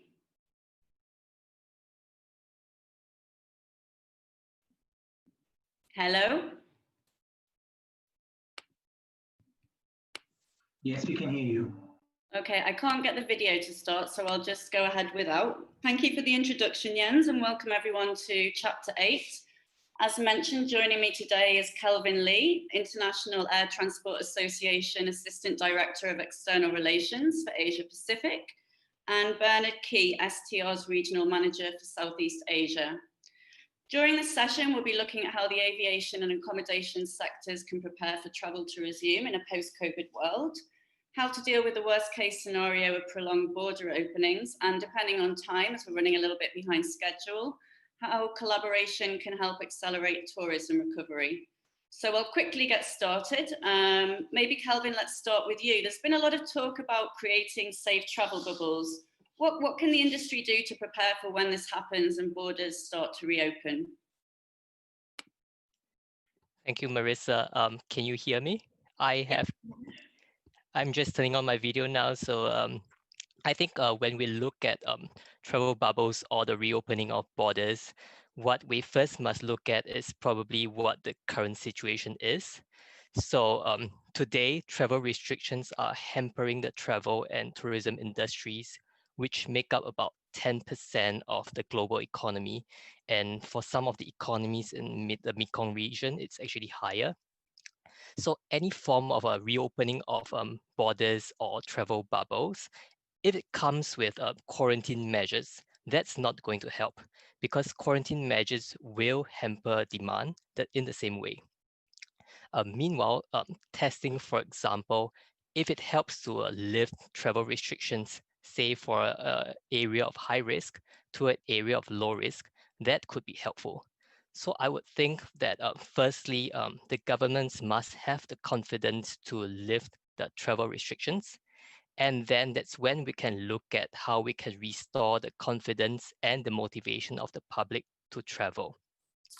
And that's where I think the industry can then come together to raise awareness about this, about which destinations are open for travel and what the industry is doing as a whole to protect the health and safety throughout the travel journey. That's where actually the IATA and the UNWTO have been working together to develop a global destination travel tool to provide this information to their stakeholders so that they can then look at the information and see how they can collaborate to do this awareness building. Okay, thank you. What about Bernard? What about from your perspective with hotels? If we can move over to you quickly. The positive side and context of this is we are still in the pandemic cloud, finding our way and adjusting to the situation. So I think the situation is not likely to happen by the wave of a magic wand or even a magic vaccine that will change the entire situation. It does take time for that to gain the health and the travel confidence. Like what His Excellency Kun Wiyasat said, we have to be responsible to the season when we reopen the borders. But I think from the supply side, as a hotel, as an operator, staff retention is most key in terms of activity because it's most difficult today in this situation. And as an operator, the key is to keep close contact and value your staff. And sure, of course, there's got to be some dead wood that has to be removed. But then protect the most valuable ones that you can bring and you can retain on board because they will bring in a lot more when borders are open. The second, I would say for those fortunate geographical countries that are big enough to have domestic demand, and if there is, go out and get that long stay guests. For example, like in Bali, there have been great packages that has been created even months before for the months later, and they're amendable. So that gives the travelers confidence to book, with ease, and they know that even if they can't travel during the month as it's prolonged, they can still get it to be pushed later. The property themselves get the cash flow, and it is a win-win situation. But I would second one of the speakers that mentioned, be careful with, as you open your property, be careful with closed environments like bars and restaurants and karaoke because they are just problematic areas. So in short, to your question is to maintain your property and workforce. Okay, and then kind of looking at the other extreme kind of worst case scenario, if there's, it's kind of increasingly looking this way, there's a prolonged opening of borders, what can the kind of hotel sector do in the meantime to, I guess that they're already adapting to domestic travel, what can they be doing to prepare for, reopening in the future? And have you seen any kind of innovative practices that have been carried out by hotels across the region that can maybe be adapted by others?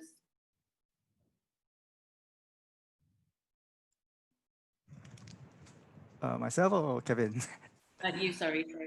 Yeah. I would say stay close to the news, have your ears on the ground. Watch out for happenings in your source market because there needs to be a quick re-strategy to align more viable and, if your source market is not today a market that is ready to open with your country, then you have to relook at the more viable and reliable source markets. Are there bilateral discussions taking place between countries? Kevin has mentioned the travel bubble, or green lanes, we call it. Even beyond your own property, beyond your market, your country or your region, have your ears on the ground, either through your people, talk to them, through your contacts, and gather as much information as you can. So, but a word of caution is always be aware of scam rumor mongers out there. I think the second thing is the authorities look at how the government agencies handle the pandemic. Some are better than others. Some are more transparent than others, but they focus on health or they focus on wealth. In this situation, opening borders for international tourists is still a risk for the country's public health, as mentioned by, I think, one of the ministers earlier. And then what's going to happen, like for the example of Singapore, we have now created the Singapore-New Zealand kind of travel bubble. It's still going to be essential travel. I don't think there will be a large crowd coming in straight away. But then again, what's good as a third good practice that I've seen is to rely on data. Me coming from a data company, I would definitely advocate that. Acquire retributable forecast report if you can get hold of it. Go and look at the forward-looking statistics, those that create the on-the-books report for you from data companies that empower you to measure yourself against the market when it's open, and you know where then the forward will be. So make sure that you acquire those data that are from source and not from scrape. And fourthly, I think what good practices I've seen is to collaborate with the industry association, collaborate with your previous enemy, who is now your friend, because as been said earlier, some of them may have folded and they are now your alliance. So together you can really move mountains together with your agencies, government, your industry friends. So because the travel industry has actually hit a hard reset, when the borders reopen again, we are all on the same start point. Okay, thank you. And Kelvin, what about with the aviation industry? What can they do to prepare for kind of prolonged border closures and getting ready for those opening again? Right. I think I agree with what Bernard has said about needing to prepare. So I think firstly, in the industry in general would be actually to maximize any opportunity that you have in this situation. So in the worst case scenario that borders remain closed, you need to capture any opportunity that it provides, even in a limited scope. So what we see is that airlines in Vietnam, for example, have introduced new domestic routes during the pandemic as international travel is restricted, because improving connectivity, bring more people to more places is always useful, even if it's within the context of a country or between two countries in a travel bubble. But in terms of preparation, I would say that the airline industry is always ready for travel to resume. So they are making sure that everything is in a tip-top condition. And I don't mean just the maintenance of aircraft, but also, for example, making sure that pilot licenses remain current. And also the airlines adopt what we call a multi-layer biosafety measures that includes, for example, very rigorous cleaning procedures. So all these are meant to give the passenger the confidence that we protect health and safety, and that the airline is ready to take them to where they want to go, whenever and wherever they wish to go. And I would say that one last point from me would be that there needs to be some willingness for everybody to work together. And when you mention innovative practices, that's what we hope to see. So some form of a flexibility or creativity in trying to help international travel restart. So for example, we see the example of Phuket in Thailand, which is trying to allow international tourists in as part of this safe and sealed plan. I think that is a good example of trying to figure out ways, new ways to allow international tourists. Okay, thank you. And just quickly, a last question, because I think we're running out of time. This was touched on in earlier sessions, and Kelvin kind of mentioned it before, but collaboration seems to be key now. What kind of how can the industry collaborate and kind of help once travel resumes? If I can start off, I would think that everybody has a shared goal. It's a common goal to help the industry restart.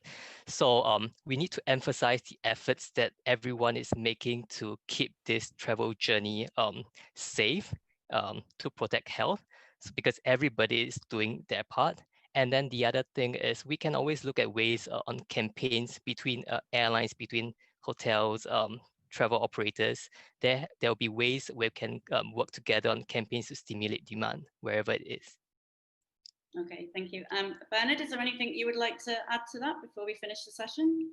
No, Kevin actually read that quite well. Yeah, it will be similar points. Yeah. Okay.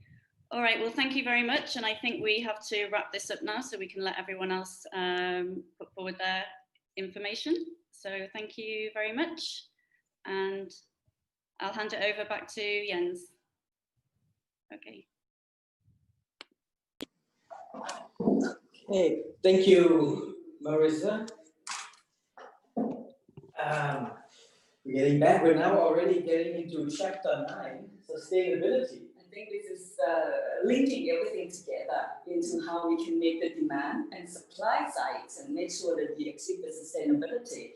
And I think it's an important session. Yeah, and I think we have two representatives actually kind of representing two pieces of sustainability. Obviously, it's a huge topic. We got child protection and wildlife conservation. And that is moderated by Roy from GSTC, Global Sustainable Tourism Council. So I think we got the right person to moderate this important session and really drilling down on two pieces of this important subject. So let's do it. Chapter 9. The sustainability.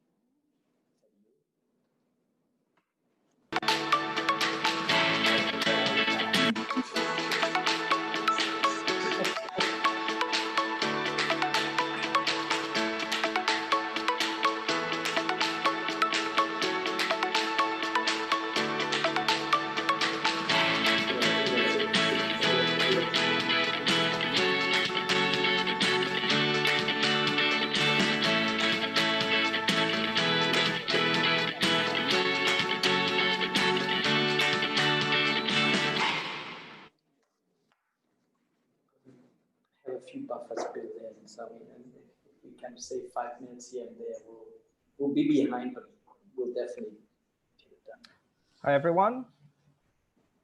Janina and Gabriela, are you there? Hello, everyone.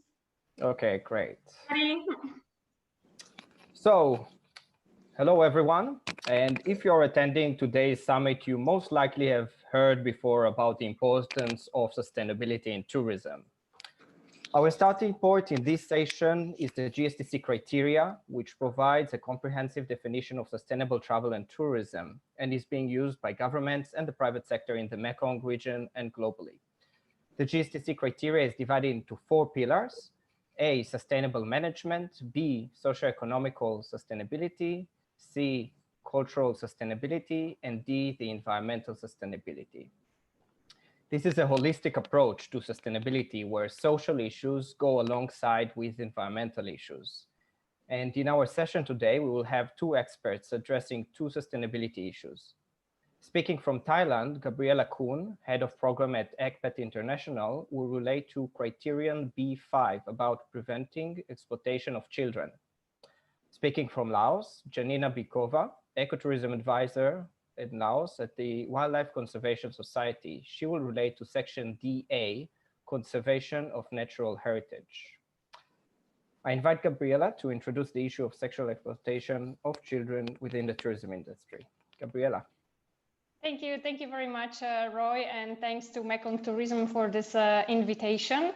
I'm speaking on behalf of ECPAT International, that is a network of over 120 civil society organizations that are working on the ground in more than 100 countries to end sexual exploitation of children, both online and offline.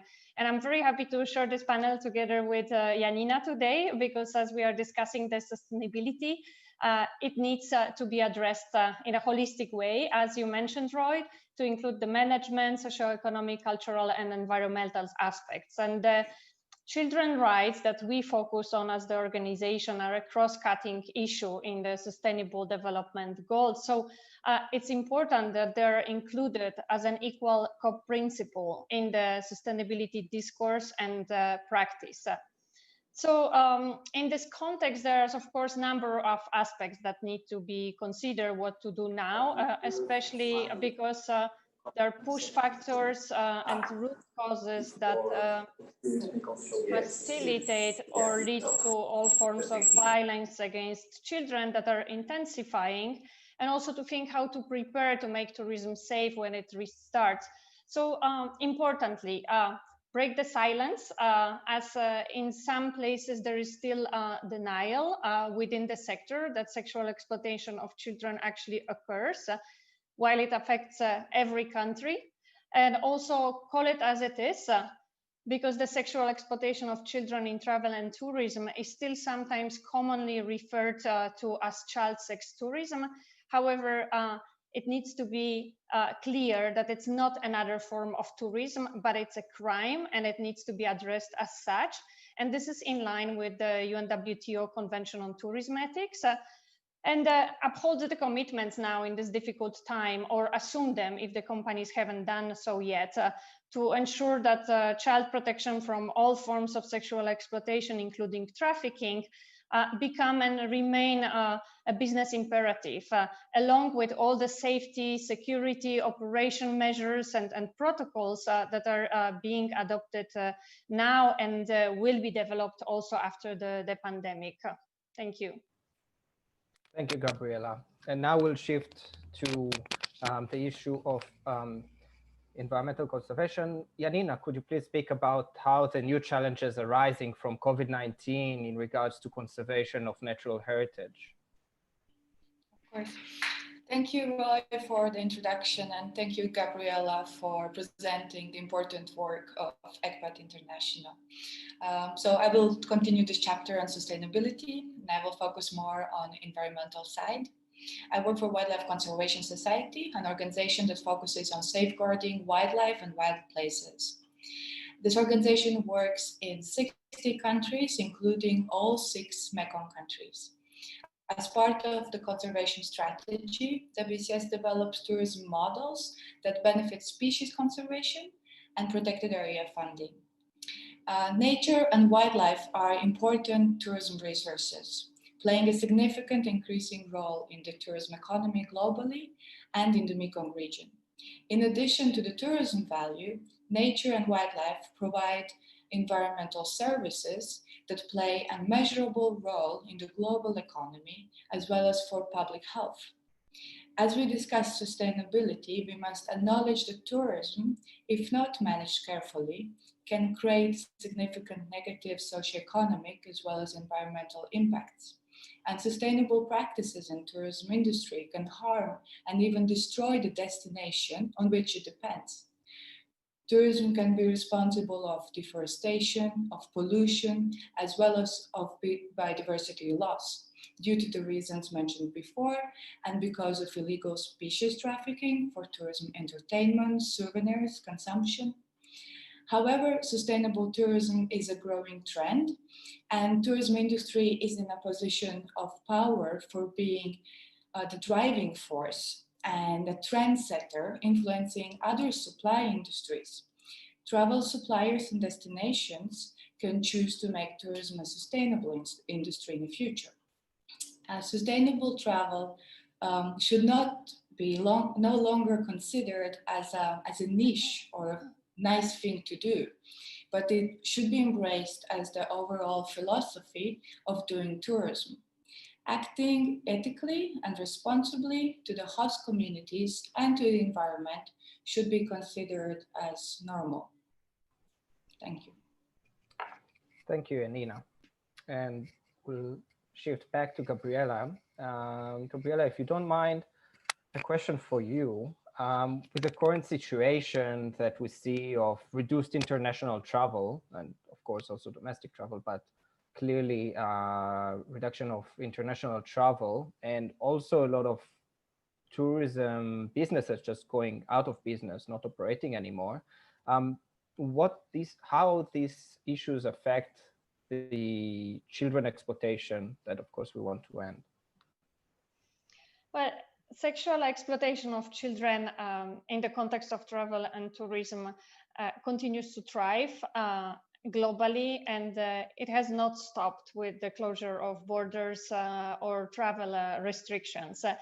Because offenders keep adapting their modus operandi. They look for new avenues to access children, including through misuse of online technologies. So they are taking advantages of all the imbalance of powers, poverty, and vulnerabilities of children and their families. And as we all know, they've been further exacerbated by the pandemic. So this continuum of exploitation, online and offline, needs to be addressed, and it needs to be done in its complexity, because digital images or live streaming are the evidence of real life abuse of children. And also importantly, traveling child sex offenders are not only foreigners or expatriates. This is very much an intra-regional and domestic crime. And prevention is key to ending both online and offline exploitation of children. And a strong industry focus on prevention can help to avoid the stigmatization of the sector and destination, especially when it can be backed by cooperation with responsive law enforcement. So child protection regulations are very important for the industry in this context, because there is a risk that some companies, they're struggling for their own survival now. And they may turn a blind eye and tolerate this crime when the infrastructure and their services are misused. And also we can anticipate that some offenders who are grooming children now online, they may travel to meet them when restriction ease, or they may continue to exploit them through technological means. And I think also importantly, it's good to underline good practices, because there are many traveler suppliers and destinations as well that are committed to this cause. This proactive approach by the industry can be really life-changing for children. Thank you, Gabriela. And Janina, the current situation also affected in quite some measures the line between tourism and wildlife conservation. Can you speak more about that? Yes, so as global tourism has stopped due to COVID, it's interesting because there are actually positive news of wildlife returning to many areas where it has not been sighted since long. And these news are hitting the media headlines. These sightings, and they highlight that nature-based tourism as well as wildlife tourism has not always been done in a sustainable fashion, mostly due to over-tourism. It's an important lesson learned and an inspiration of how future destinations could look like if more sustainably managed. However, despite the positive sightings, the reality is that wildlife conservation areas are currently under important danger of lacking resources for further protection, as many protected areas, their funding depend on tourism. Before pandemic, wildlife tourism generated more than 21 million jobs globally, mostly for rural communities in some of the most remote areas and also the most biodiverse areas of the world. As tourism has stopped, as are also the resources for managing these conservation areas, as well as livelihoods for these people. The situation presents a real risk of increasing wildlife crime and habitat loss, And there are already reports of increased poaching and illegal natural resource exploitation from around the world, including the Mekong region. It's a vicious circle because loss of biodiversity would actually decline the Mekong region tourism value and could also lead to increased future pandemics, climate change, and therefore impacts for our public health and economy. Thank you for elaborating on this, Janina. And Gabriela, you ended at the end on some good practices. So perhaps we can ask you, Gabriela, in practical terms, what travel suppliers that are listening in at this moment, what should they do to support the prevention and ending of children exploitation? Thank you, Roy. Let me focus on a few practical measures. So first of all, that be using a holistic approach to sustainability that is always making child protection part of business models and also broader certification and reporting processes. And this includes, of course, conducting risk and impact analysis that regards children's rights through our supply chains, but also when companies develop new products, such as, for example, seamless travel solutions, sharing economy practice via tech platforms, as part of their digital transformation that we heard about during the summit today, as well as part of community-based tourism programs, ecotourism, local and rural tourism, and other experiential alternatives to mass tourism that raise risk to child protection and are expected to become more and more popular.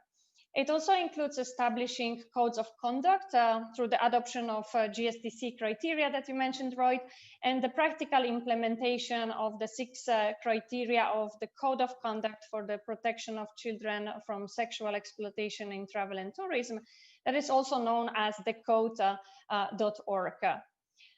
Secondly, it means also adopting zero tolerance policy and providing child protection trainings to all the staff. And this can be done face-to-face, but this can be done also online, especially during the pandemics. So the employees know how to spot, deal with, and report any suspicious cases. And third, as we have this very brief intervention, let me mention the call for the industry to exclude orphanage and other residential care centers from their tourism programs or packages, as it causes harm to children and along with some forms of voluntourism and unvetted access to children puts them at risk of sexual exploitation, including trafficking.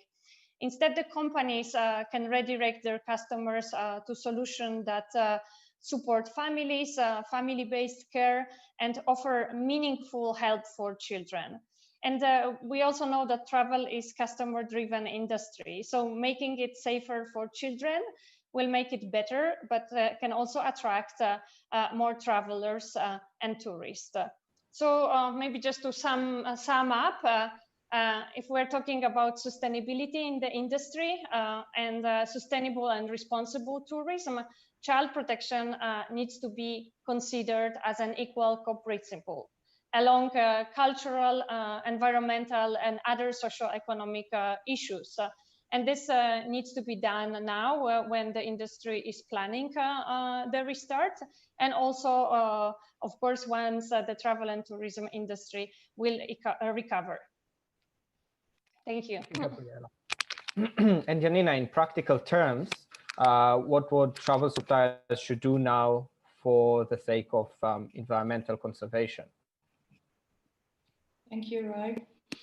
I believe that in these challenging times, the top priority is to secure the resources that compose the public health and safety, as well as the Mekong region tourism value, the natural resources, as well as human and cultural. In the same time, it's crucial to rethink and develop tourism business to ensure the industry's sustainability. Currently, mostly domestic tourism is happening in Mekong region.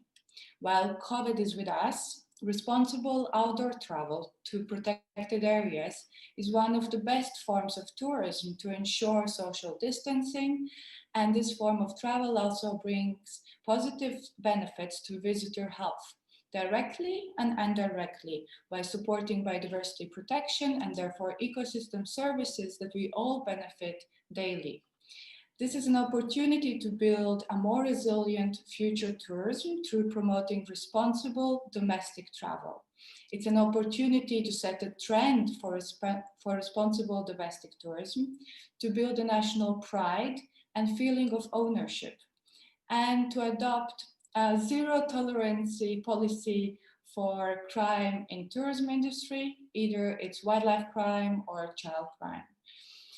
While we are all hoping for global international travel to become possible again, in addition to boosting responsible domestic tourism, travel suppliers can develop also online experiences, virtual safaris and birding tours, educational online classes.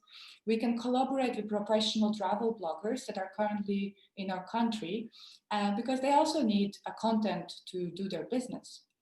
These virtual experiences can create some revenue for businesses and in the same time serve as marketing tools to inspire people. To summarize, I wish to conclude that by making sustainable tourism the normal way of doing tourism and by protecting Mekong region biodiversity, we can choose to safeguard not only future tourism industry, but also our health, our economy, and even prevent future pandemics. Thank you for your attention. Thank you both, Janina and Gabriela. And indeed, even before COVID-19, there were many challenges in the road towards sustainability. And as Janina ended, all the tourism companies should strive towards more sustainable practices. And it is very clear the importance of sustainable industry remains in place, and sustainability must be addressed in a holistic approach where social issues go alongside environmental issues. Just a quick note for those of you that are interested to learn more about ECPAT International and Wildlife Conservation Society, you can check the links that I've just shared in the chat. And for those of you that would like to put use to the GSTC criteria, it is available on the GSTC website in more than 20 languages. So please put use to these things that we've listened and talked about today. And I thank you both, Janina, Gabriela, and of course, all the participants that are listening in. Thank you very much. Thank you very much. Thank you. Thank you, Roy. Thank you, Gabrielle. Thank you, Janina. So now we're moving into the next takeaway session with Sinisa and Kunjan. This is focused on the private sector. So I hand it over to Kunjan and Sinisa, please.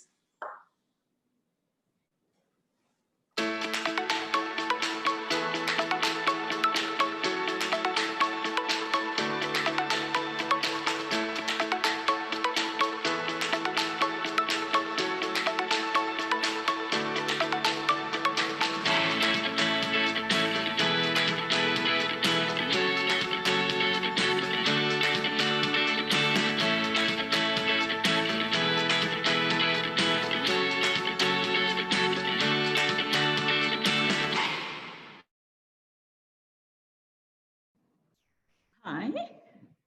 So this is another important session because everyone, I'm sure, is looking forward to a precise sum up. And you already welcomed Sinisa earlier on the takeaways from the supply side kind of a point of view.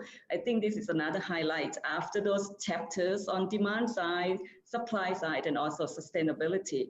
What will be our takeaways for private sectors in particular? What will be do's and don'ts? Would you like to share that with us? So I hand over it to you. Yes, thank you. Thank you very much. So let me just switch to short presentation because this is probably the best way to convey the message, because a lot of things have been already said in a good way. But I've seen a lot of comments related to my last comments on how governments should support and what government's role is in helping the industry. So definitely no, since industry is in induced coma and since borders are closed, it's only, if industry wants to survive, government should jump in, that's for sure. The longer the borders are closed, the more and stronger support of the governments towards private sector should be.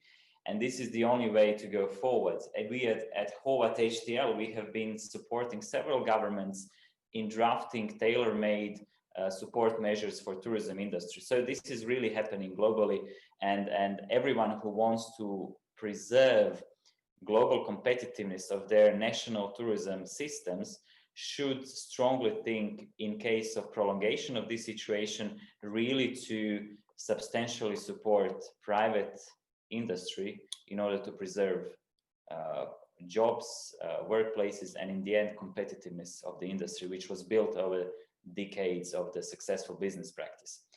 So speaking about private sector, we have done several areas that I wanted to cover. So first of all is obviously hotels. We've seen that hotels are strongly supporting and focusing on staycations. We see that around the region, not only in Asia, but we also see this in Europe, in North America. So hotels are playing dominantly on domestic demand. And also where borders are open, they're also playing on neighboring drive-in markets by cars or rail or boats, depending on the way of travel. What we have seen also is revolution of food and beverage. Hotels are actually starting to play even more significantly in food and beverage concepts. So they're actually reinventing and trying to see how to utilize their big kitchens. So hotels are actually going into direct distribution of food and beverages. So some of the hotels are actually starting to utilizing their big kitchens in order to start producing pre-packed food or pre-cooked meals, or actually starting to deliver their food from their hotel restaurants to offices, to households, to whoever wants to buy it. What we see recently in the last few weeks is that hotels are actually starting to test their guests on COVID, or providing them with free testing if this is prerequisite for them going back home to their countries or cities where they're located. So more and more hotels are doing this free of charge in case you stay 2 or 3 nights, or, well, there are different terms and conditions, but this is actually increasingly happening as we speak. And last but not least, really implementing preventive measures is something that is differentiating successful hotels and successful chains from those which are going to fail, and failure is going to be visible pretty fast. In terms of airlines and airports, we are seeing that there is significant amount of introduction of new contactless technology. So besides of online check-ins, there is also contactless check-in of luggage, contactless boarding on the plane. So airlines and airports are actually providing complete digital customer journey process from the entrance to the airport to the boarding of the aircraft. So this is some kind of complete and speed up process of digitalization of the overall customer experience at the airports. And also, most of all, and we have seen probably most innovative approaches to disinfection, to health protocols exactly in the airports. So we have embraced the change and elevated our safety measures. We are adopting new wearable intelligent technology. Smart screening helmets are safe and effective. It uses advanced technologies like infrared thermal imaging, artificial intelligence, and augmented reality display. So we are seeing, I just wanted to showcase just Hamad Airport's experience, where they're completely digitalized and automized screening processes and utilizing really, artificial intelligence in detecting and trying to separate those infected guests. And also we have seen that, for instance, Emirates have introduced rapid pre-boarding tests for some of their flights. And this is going to be probably some of the directions for the future or immediate future in air travel. And also, you know, private jet operators are actually surprisingly on the rise, regardless of their price. We are seeing that this year, private jet operators are operating better than previous years. So number of flights, and the prices are actually doing good for them. We've seen Dubrovnik Airport is on Mediterranean coast is now hosting at the moment historical high numbers of private jets parked on the airport, because number of guests are actually deciding to go and fly private jets or share them with families or share them with small groups of friends, etc. So they're actually ditching commercial flights and actually turning towards private jet experiences. In cruising industry, we are seeing a reduction of passengers per cruise ship compared to their maximum capacity. And more over the last few weeks or month and a half, we are seeing that cruising lines are actually introducing cruises to nowhere. So they're actually launching using the home ports and then just, you know, going on a cruise without port of calls. And that is probably, you know, some kind of short cruises, and they're trying to survive. And this is obviously one of the, you know, rare business opportunities for them at the moment. And there are also, you know, redefinition of terminal and hygiene standards and these kind of things. And, you know, when we look at the private sector and the field of agencies, restaurants, and meetings and events industry, I'd like to highlight just some of the, you know, most important examples. So obviously, in terms of tour operators and agencies, we are seeing that some of most proactive agencies and tour operators are already offering tours and tour package in terms of, you know, providing small scale groups, very lot of customization of experiences, and also offering last minute cancellations. So they're trying to adjust to current situation. In terms of restaurants, we are seeing that everyone now is in food delivery business, from, you know, food courts to Michelin starred restaurants. All of them are delivering food, adjusting their menus, adjusting their cooking techniques in order to, you know, deliver best experience possible out of food delivery. And coming to the end and trying to wrapping up with meetings and events, which previously speakers also discussed, we see that there is going to be two ways. One way is that virtual events is definitely on the rise, and it will not disappear with COVID disappearance. So we will have this kind of component of online and digital business events continuing in the future.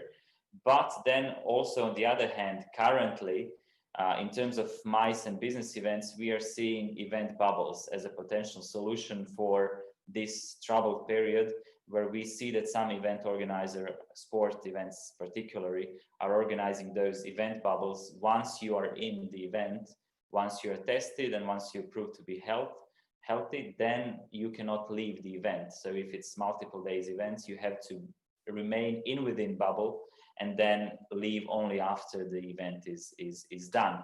So this is some early cases and early ways how to bridge this unfortunate situation.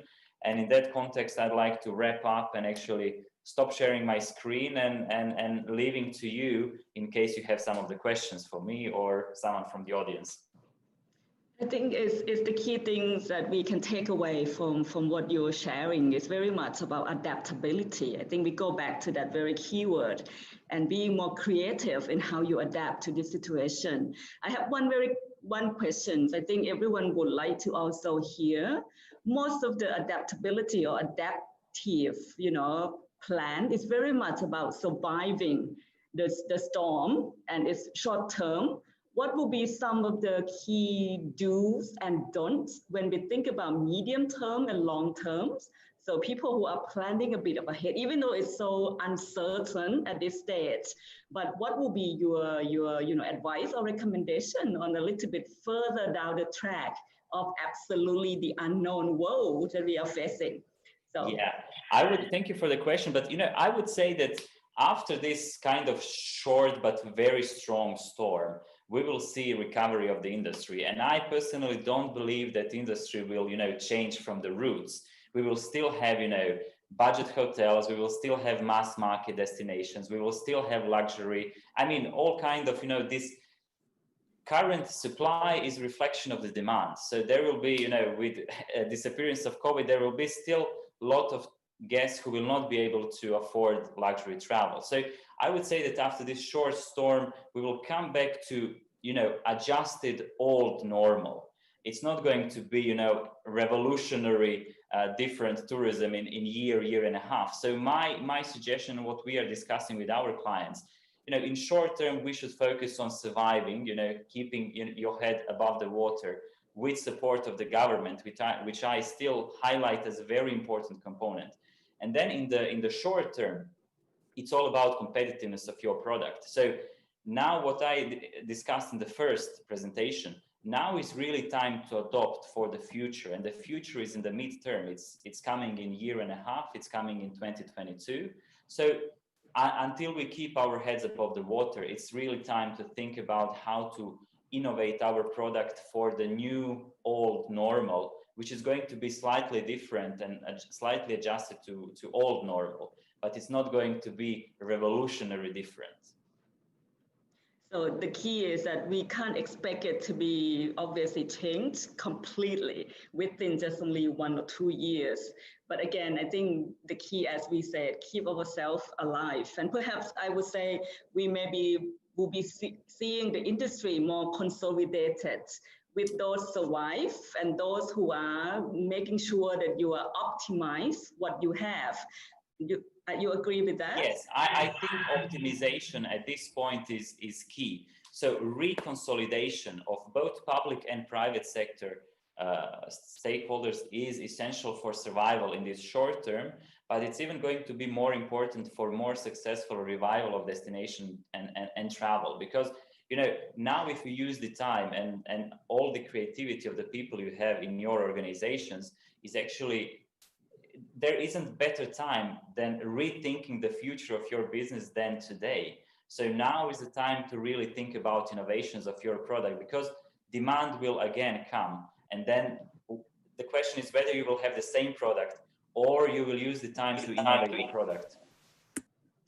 Okay, thank you very much. I know we are running out of time, but I'm sure that you have, seeding a lot of thoughts for everyone. I have to hand over to the studio, and I'm sure the next session you will be with us still, right? In case that anyone posting some of the questions in the chat, you can go and then answer some of those questions. So thank you very much. So see you. With pleasure. Again. Bye. Thanks. Off, down. Great. Well, thank you so much, Sinisa and Kunjan, for this session. I think good takeaways. So I think we decided to move a few things around quickly, because now I think we've got the 2 takeaways. And I think actually it's good to now go to the final words. We have a great lineup of experts here from all over the world. We got Gloria, who's the president and CEO of the World Travel Tourism Council, based in London, and she was also the former Minister of Tourism from Mexico. We got Kun Kopkan, who's the former Minister of Tourism and Sports of Thailand. We got Dr. Taleb Rifai, who is was the Secretary General of the UNWTO, the World Tourism Organization. And we have also Dr. Mario Hardy, who is the CEO of the Pacific Asia Travel Association, PATA, based in Bangkok. And the whole session is moderated by Professor Jeffrey Lippman, who actually used to be the first president and CEO of the World Travel Tourism Council. He was also the Deputy Director, Secretary General for the UNWTO. And now his focus is live on climate change with the new initiative SunX. And with that, I'd like to give it over to Jeffrey to moderate this session.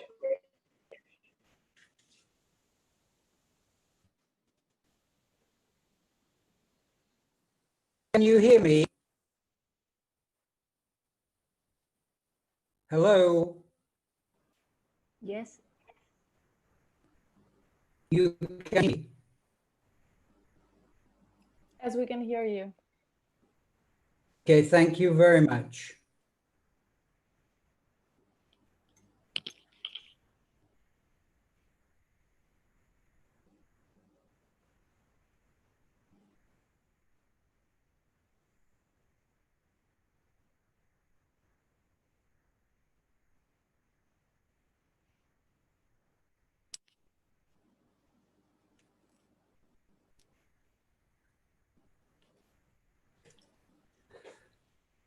Hi, this is Jeff Lippman speaking. I'm the moderator of this session, and I want to begin by making one general comment and then go straight to the panelists, all of whom are very seasoned and experienced leaders in the travel and tourism sector.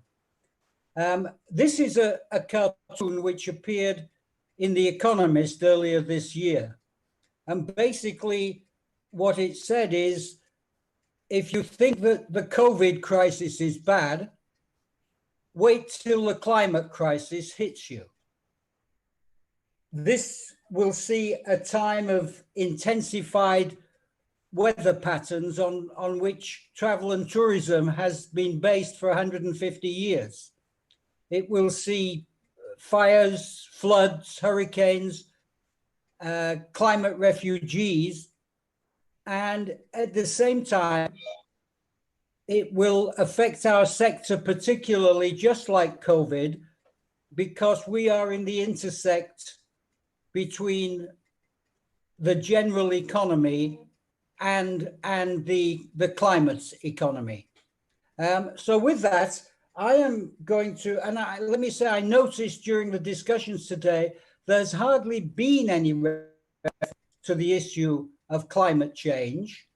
And yet the international community has recognized that this is an existential crisis. COVID is a dramatic, terrible, serious crisis, but climate crisis is existential. If we don't all get together to fix it, our grandchildren will freeze or fry. So today, I have one question for the panelists. We've agreed we'll have a quick round, 3 minutes each panelist. And the question is simply this. When we come out of the current, let's call it rabbits in the headlight situation, and nobody knows when we will come out of it, but when we come out of it, what priority strategy, one main super strategy do you believe needs to be taken for this sector to continue to play a leading role in global development? And of course, with a focus on the Mekong region. So with that introduction, I want to turn to my friend Gloria Guevara, the president and CEO of WTTC, who speaks for the private sector worldwide. Gloria, would you like to respond to that? What strategic dimension do you see going forward that will help us emerge from the climate crisis, from the COVID crisis, and still respond adequately to the climate crisis? Thank you, Jeffrey. Good morning, good afternoon, good evening. Greetings from London. And as Jeffrey mentioned, I represent World Travel and Tourism Council, which is over 200 CEOs worldwide. And we represent the global private sector. We established 3 priorities, and one of those 3, of course, is the sustainability, the climate. That has been top of the agenda for the private sector for years. And last year, we hosted our first climate summit. And we believe that we need to continue looking the long term while we also act in the short term. Now, we're living in an unprecedented situation. 10% of the global GDP, that's the contribution of travel and tourism. 1 out of 10 jobs, 330 million jobs around the world depend on travel and tourism, as we know.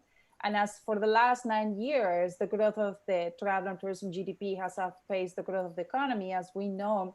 we are living a situation that is having a significant impact, not only in also in economy, health, social, but also in climate, I would say, in terms of sustainability. So for me and for us, for the members of WTTC, climate and sustainability continue to be a priority. And I would say the only positive side of this COVID situation is that there are two agendas that have been accelerated. One is the digital agenda, and the other one is the sustainability agenda. Some things that we were planning to do next year that we were trying to execute, our members and the CEOs and these global organizations are executing faster, which is good. And it's putting things in context, because at the same time that we all share the goals to be climate neutral by 2050, and we have specific measures where you're helping us to quantify and document,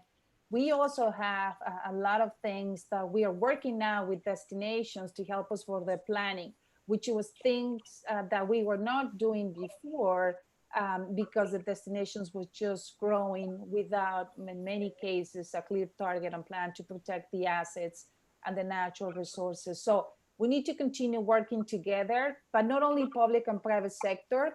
We need to go one level up, which is public, private, and the communities as well. They have to be engaged. And I would say even the traveler has to be engaged so that we can move faster, continue with the jobs that we have been creating. And I have to say, actually bringing back those jobs, because as a result from COVID, 121 million people around the world have been impacted. 121 million jobs have been impacted. And unfortunately, it looks like by the end of this year, that number is going to get worse. It's going to be 197. We don't have that international coordination that is needed very much. So we need to, now more than ever, foster that collaboration, work together, engage with the communities, define plans so that they can continue living out of sustainable tourism, protecting the natural assets and natural resources, and having specific measures and specific commitments that we all move towards the same path, and we continue having this as a priority. As you know, we work very closely with UNFCCC, UNEP, and several other key players that are helping us to move towards that agenda. Gloria, do you think that this is a genuine change of heart by your members and by the governments that you deal with? Or do you think it's just sort of nice words that come together when you're going to the governments to ask them for financial support? What I can tell you from my members, what we did last year was a quick assessment of where we were and who was doing what. And it was a nice surprise because I have to say, doing a lot of work. You can see, for instance, the ranking in the Dow Jones for sustainability. You can see a lot of measures to remove or get rid of the one single use of plastic, the reduce waste of food, for instance, managing waste that would help us also reduce the carbon footprint, and a lot of different initiatives. The issue that we had, to tell you the truth, was that we were not sharing a lot of best practices. A lot of hotels are doing wonderful things. We had airports that they are already carbon neutral, but we were not sharing among ourselves. And that's something that changed since last year. Now we're sharing, we're documenting, and sharing knowledge is key so that we can move faster in that direction. So I believe that our members, the private sector, is fully committed, because if we don't have the assets, nature is part of the experience, is part of the ecosystem, and we value that, of course, and that's key for the survival of travel and tourism. Now, to answer to your question, in the case of the governments, unfortunately, we don't see the same level of commitment in some governments. Some are more committed than others, but it's not very aligned, the speed of and the policies that they are implementing. They do have the Paris Agreement, and they are filing individual plans at a national level for carbon reduction, and those obviously have to be an aggregate of all of the economic activity inside the jurisdiction. So presumably at one level, they're saying something, and you're saying you're not seeing it at your level. So is this a silo position amongst governments, that the green people are not talking to the travel and tourism people and vice versa? I think so. We work very well with UNWTO. Secretary General, or the DG, Patricia Espinosa, is a great friend. We participate in COP. You help us to moderate the session that we had in Madrid. We work very closely with UNWTO. However, I don't believe that travel and tourism is having the right attention from governments, and not only for climate, for everything. It's a challenge. And if there's a positive thing of COVID, is that finally we are getting things in context. We are seeing the number of jobs that we're contributing. We're seeing the impact. But to tell you the truth, we don't see the same support from governments. We don't see across the world. But you know what? We're not gonna wait for that support. We're moving forward anyway. We're implementing a lot of initiatives, and we're sharing knowledge, and we're moving in the right direction. We don't have to wait for the governments to act. It would be ideal to do that together, right? Yeah, a last question to you, a bit of a cheeky one. Do you feel now that you're out of the government camp and leading the global private sector, that you see things in a different way? Do you look back at your new colleagues in Mexico and say, I have to actually educate them as well? This is a constant process, Jeffrey. I was all my life in the private sector. Then I had the honor to be minister in my own country of tourism. I'm back now in the private sector. And for some time, I was also working with the academia, as you know, with Harvard, the School of Public Health, that also happens to have environmental health. So to answer to your question, this is a constant process, constant educational process. What we need to figure out is that how can we make it simple for people to understand? Because sometimes it's too complicated. We talk about energy, we talk about waste, we talk about plastic, we talk about water, too many things. And that's what we at the private sector, we're trying to be more specific, more concrete, with actions, with goals that we can move forward. But yes, we need to constantly educate governments around the world and share knowledge among the private sector. That's a constant challenge. Yes. I'm going to move on to our friend Taleb Rifai. But before I do, I want to leave you with one thought, because I'm going to come back to you before the end of this session. And that is, as we know, these crises occur from time to time. Don't you think there might be some merit in the private sector worldwide, the big, led by the big players, in sitting down with the insurance companies and maybe some of the people who benefit from the sector, like the fossil fuel companies, and put together some sort of an industry-wide fund that can also be used when we hit these cycles? It seems to me that what happens is, a crisis comes along, we know they happen for one reason or another, and at the end of the day, the natural recall is to go back to government and to say, hey, we represent X% of your economy, you have to help us out. And that's fair enough, that's the government's job. But maybe there's a case for doing something a little more radical, and particularly as we know, there's a 30-year time frame on the climate crisis. I'll leave you to think about that, Gloria, and come back to you. Taleb, are you here? Hello, Taleb? Yes, I am, my dear, I am here. Hi, good to see you. Always good to see you and see Gloria and see a wonderful minister. Yes. Taleb, to you, the same question. You know, you've sat in the highest levels of the United Nations system, and you've played a leading role in the industry, in the public sector, but also WTO has a very good private sector side as well.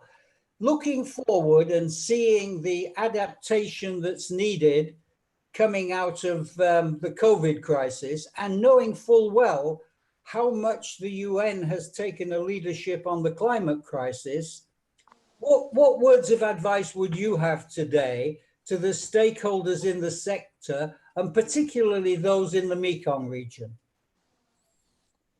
I want to start by the Mekong region and say, In China, they don't differentiate between a crisis and an opportunity. There's an opportunity that comes out of each crisis. And the issue of climate has become now much more hot, much more relevant than ever before. The world after Corona is not going to be the same as before Corona. There's a new norm that's coming up, that's for sure. Now, I was just on a Zoom call now with Kenya and East Africa. And one of the advertisings that Kenya is doing is a very interesting one. They're saying, come see what happened to the wildlife while you were away, because everything came back to life again. It's an excellent way of promoting themselves. They're saying that when you were away, we were able to take care of our natural life, our wildlife, our environment.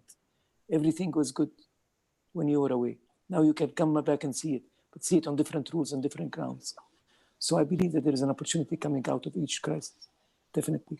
And the issue of the environment is one of the opportunities, without doubt. Now, whether we create a fund or don't, these are very, very good ideas. The idea is to build a consciousness about the fact that this is not all a crisis. It's not all bad. Something good can come out of it. And some things are good are coming out of it, without doubt. Look, for the first time, we're seeing blue skies in China. For the first time, we're seeing some people singing and dancing in the streets. These are issues that would not have happened before. So let's keep some of these good things and get rid of some of the bad baggage that we've been carrying throughout the years. That's what I want to say for now. From your experience, Taleb, do you believe that the industry is willing to actually make those quite radical changes to deal with what you call the bad things? Let's take an example. In Venice, they're beginning to see dolphins coming and fish coming back into the canals. But we all know that for many years, there have been complaints about the huge number of cruise ships, which begin to affect the life in Venice, the ownership of property, all sorts of things that tourism is doing. Do you think the tourism sector is ready to come back better, build back better, to quote Mr. Biden? Ready, I'm not sure. The tourism sector is known to be one of the most conservative sectors in the world. You know, I always like to use an example that was said by a friend of mine. He said, we were able to put a man on the moon before we were able to put 2 wheels on a suitcase. That's how conservative we are. But the situation is going to force all of us to be changing. That's what I'm saying. I'm counting on the fact that this crisis is going to make us all change. Now, for example, another change that needs to be made is domestic tourism, domestic and regional tourism, highlighting that element. We should have done that before, especially in developing countries. We should have taken care of our own people. A country that's not enjoyed by its people cannot be and will not be enjoyed by any foreigner from outside. So now we are forced to concentrate on national and regional tourism, not because our private sector wants that. Our private sector is resisting that. I'm speaking to you from Amman, Jordan. I tell you, we're embarking on a very ambitious project to revive domestic tourism. Our tour operators are resisting that. They don't want it. They only think of tourism as somebody with blue eyes, blonde, coming from outside. That's all they think about. So is our sector ready or not? I'm not sure about it, but they will be forced to. They will be. I'm sorry to say that, Gloria. Yes, no, and I think that's a perfect place to segue. I want you to think also about the question that I put to Gloria when I come back for the final round. Do you think there's scope for the sector to get together with the insurance people, with the big banks, the people who are the outriders in the travel and tourism industry, the oil and gas companies who thrive on our activity, and to start to build a kind of rainy day fund, something that could become and managed maybe by somebody like IATA, who managed billions of dollars in airline money flowing between them. But something so at the end, when the next crisis comes along, we don't just have to dig out the old policy papers and go back to governments and say, you have to help us. We can say, yes, we're helping ourselves. You have to help us now on top of that. I'll come back to you on that, Taleb, because I want you to think about it. I want to turn to Kun Kobkan, and I want to pick up on your point about regional tourism. I want to ask Kun Kobkan the same question. How do you believe that we should be coming out of this in a way which responds, where we can walk and chew gum at the same time, where we can actually respond properly to the COVID crisis and prepare ourselves for the climate crisis? And just before I ask you to take the microphone, I noticed even last week that in Krebi, the community had come together to develop a climate neutral plan. So things are happening, and I'd just like you to give us your perception, and particularly for the Mekong, Kun Kobkan, because I recall you were one of the architects of the interregional tourism when you were Minister of Tourism in Thailand. Thank you so much. Sawadee ka, especially to Tarif. Miss you so much. Thank you. I miss you too. Thank you. I have 6 points to talk about. Wow. Wow. Number one, we are not just thinking of what we are going to do. We are doing it. And the first point that we are doing it is we are addressing not only COVID. We are addressing climate change. We are addressing our problems like environmental, the waste management, which we did not do well, overcapacity of some places. We had problem of wealth distribution. We are also facing digital transformation. So this crisis have happened, and we are working on this in order to solve the problem. But then at the same time, we also know that the new one will be coming soon, sooner or later. And so secondly, what are we doing? It's not only just the government initiative. I have to say that I have just come back from Phuket, severely hit by COVID. The one who stand up now is the young generation. The young generation of the local business. Can you hear me clearly? Yeah, we can hear you very well. So that is a good sign that the young generation, the local people, the second gen, third gen, fourth gen of the local people, I think they have learned the lessons, and they would like to pave way for their own future, for their children. So therefore, the planning, and not only the planning, they have started some of the project already, how to transform Phuket into new Phuket.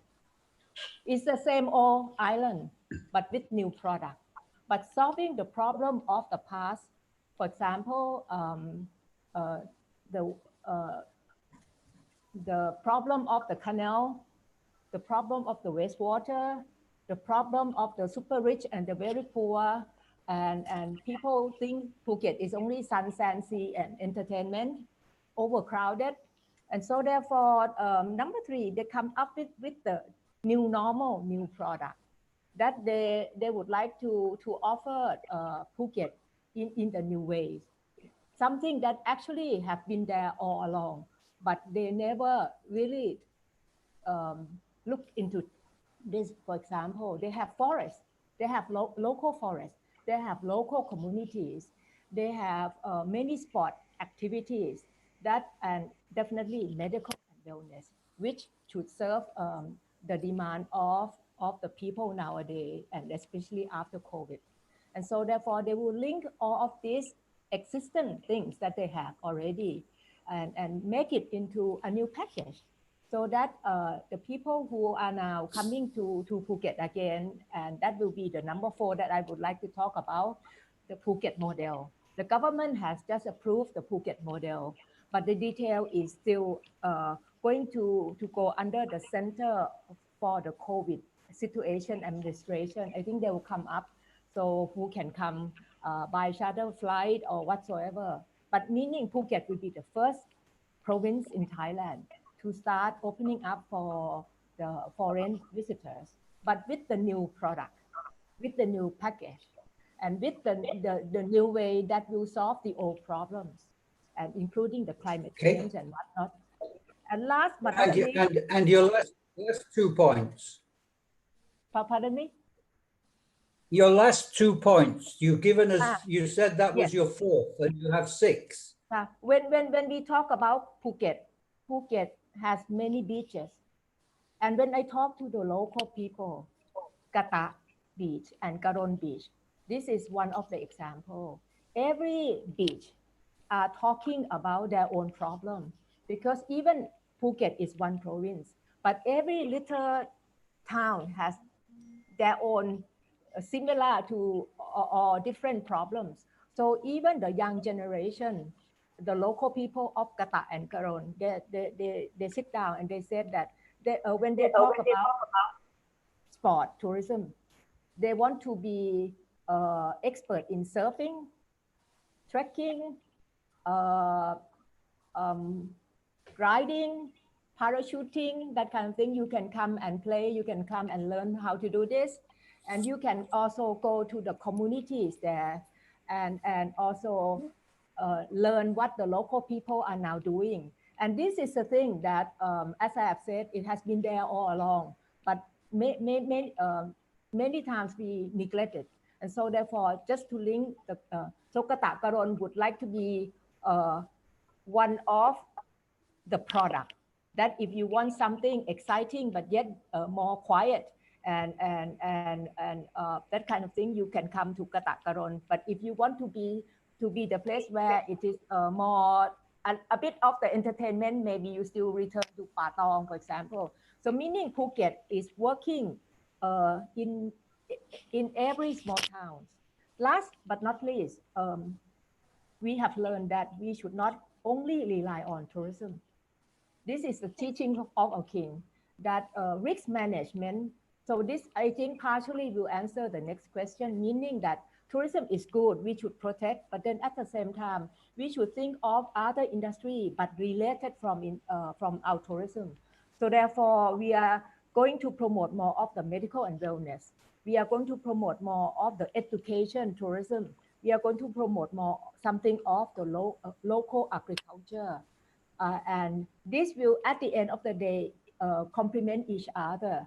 But then meaning if something happened to one industry, we can still have the second industry or third industry. We call it the second leg, third leg, or fourth leg, so that we can still stand on our feet and by ourselves. So you can diversify what your economy is based on, I think is what you're yes. saying.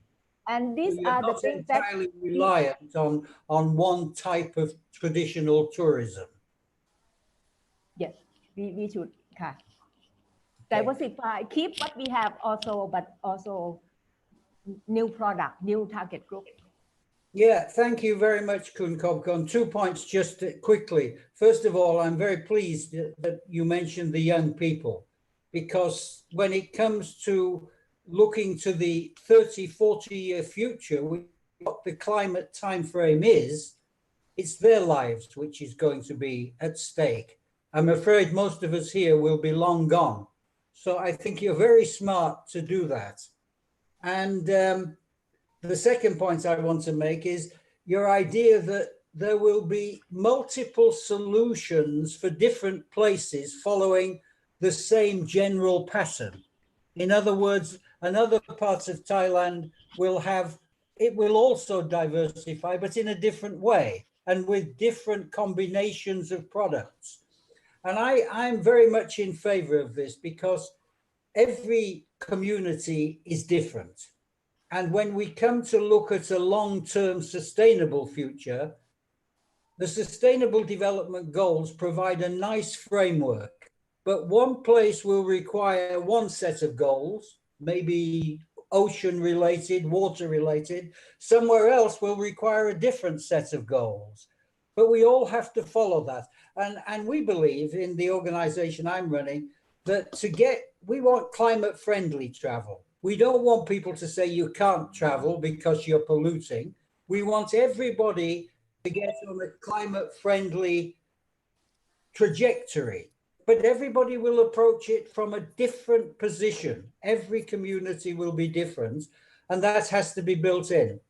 And that leads me nicely to our last speaker in this session, Dr. Mario Hardy, the CEO of PATA. because you have a whole range of countries and a whole range of members, Mario. Would you like to address this threshold question of walking and chewing gum when we come out of this crisis? Good afternoon, everyone. Great pleasure to be here. Thank you, Jeffrey, for the opportunity to speak today. And I'd like to follow up on comments that actually both Taleb and Kapkan actually mentioned before. Taleb mentioned about the beautiful campaign that Kenya is doing. You know, come and visit us after and see Kenya as you've never seen it before. And I like that as a marketing campaign. Sounds fantastic. I do have one concern, is that how do we prevent going back to what it was before, which is when nature was not flourishing as it is today, and actually continue to enjoy tourism the same way. And I think what Kun Kapkarn actually mentioned before, the example of what Phuket or other destinations within Thailand are actually looking at is a good model for moving forward, and how other destinations across the Mekong regions, and of course across the world too, should probably rethink tourism post-COVID-19 to be more sustainable and more responsible. And how do we actually make sure that nature still thrive and actually flourish as it is in Kenya at the moment, but still at the same time, people having the ability to benefit from visiting it. So that's the challenge that we have at the moment. And I'm quite curious to learn more about the Phuket project, and others are actually moving forward around the world to kind of limit possibly travel or tourism in certain areas, to not go back to the over tourism situations we had in many parts of the world before. At the same time, so better for the communities, better for the citizens, the residents of the respective places, better for nature, and of course, much more enjoyable for the people to visit moving forward.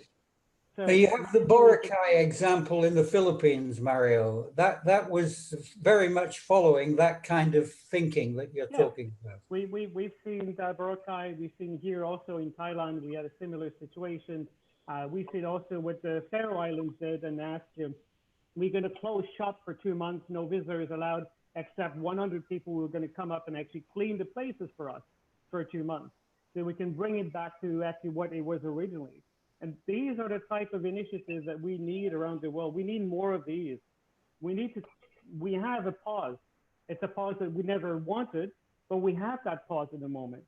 For the next few months, hopefully not too long, we are going to be in a pause moment where tourism is at the lowest level. Why don't we use this time, this opportunity, to clean up our places, to clean up our cities, clean up our beaches, our forests, our national parks, and bring it back to what it was originally, so that when people return, it's more enjoyable. But that's not it. You can't stop there.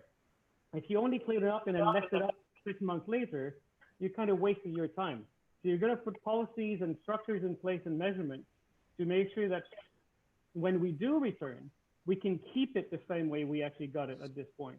And I see this time as a great opportunity for us to invest in these areas, to invest in renewable energy, to invest in the future. And I love the fact that you actually brought climate change into this discussion today, because no one else really did. And it is critical. It is the next big challenge that we all going to face. We're already facing it today. And we have this opportunity now over the next few months to move in the right direction and hopefully find solutions that will actually, improve tourism in the future at the same time. Yeah, I appreciate all that, Mario. Let me just say, in response to your climate issue, we're pretty convinced that if climate change is existential, we have to do something about it. You can't just talk about it.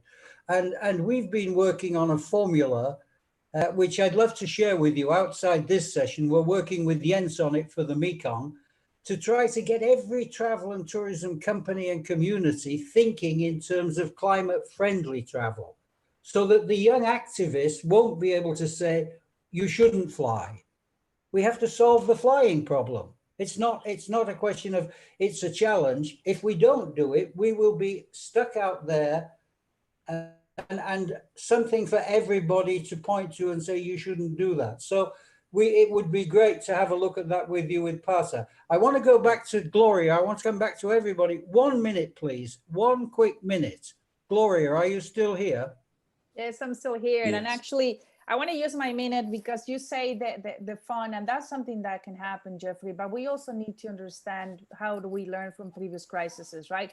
The financial crisis, I mean, they supported the banks, they supported the auto organizations, and the G20 was created. In these crises, travel and tourism has been hit the most, and we don't see the same support that we saw before. So to your point, yes, we can create a fund, and yes, it can be done, but we need to have also the leadership from the governments in place. And let me just come in really quick on what you say. Yes, we want a future more sustainable and more responsible, and great what destinations are doing, but we just need to be careful also not making sustainable equal exclusive, right? Because throughout the last 10 years or 20 years, we have been able to democratize tourism, and a lot of people now can enjoy it and experience in their own country and other countries. And we also need to think about the millions of individuals that is not us, right? The millions of individuals that they don't have a way to put food on their table because tourism was the main economic activity. And there are a lot of countries that is very simple to say, let's diversify, but let's remember that tourism also has a significant social impact that helps to pay for education, helps to pay for 50%, 54% are women. A lot of the SMEs are led by women, 30% are youth. This is a sector that provides a lot of inclusion and a lot of support. So the social impact is there. Just look what's going on right now in Kenya and in some countries in Africa. The poaching has been, illegal poaching has been increased because people don't have food, right? And that's an impact of not having tourists, unfortunately. And I hear you and I agree with you that we need to look at the sustainable and all the different goals, but we also need to look at the SDGs and look at how do we reduce poverty? How do we have more support for women? How do we have more human rights? How do we support more and bring more opportunities? And I think the sector, travel tourism, is part of the solution. And we need to work top, bottom, but also bottom up. And that's something that we all have to be part of that, not only having some and not others, or having these more exclusive and saying, let's do less tourism. And what do we tell the people that have been impacted and they don't even have food for their children and they don't have a way of feeding them, and it's creating a social impact that is being devastating. But not I only think in countries that depend more on the sector, no? It's great, Gloria. It's great, Gloria, that you and Mario and others are out there advocating these kind of solutions. And I'm sure you will agree, at the end of the day, it has to become global. The global principles actually then have to be fed in to the bottom of the pyramid, and local communities are going to be the people who are making and should be making the decisions on how tourism will affect their lifestyles, their livelihood, and their aspirations. And it's both. Yeah. It's not one or the other. For a developed country, yes. For developing countries and the poorest nations in the world, is both. You need to have the governmental support. You need to have the development banks. You need to have the academia. You need to have the knowledge also and the expertise to make it happen. So I think it's both. Okay, thank you. Thanks very much, Gloria. Taleb, do you have 1 minute of comment on the idea that there should be also some self-help, and we should pull in outliers who are benefiting from the sector, the big technology companies, the big banks, the big insurance companies, and have them work with us to put a rainy day fund together? Thank you so much. I want to just compliment what Gloria is saying, because it's not either or at all, Jeffrey. It's not either or. I was very much against people that were taking a position vis-a-vis some of the over-tourism symptoms, because what you need to do is you need to respect the fact that travel has become a human right now. Everybody has the right to travel, but how to travel is our challenge. I don't think we need to say you can't travel because if you travel, you damage the environment. No, you have to travel. Travel is a right, just like the environment is a right. And both of them have to be together. I don't think we have to make a choice between one of the two. We need to use, as Mario said, this time to clean up our act and to prepare ourselves for the regulations, for the culture, for the education, that's capable of bringing us from stage one to stage two. So I think that's a very important thing to do, to remember that human rights, that travel has become a right. I cannot stop people from traveling. If the more we travel, the better this world will become anyhow. Okay, I'll pick you up on that. Travel has become a right, and we have to clean up our act. These are two very strong messages that I got from you. And now we go to our speakers from the regional. Kun Kobkan, are you still with us? Yes. Yeah. For me, I think that actually I'm now the chairman of a bank in Thailand. So I can say on behalf of the bank, don't wait for the private sectors, the big private sector. They will do their best in order to help, but they can never help all. And so therefore, I think it is very important that we stand on our feet. That's why risk management, we learn from our past mistakes, from all the past crises. And then we have to have many legs in order for us to, if they cannot help us or if they take some time to help us, we will survive anyway. And so therefore, I would say, number one, don't wait, stand on our feet, learn from all the crises. Secondly, we have to prioritize, because even we say beautiful words and whatnot, we cannot do everything. So even like the Phuket model, yeah, they will select the place and but make sure that the place that where we select need consistency in order to make it happen. For example, like Kata Karon Beach, yeah, they will take care of one of the canal called Krong Pak Rong that has been polluted by many hotels. So they commit that they will turn the polluted canal into a tourist destination within like 2 years, 3 years, that kind of thing. And also they commit that at least 1 or 2 communities will benefit more from tourism. That kind of thing, I think, is touchable. And it's something that people will join hands and do it. Last but not least, the power of the young generation. They will be the one who stay because it's their hometown. Tourism will make them feel proud of being born from that province. And so I think tourism has already empowered them that actually I start to recognize that my province is beautiful. And so therefore they will be the one who stay. Government, they have 2 years, 4 years term, and then new one will come. And so therefore the real, I think, implementer action one will be the local people, especially the young generation. And once they set heart into it, I believe in the power of the young generation, they will do it. And now they, I think they join hands, not only just one individual, but it's the unity of the people that if, I think they start to recognize that the country, they have the power, not really the power, but if they join hands with one direction, with one goal, and I think they learn from tourism, as Tarek has said, tourism change people, change people. And so therefore, that is the real power for us to reach that goal. Thank you.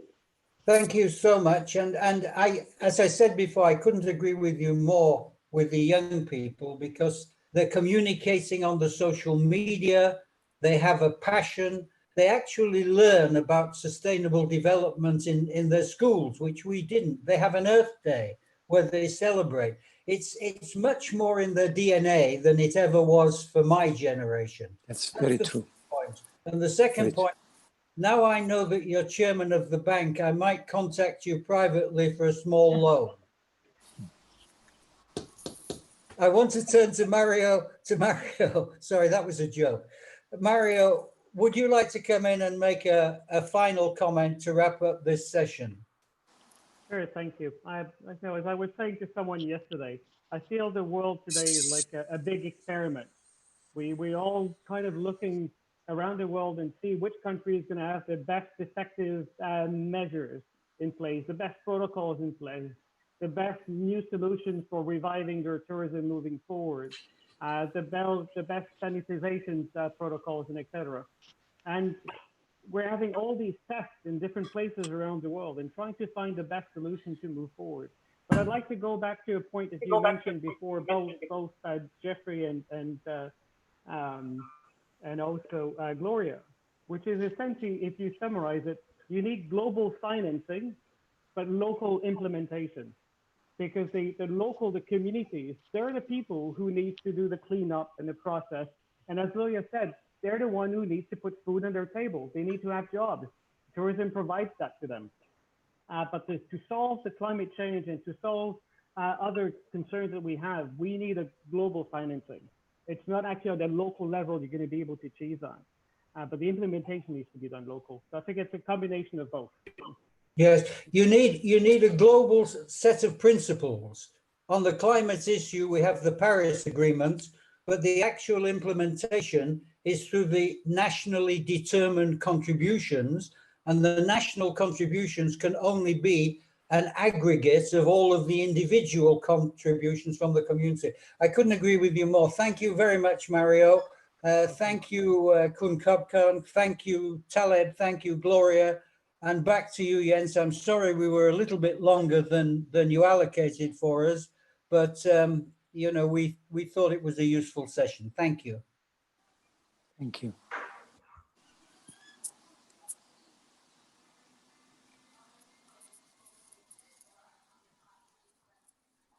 Okay, I think we're back to the studio. Thank you very much for a very informative session. We have been really enjoying, and I'm sure all of those experiences are very valuable for those who are participating in the summit. Even though we are running a little bit behind, but we still have a few highlights that maybe all of you are still looking forward to it. The next session, I'd like to bring you to perhaps one of the good case example in the region, and Kun Jen will be moderating the session on the collaboration, and I think that will be our next chapter.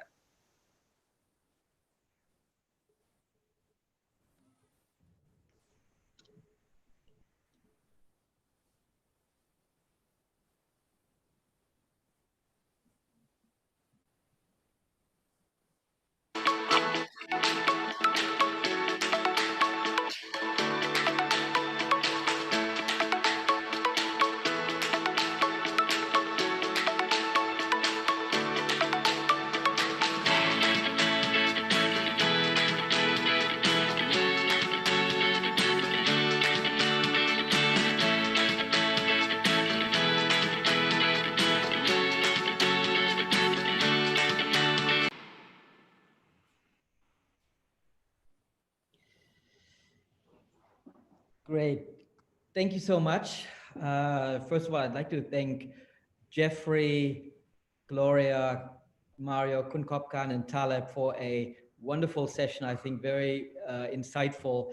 And I think we called it rightly the final word, because I think it summarized a lot of the discussions we had before. We had to move a few things around. But now what we want to talk about, and actually it follows very nicely on what we heard before, and especially with the session previously, we call it the collaboration. And the reason why we call the collaboration is we believe that without collaboration, we can actually not get out of this crisis. And collaboration is becoming more and more important. It has always been important, but I think now it becomes even more important. Now, it's very easy to talk about collaboration.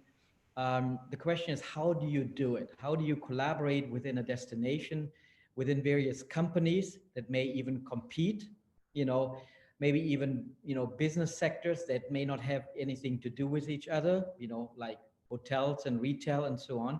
So again, I mean, this is, I think, a very important session and builds the groundwork on how we're looking to develop a strategy in the Mekong region.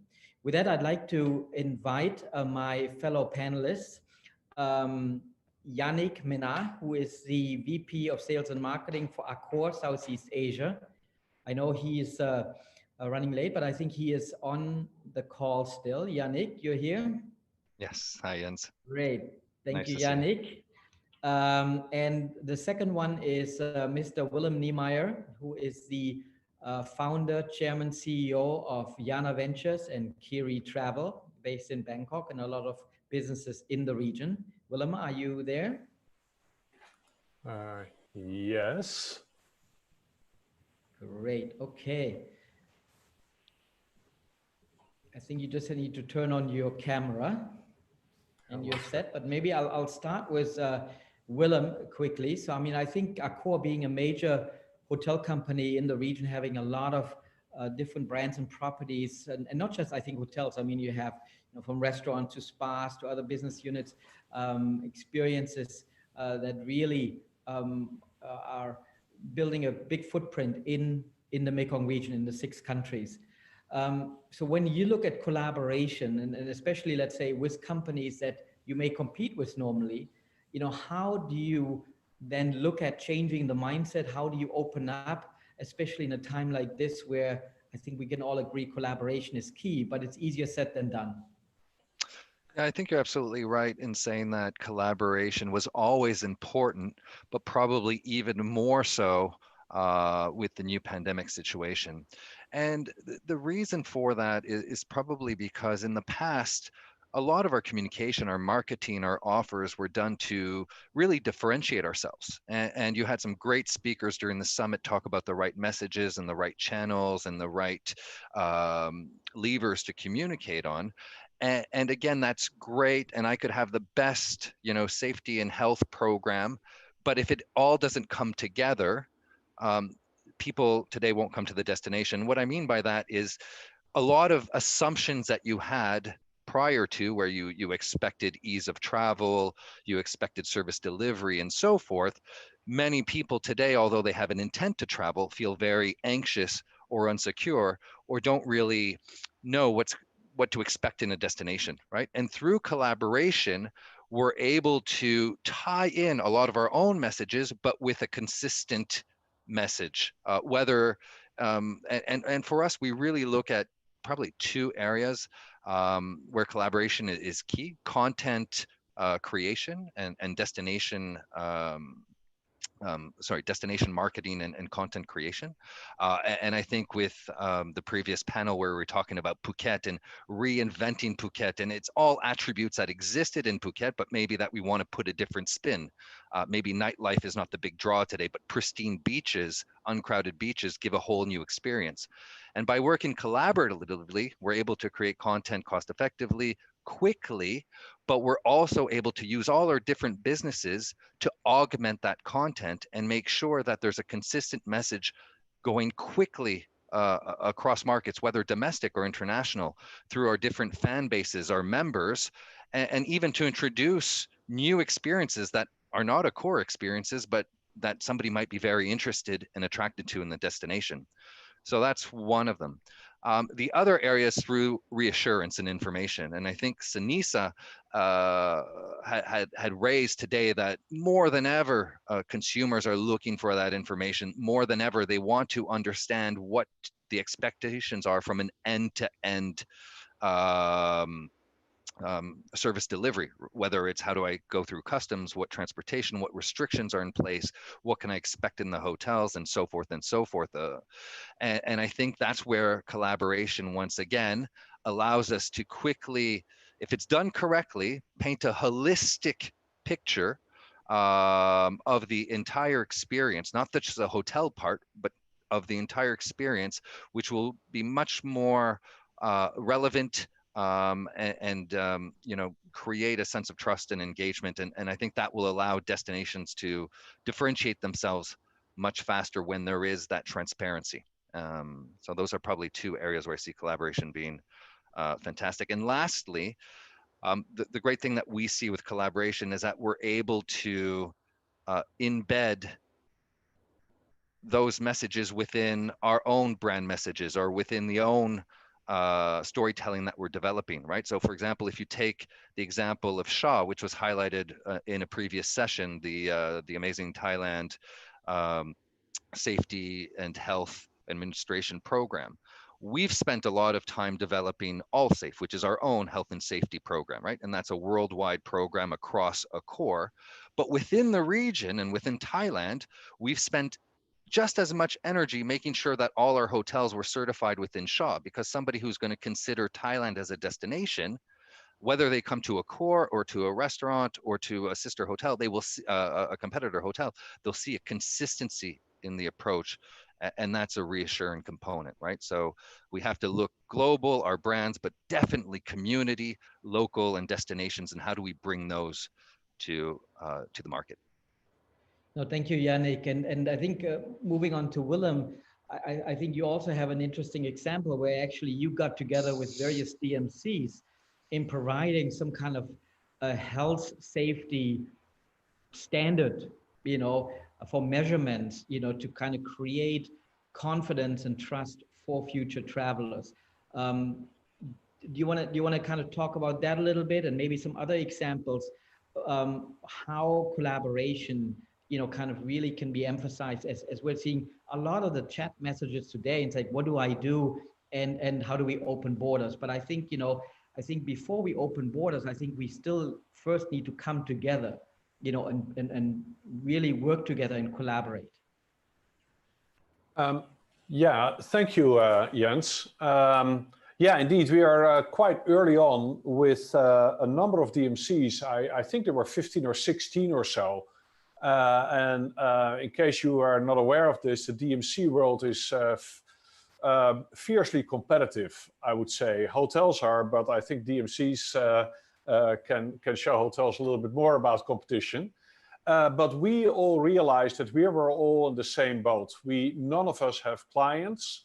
And actually, regionally speaking, a lot of us were actually sharing the same clients.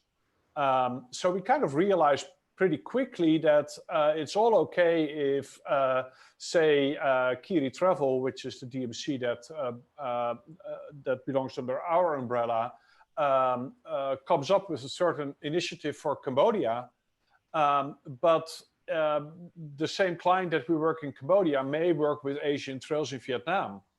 And if Asian Trails set up a different initiative for hygiene and health measures in Vietnam, then, you know, our clients are all going to be confused.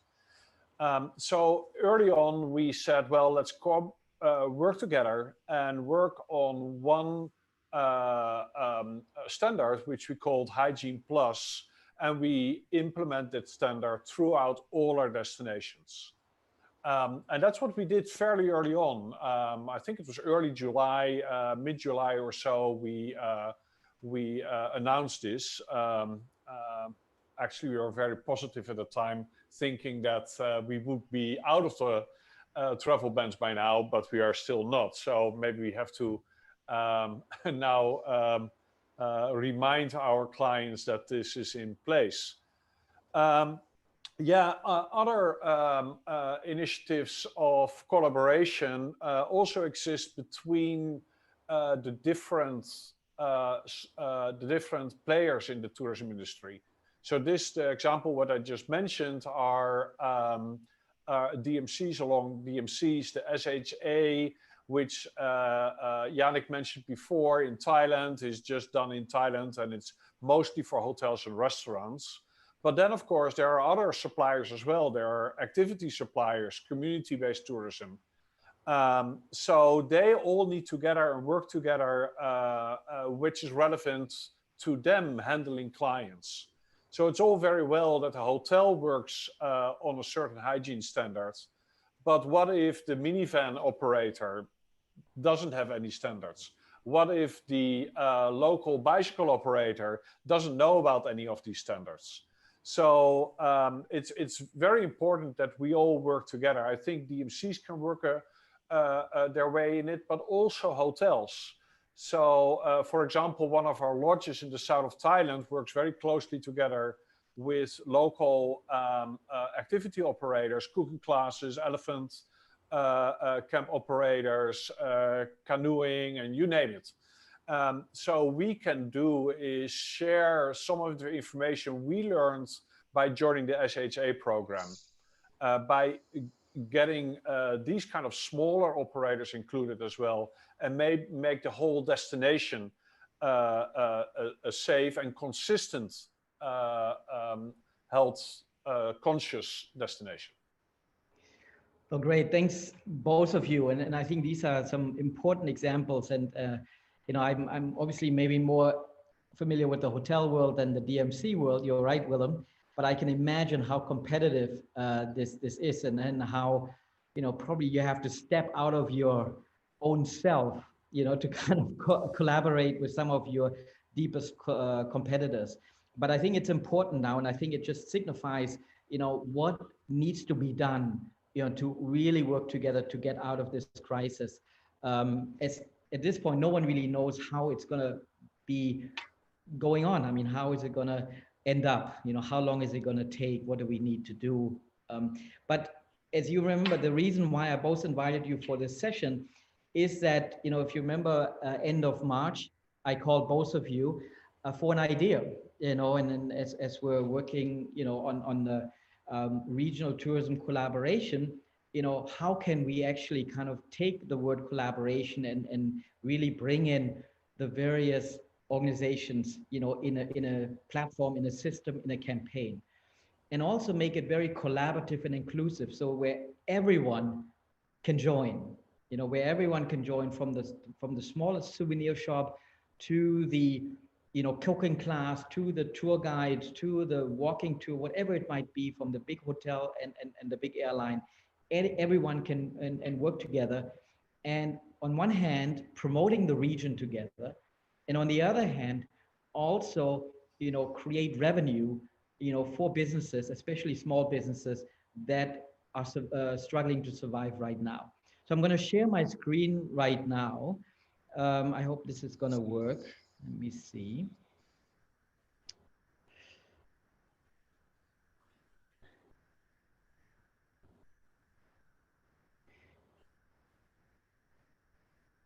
Because what we are announcing today is a dual platform play to really build one campaign, a collaborative campaign to really promote the Mekong region and businesses. And we created a little bit of a consortium of launch partners, which includes Accor, minor groups. So here you have two competitors. It also includes Yana Ventures and Kiri Travel, Memories Group out of Myanmar, Hanuman Travel out of Cambodia, and a few other ones. And we'll be making it all available to any business in the Mekong region to join for free at no cost. And the first one is Mekong Memories. So Mekong Memories is an idea where we said, okay, we have created Mekong Moments a few years ago, where we encourage people to share their experiences in picture or video format, put it on their own social media, if it is Instagram, Twitter, Facebook, whatever it might be, and tag it with hashtag Mekong Moments, and then connect it to the businesses. That has been very successful. But now we said, okay, why don't we create Mekong Memories, where any business can go out to their past guests and ask them to share their past memories, their past experiences. So it could be someone who has stayed at the Sofitel in Bangkok, or it could be someone who had gone on a tour with Kiri Travel, or had gone on balloons over Bagan with Memories Group, or whatever it might be, probably having these photos and these memories on their phone. And looking at them sometimes and thinking back, wow, this was a great time traveling around the Mekong region.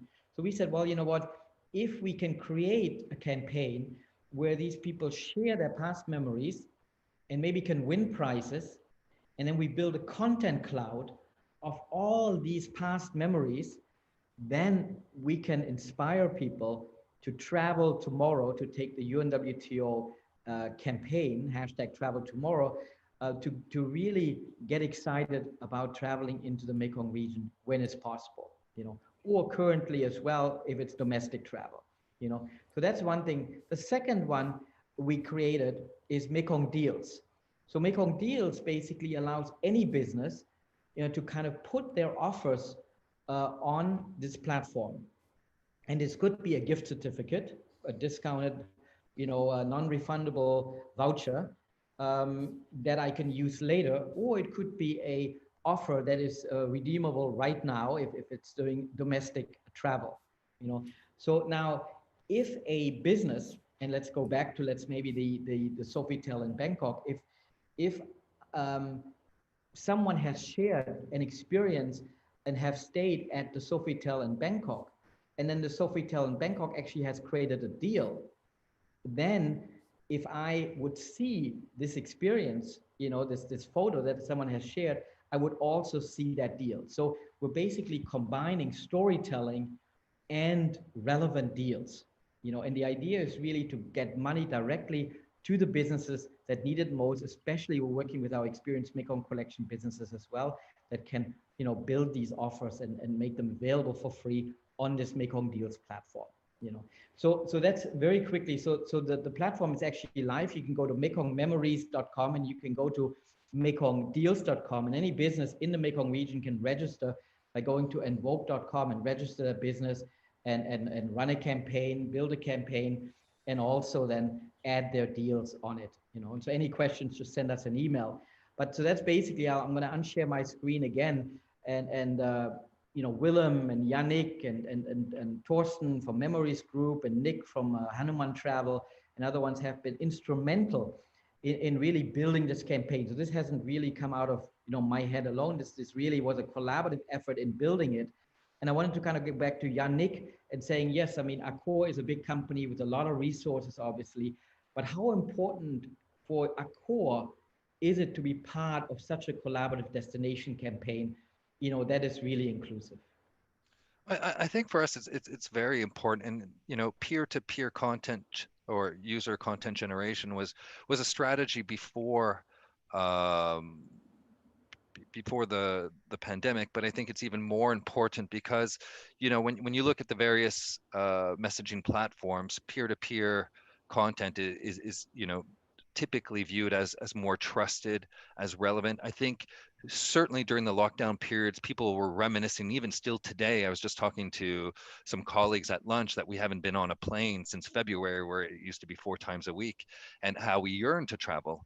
And getting people to go back into their memories, to pull out some of their pics. Everybody loves that, right? And to share them, and it gets shared to their friends and so forth, I think can be fantastic. Also a great way for people to discover new experiences off beaten path, or like you said, the small shop, that unique shop in Luang Prabang, or, that craft store, or that off the beaten path tour in Siem Reap, and really bring the community together. And through these type of grassroots campaigns, as I think the industry, the community learn to work together, that's a trampoline to even greater and bigger collaboration. So we're definitely excited about it, and we look forward to it. And it's somewhere where, once again, we're able to embed within our existing campaigns. So sometimes it's hard for Accor, being a global player, as you say. We have a lot, we have a head office, regional, we have a lot of brand guidelines and communication rules, and it's hard just to communicate a third-party business or something completely different. But when we're able to embed, whether it's a hashtag, a logo, a message within existing content, that's where we get that duplicate effect, where we get our message out, but at the same time as well, leading people to discover the community. And I think that's absolutely fantastic. So we look forward to it. And thank you. I know you did a tremendous work in spearheading this, so.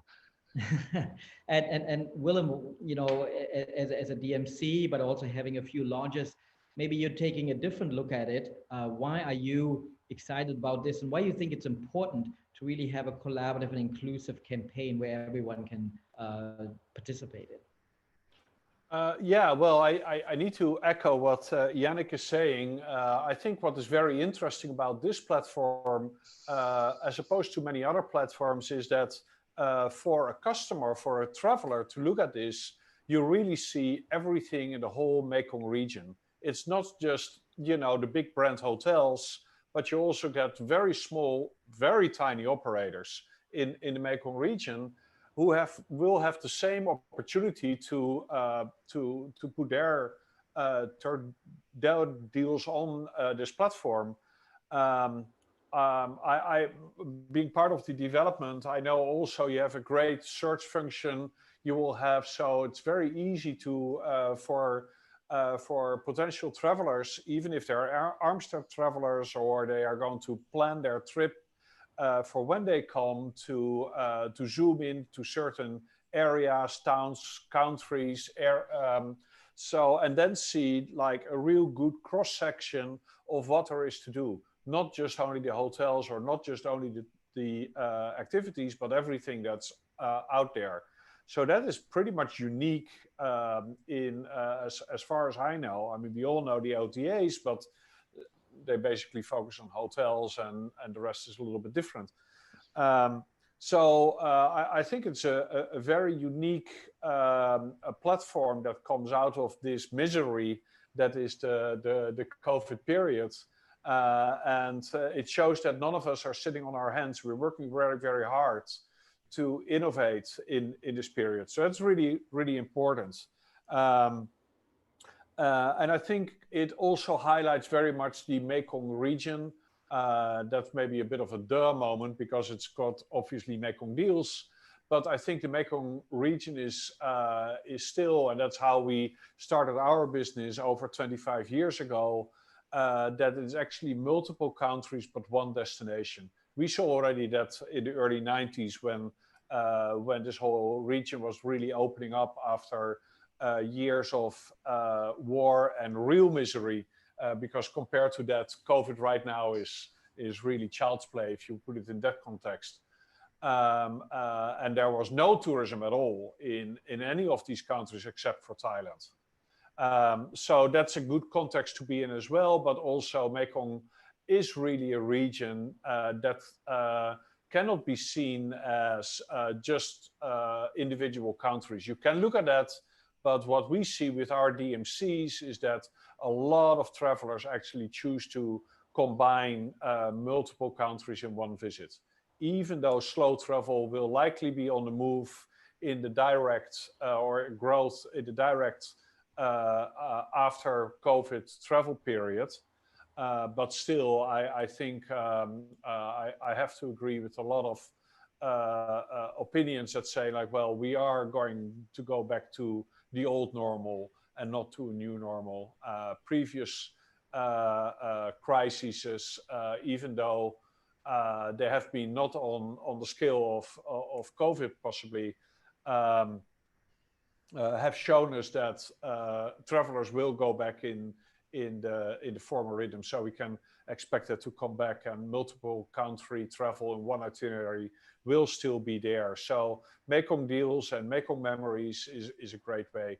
Finally, the Mekong memories and to pool in your former customers is a great way for everybody. It's for lodges, for big hotel chains, but also for DMCs, it's much more a B2B play, where we work with international tour operators. And of course, our clients, the DMC clients, the international tour operators in their countries in Europe or in America or wherever they are also desperate to start to get back into contact with their clients.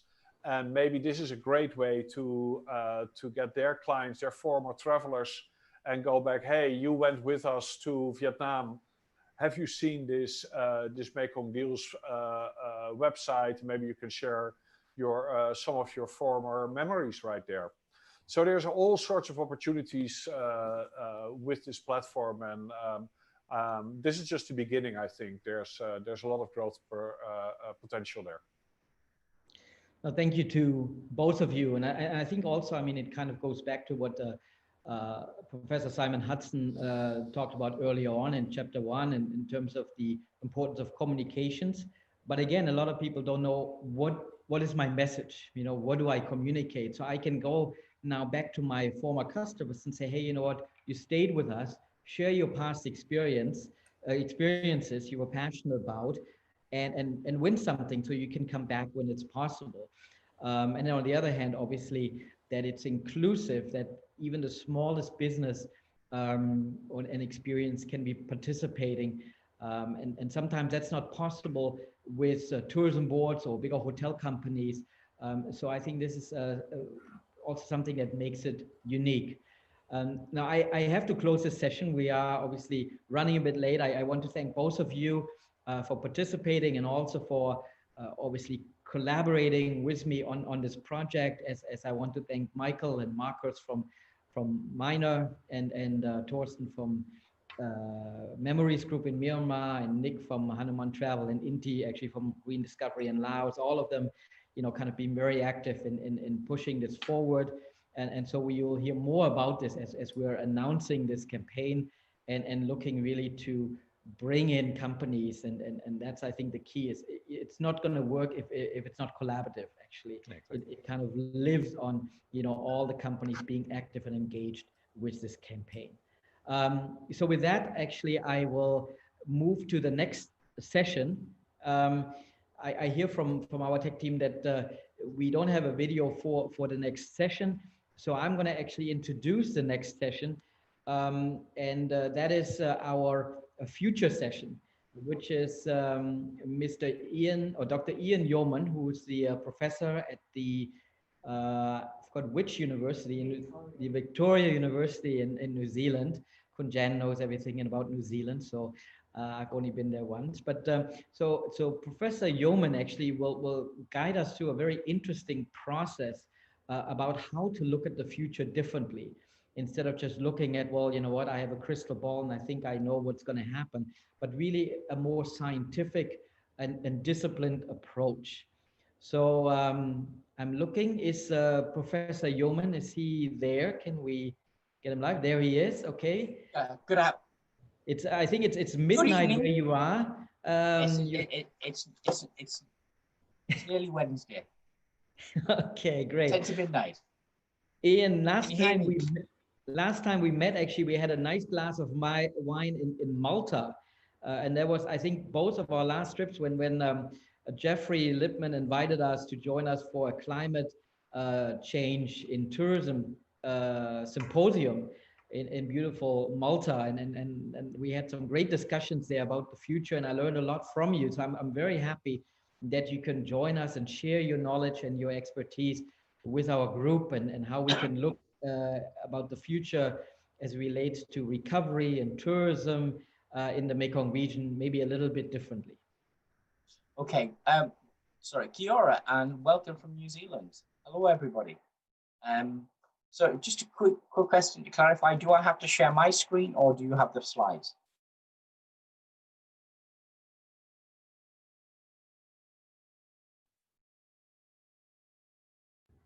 I think you can share your screen. I sent it to the tech team, but I think you can share your screen. That might be easier at this point. Okay.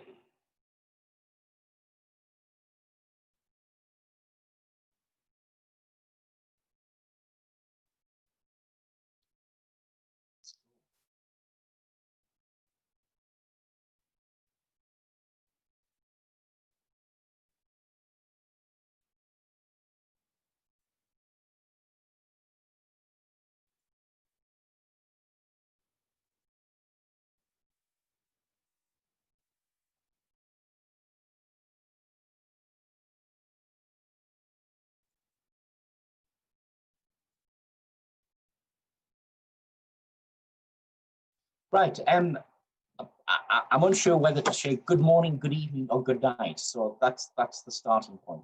I presume everybody can hear me clearly. Okay, yes, that's good. Yes. That's fine. Okay. So kia ora. So what I'm going to talk about is redesigning the future of tourism in a post-COVID-19 world. If you're actually tuning into this session because you're looking for answers, you may as well go home. I'm saying that because I don't know what the answer to the future is. All I can do is talk about a range of possibilities. And it's about an in-depth understanding about change and why change is occurring. That's important. So basically, I've got about 10 minutes and I'm going to focus on two things. Understanding tourist behavior and how it's changed, and what are the possible scenarios for the next 5 years. So am I talking about the past or am I talking about the future? What's the old way and what's the new way? Because many of you have talked about how the world has changed. But what we don't know is what is the level of disruption. And what's key is the deeper and longer COVID-19 goes on, we get to a tipping point where the world permanently changes. So the starting point is understanding consumer behavior or the tourist behavior. What's going to change and why it's going to change. This is what they call a consumer map. These are some of the key trends that drive and shape tourism. I could speak to this map for the next 3.5 hours, but I can't do that. But what's important from a destination perspective or a business perspective is understanding what are the dominant trends, what are the slow trends, what are the arrested trends, and what are the advancing trends. And many of the previous presentations have covered that. So, for example, the dominant trends. COVID-19 has acted as a suppressor or a releaser. For example, we talk about Black Lives Matter and activism. We talk about the desire for simplicity in the terms of different things. We talk about consumers building their personal resilience. These are some of the more dominant trends. And some of the trends that have accelerated, things like staycation, search for healthy habits, mercury consumption. I could talk about these for a long time, but what I wanted to explore and give an example is each trend changes, but each trend also has an opportunity. Each trend impacts upon tourism. So I'm only going to focus on one trend because I've only got 10 minutes. The trend I'm going to look at is the concept of mobility. So mobility, tourism is about mobility. It's about the movement from tourists from A to B. We live in this mobile society. Overnight, because of COVID-19, international arrivals just stopped. Airports became vacant. Railway stations didn't have any passengers. Roads were completely empty. So the world stopped. So we think mobility ended. We don't drive anywhere, we're doing things. But if we look at the concept of mobility a bit deeper, a certain number of things emerge.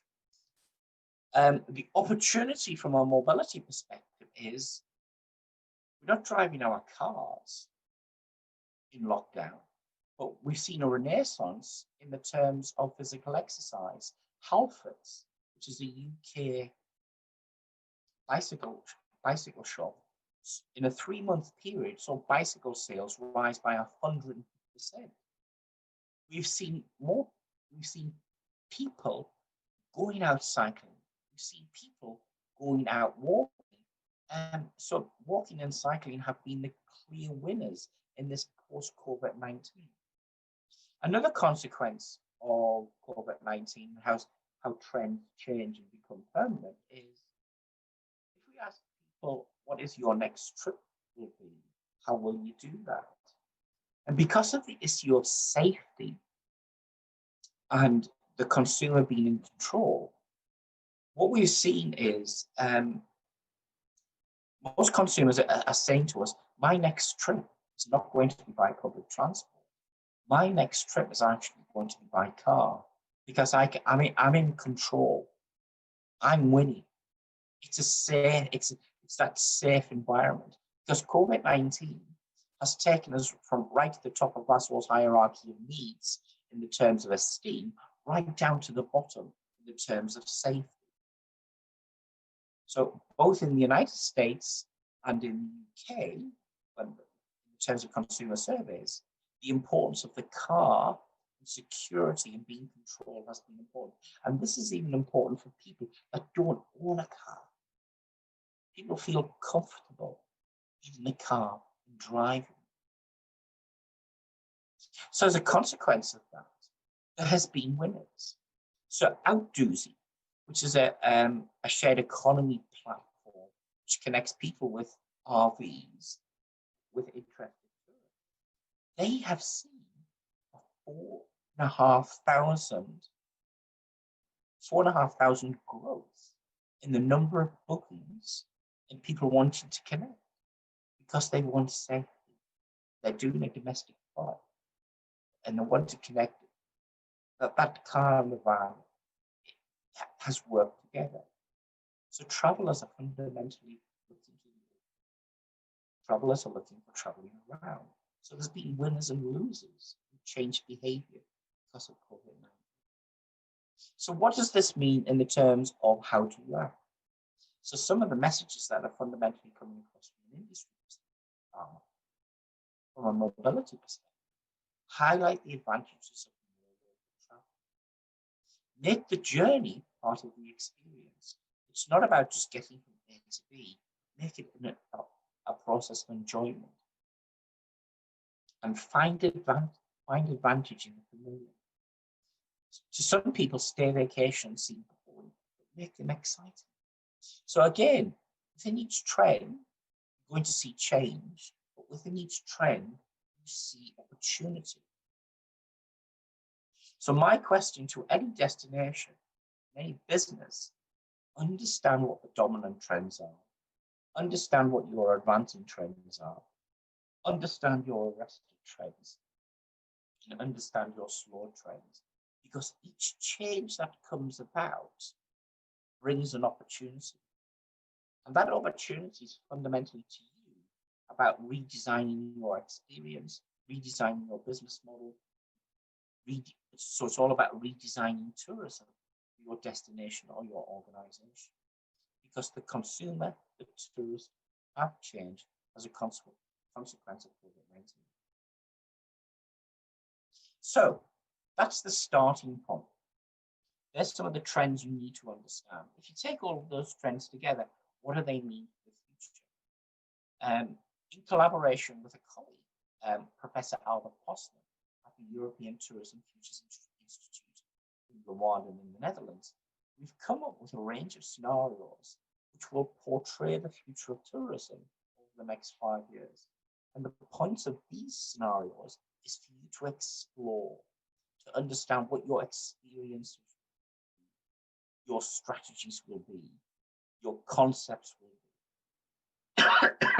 Sorry, it's not COVID-19 at all. We only have a test. So we've got 4 scenarios here. The thing we don't know is what the future will be, because there's not one future, but a range of futures, because there's too many uncertainties going forward. Those uncertainties relate to how shallow and short this economic recession will be. Or will it be something that's very long?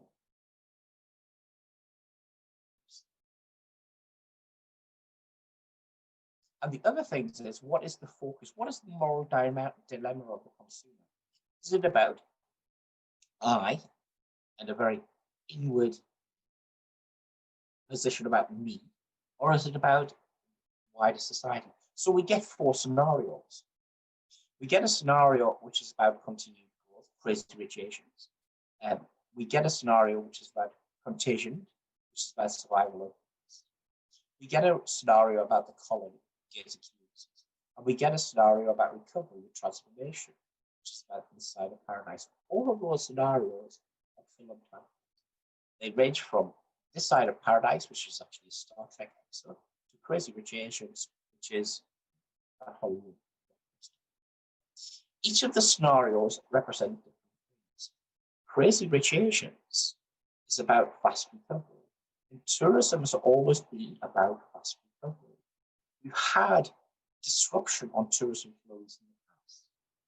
And if you look at this crazy rich Asians, in particular, if you look at the youth market, of those under the age of 30, they've got pent-up demand.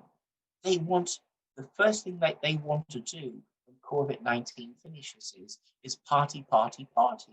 They want to travel. They want to do things. They don't want to stay at home. They just want to see the world. So this is about hedonistic and egoism. This is about fast recovery.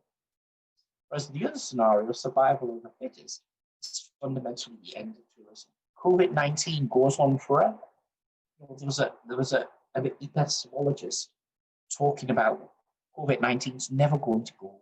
It's changed societies. We'll have to have a new vaccine every year, just like in influenza. So it basically is the end of tourism.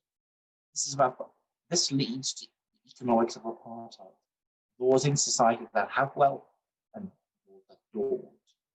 It's a me first protectionist policy. Whereas the colony is what many destinations are trying to grapple with. New Zealand, with this little island at the bottom of the world, we have relatively very few cases of COVID-19 because we're an island. We've cut out international tourism. We've basically closed the border. So is this the new norm? Is New Zealand's tourism market just going to be focused on domestic tourism going forward? This gated community trying to keep this virus out. Or what everybody's talking about in the final scenario is this side of paradise. The opportunity of COVID-19 is for us to rethink tourism and our relationship with the ecosystem. It's about a sustainable and balanced rethinking capitalism. So there's different ways that we've got. Each scenario presents different opportunities, and we move from scenario to scenario, and there's conflicts between scenarios. So, for example, Crazy Rich Asians is a scenario which business wants in New Zealand.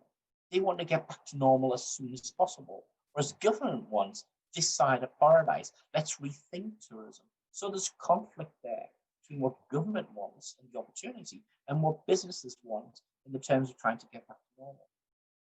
The tourist is saying for each of those scenarios.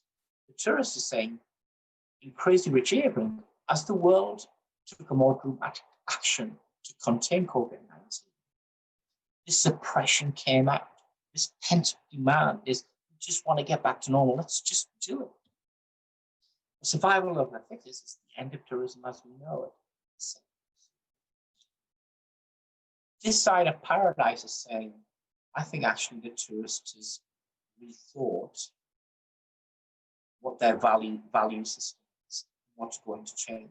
Some of these habits are for the longer term. We've got a more collective society because we've come together. When you've got recession, things that become important to us are family and friends and our relationship.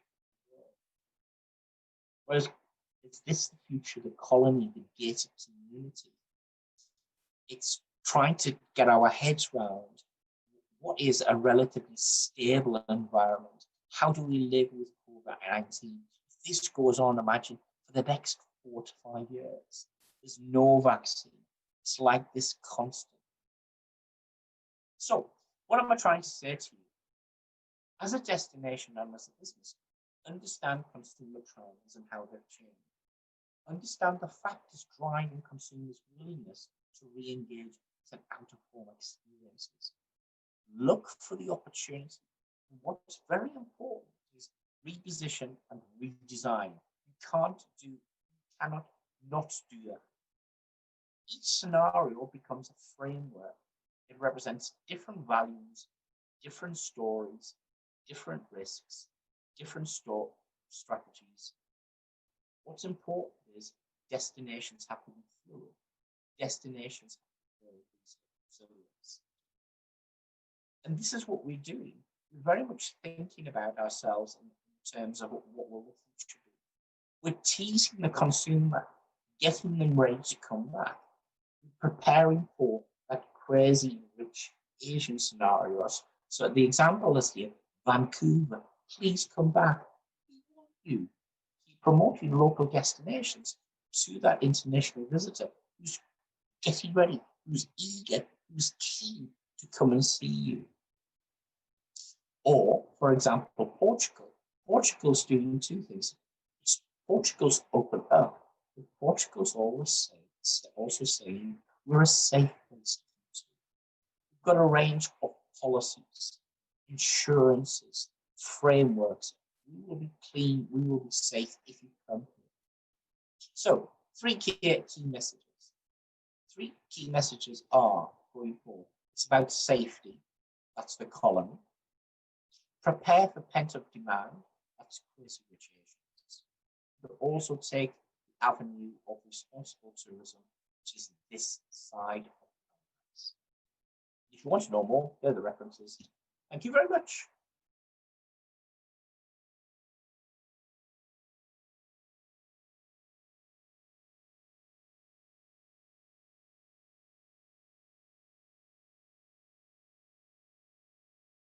Hello?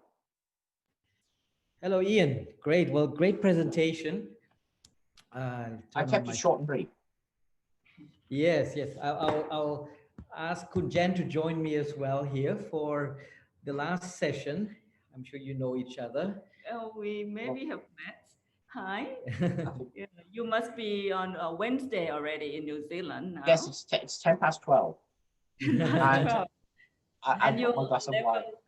Cheers. And you're on level 2 over there, right? With the situation. We're at level 2 because we've had a new community cluster outbreak about 7 or 8 days ago. We think there was some sort of leakage. Good. Well, since we're running a little bit late, he's thinking. I just wanted to ask you exactly one question, so obviously everyone, and have you probably read some of the chat messages, of today's summit, is saying like, well, what will happen? What will the future hold? And obviously, I think we can all agree no one knows really what the future will hold. I think that's the one thing that I think we can all agree on. But I think from your standpoint, as having a very disciplined scenario approach, if someone asks you, let's say a hotel company or a restaurant, and said like, well, how do I plan? I have a restaurant in Luang Prabang, I have a tour company in Vietnam, I have a hotel in Phuket. How do I plan for the future? What advice would you give business right now? And also maybe what advice would you give a government, in looking at the future? Well, I think going forward, because there is so much uncertainty, so many unanswered questions, and nobody can give an answer with certainty. This is exactly what is going to happen. So all destinations, all governments have to plan for uncertainty, have to plan for plurality, have to plan for those 4 different scenarios, and ask a range of questions. What are the decisions I'm going to take in a range of different worlds? So that's one thing. The second thing is to understand in the short term, if I'm a business, is you basically have to redesign what your product and your experiences are. You have to understand from that tourist behavior consumer map I presented earlier on, what are the dominant trends?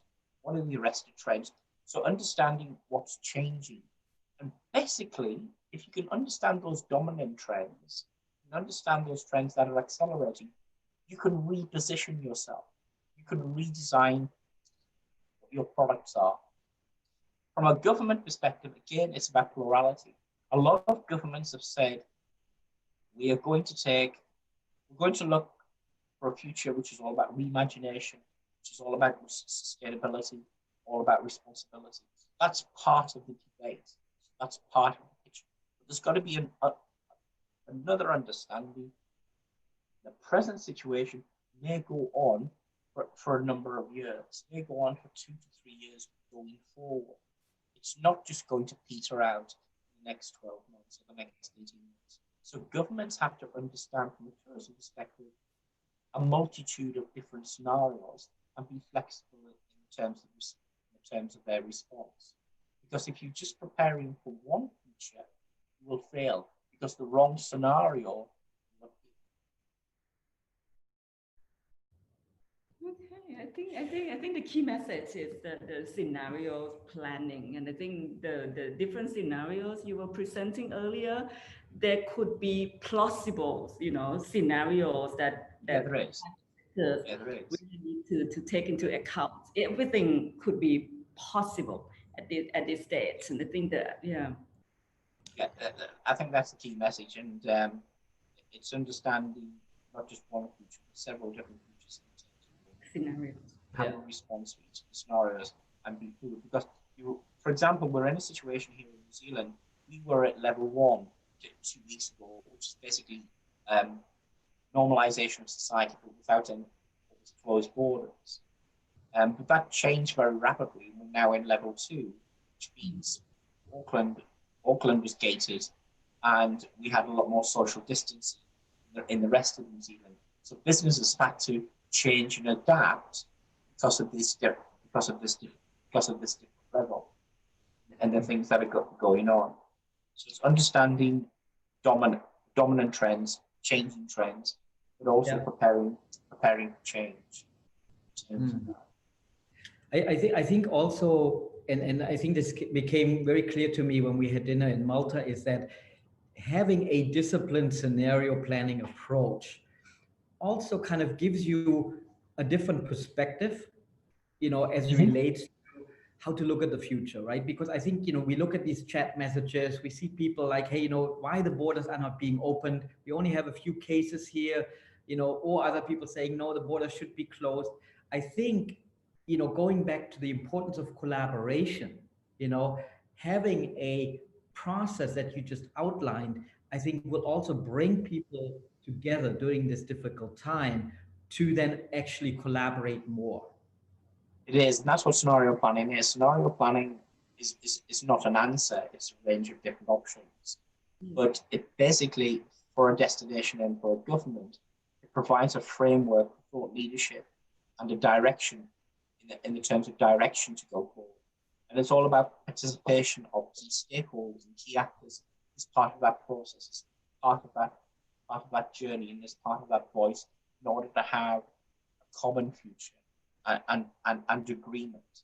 Because what's really important is what you said, collaboration going forward, cooperation. What we don't want is what's happening in the United States, where there is a lack of leadership and this disparity and strong differences of opinion in basically, federal government's just given up. Federal government's just given up, and it's a fight for all and stuff like that. So I think tourism's got a number of opportunities of what it can do, and many destinations have responded in a positive way. And all of the leaders and all of the thought leaders that you've had in the sessions have said that it's about this is the biggest issue, the biggest crisis that tourism's ever faced in a modern society, because we're the world's largest industry. Fundamentally, the world's largest industry, and international arrivals stopped overnight, and it's given us an opportunity to rebrand and rebuild. Yeah. Okay. I think Professor Ian, I think the key message here is just to leave everyone with the last thought of the future, and I think people have to keep asking ourselves, what if? And I think that what future really lies upon. I think you wanted to go to bed now in New Zealand, and I think yeah, it's 12:15. I've got a meeting. Yeah, we have one more as a as a closing of this whole very exciting event and full pack of different speakers, and obviously we still have over 100 participants, even staying with us up until now. And a few probably on YouTube watching separately. But I think what's interesting, and I want to thank Ian as well for staying up and giving us this valuable approach. I think a lot of people that have listened maybe are looking at the future now a little bit different and with a more disciplined approach and also coming together from a collaborative framework standpoint. But I think now with the next session, we're almost going back, to where we started. And this is really the importance of our small businesses, our experiences, responsible tourism, and social impact. And now for the third year, actually, we have now actually given out what we call the Experience Mekong Showcases. So we have with our Experience Mekong collection over 350 businesses that are small responsible travel businesses or social enterprises. They create an experience that almost powers Experience Mekong, and what we want to communicate to the world, what you can actually do and experience in this part of the world. So will you stay with us for the last showcase of Mekong collection? Okay. Okay. So thank you very much, Professor Ian. Thank I you. hope I see you in New Zealand sometimes. Good. I will see you before 2030. Okay. Okay. Thank you, Ian. Thank you. Good night. Good night. I think we now Good have morning. Good morning. Exactly. It's we midnight. have a quick video now introducing the next session.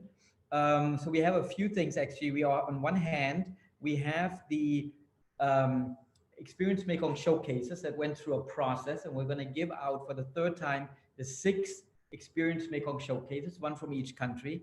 And then for the first time, actually, we're going to give out the Mekong Hero. Every year from now on, we're going to give out 2 Mekong Heroes a year. And today we're going to give out the first Mekong Hero, which is an individual that really has contributed to responsible tourism in the Mekong region in a significant way. You know, so my colleague, Mr. Ton, actually will moderate that session. So he is already waiting and is ready to go. So I'll give it over to the tech team to start the video, and then give it to Ton to moderate the session.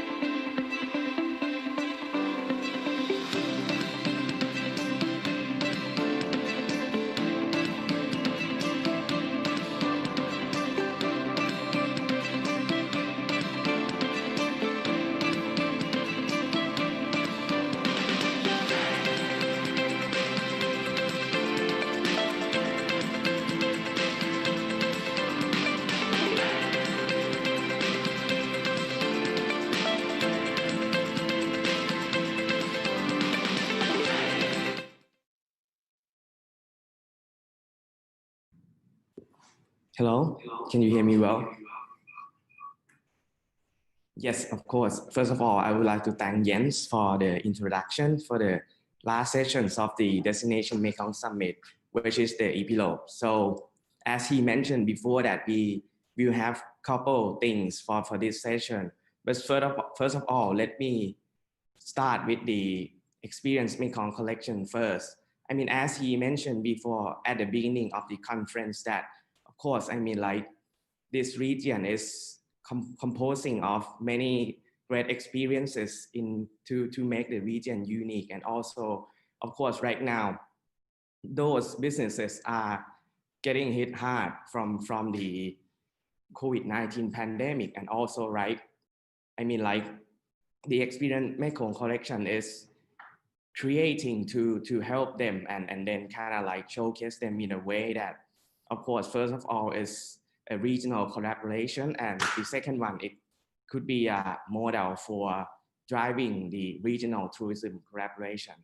So before moving to the other things for this session, so today we kind of like invite 2 panelists to join us to share about how the Experience Mekong collection can support and can be important for small responsible businesses in the region.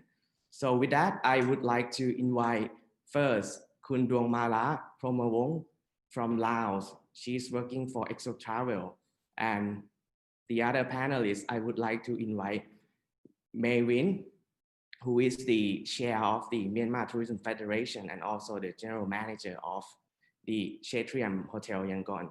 Please welcome our panelists today. Are you there? Yes. Can you hear me well? Yes. Yeah. Okay. So yes, thank you. First of all, I would like to thank you both that kind of like waiting for the session. It is a little bit late, but we can make it. So first of all, before moving to the other parts, I would like to, actually I have one major question for you both to share that, because as I mean, like you are working with the industry and also small businesses in the country. So I would like to ask that, how do you think that the Experience Mekong collection is important and can support the small businesses, especially during the challenging time like this? So I would like to start with Khun Dong Mala first, please. Okay, thank you, Khun.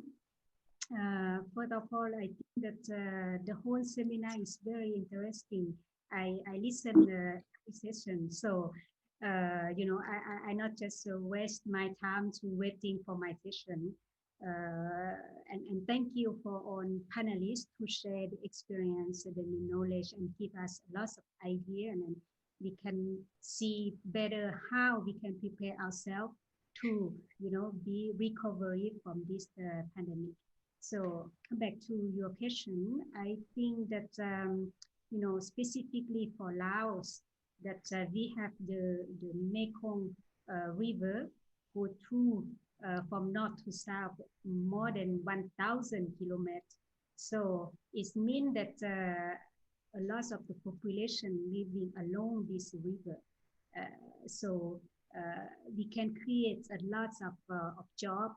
We can create a lot of experience if we think about tourism, but we can also just you know, use the water that the population living along this Mê Công river for many generations, and they use this water, this river, for many years before tourism. So and tourism could help and then could give the opportunity to create more jobs and also to exchange with the tourists who visit the country.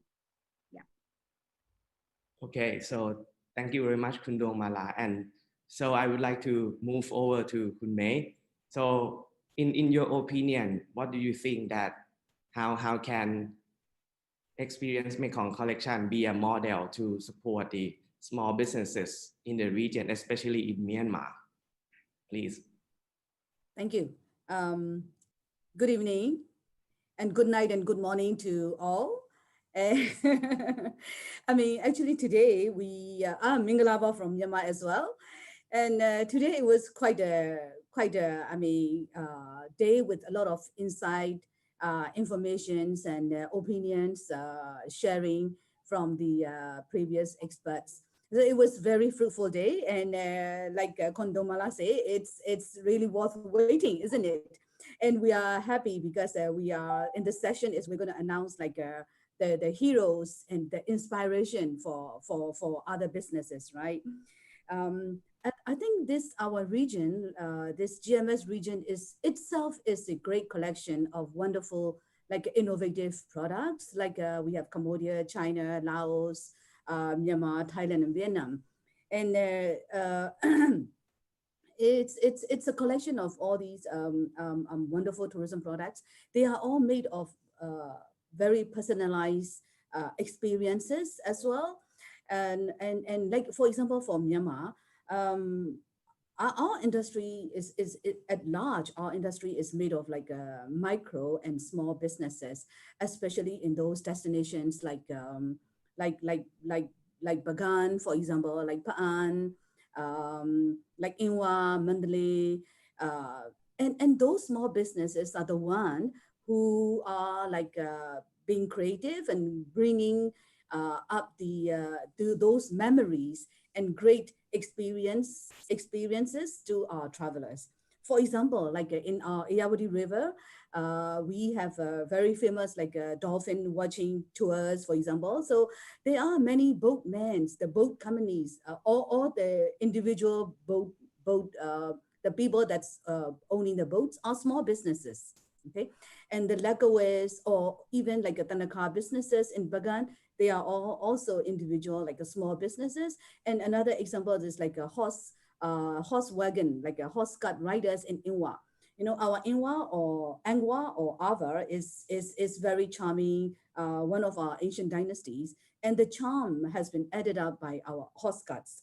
So I mean, these are all small businesses, and also part of our tourism like supply chain, like the products like for example local foods or local souvenirs, local products are also being like created by the small businesses. So we believe that enhance and empowering and supporting the small businesses, that's going to benefit a social and also economic impact on those communities in our country, and they would play also very important role in near future, because like a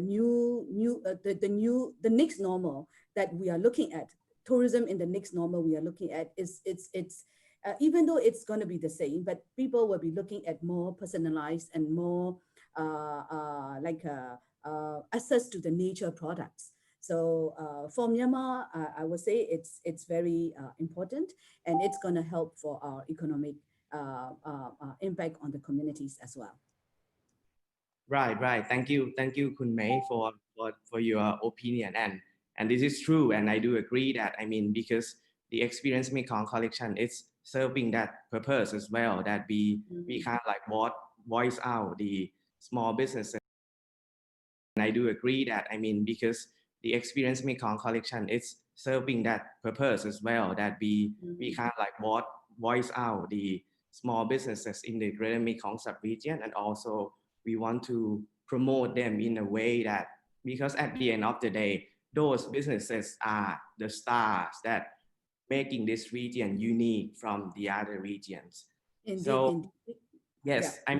I mean, moving back a little bit to Kun Dong Mala, that, I mean, from your opinion, do you think that the model of something like Experience Mekong collection can support and help small responsible businesses, especially in Laos after the pandemic times? I mean, from your standpoint, what do you think?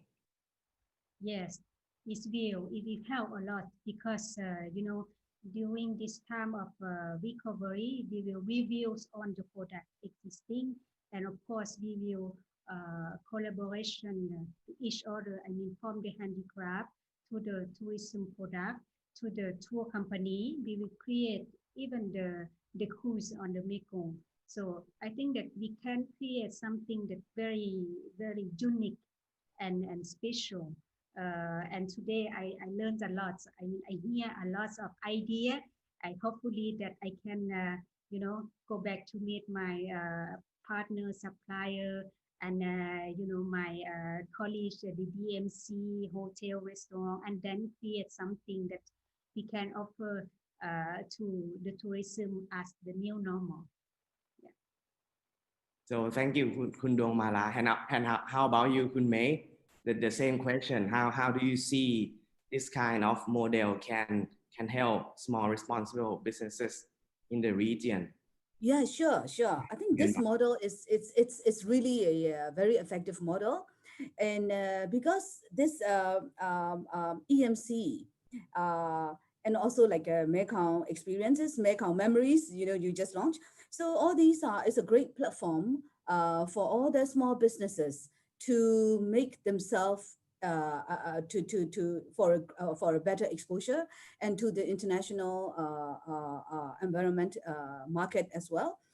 And also, I think it is also very effective communication way, because I think all these businesses all combine, I mean, collectively promoting the different experiences of first, like our country, for example, from Myanmar. So all these small businesses who are like creating unique experiences, if they are like promoting their experiences to the like international audience, I think collectively this is very good, like a kind of communicating to the travelers. And also on the other hand, it is also it's a good way to build like kind of trust and confidence for future, you know, to travel into our country, because those businesses are aiming for responsible and sustainable tourism development for the future in the post COVID period. Actually, COVID has really hit flat for all the businesses, big or small. So this also giving us an opportunity to rethink. So I think right now we have to do a lot of like a rethinking and reinventing. Whatever we do have, like just now, like Minister Mrs. Kopkan mentioned, that we do have all the forests and rivers, but then I think we have to reconsider, repackage, and innovate the experiences. We do have our traditions and crafts and arts and foods. So we have to consider, rethink, and how do we make even a more unique experiences. So I think this is giving a chance, an opportunity to everyone to rethink and to be more innovative. Okay, thank you very much, Khun May. So with that, I would like to thank both of you to share the experience and your standpoint on how Experience Mekong Collection can be beneficial and support the small businesses in the region. And so next, I would like to move forward to our Experience Mekong Collection showcase. So as Yen mentioned, that this year marks the third consecutive years that we've been recognizing the Experience Mekong Collection members from each country into the showcase. So this year we got around 60 participants from 6 countries, and we got 18 finalists in our second round. And the last one, today we are announcing the winner from each country. So I mean, this year we get around 10,000 votes for the first year that we opened for the public voting. So with that, I would like to move forward to the announcement of the Experience Mekong Collection for 2020. Yes, please, some videos, please.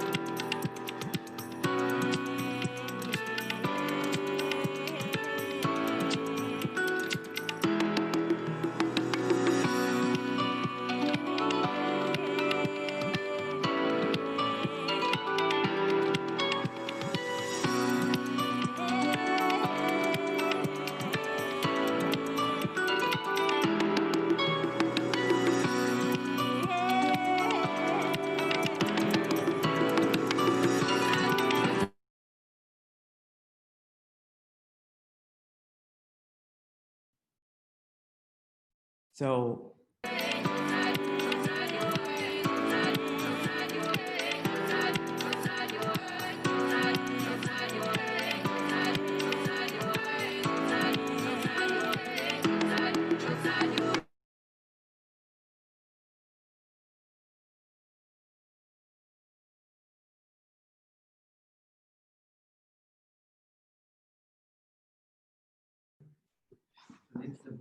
So the winner from Cambodia is the 11 Valley project. So congratulations. So next, I would like to move to the next country, which is China. Please.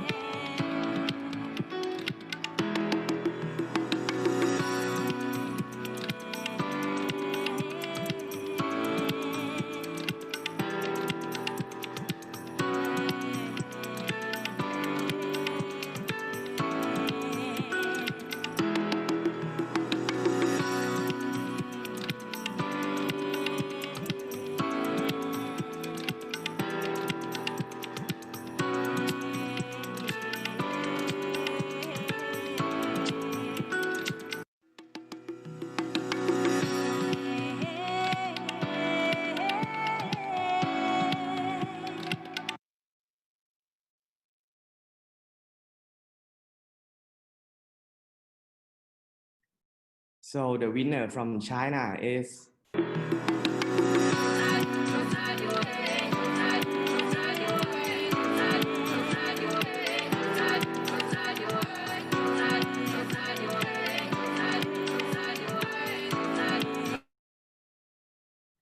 So congratulations to Yangshuo Mountain Retreat, the winner from China for this year. And so next, let's take a look.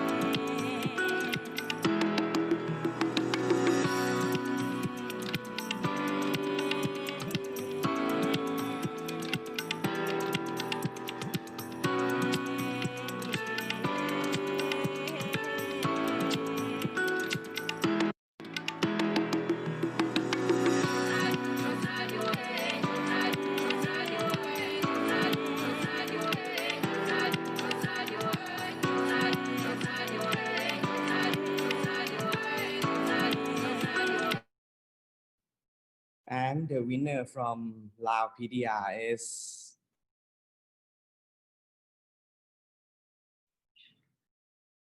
the Lao Buffalo Dairy. Congratulations. Okay. And then I would like to move forward to Myanmar. Let's take a look for the finalists, please.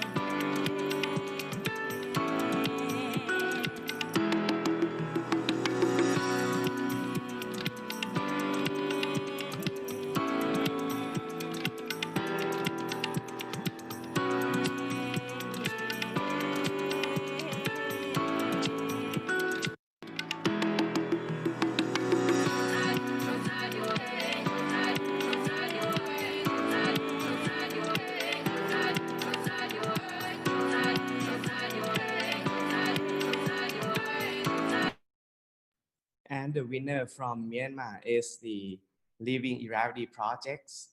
So congratulations. Next, I would like to move forward to Thailand, and let's take a look at the finalists and winner from Thailand, please.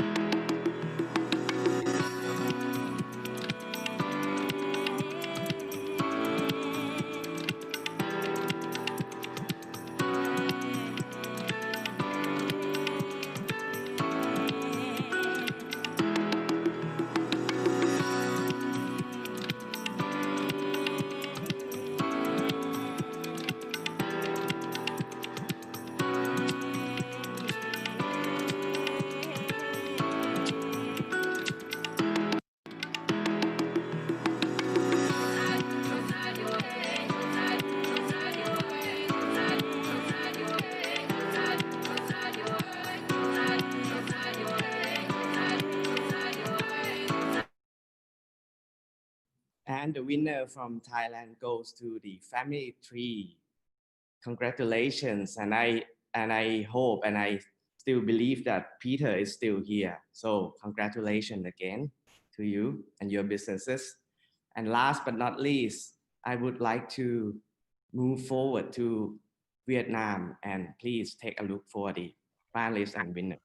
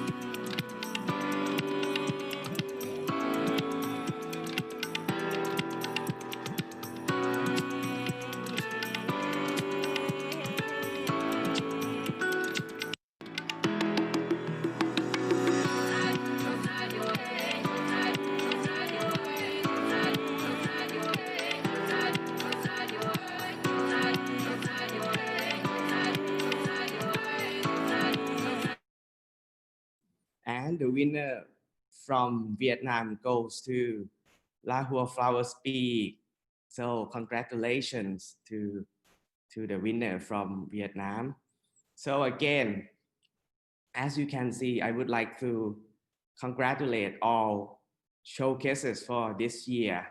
And I mean, like, they are getting a lot of votes and stuff from the audience. And especially this year, we will have one more special prize to recognize, which is about the experiences that get the most vote for this year. And the most vote for this year is from Myanmar, which is the Irrawaddy dolphin.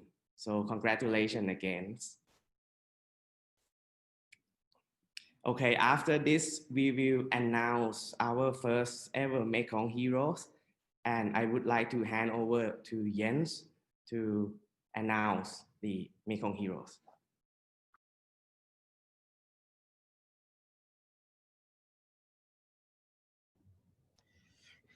Okay, great. Well, thank you so much.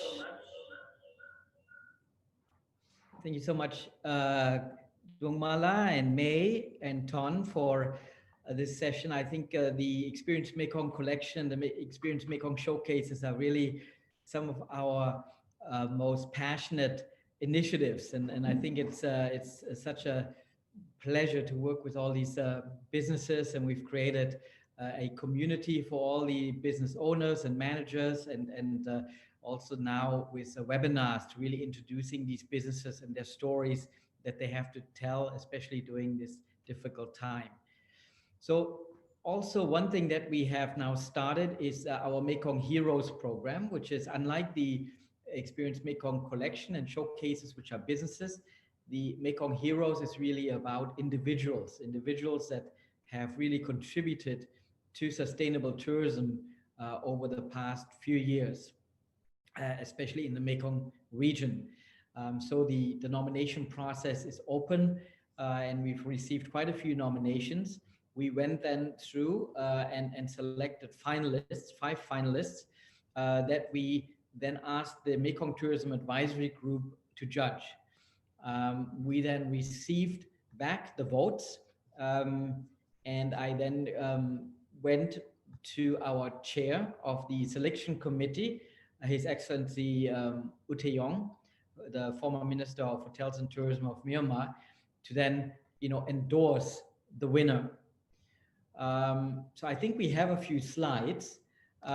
So before I mention the winner, I just want to say is, I mean, we got really a diverse group of nominations, and there is not one best or second best and so on. These are really all individuals that have done a lot of amazing things for sustainable tourism and tourism development in the Mekong region.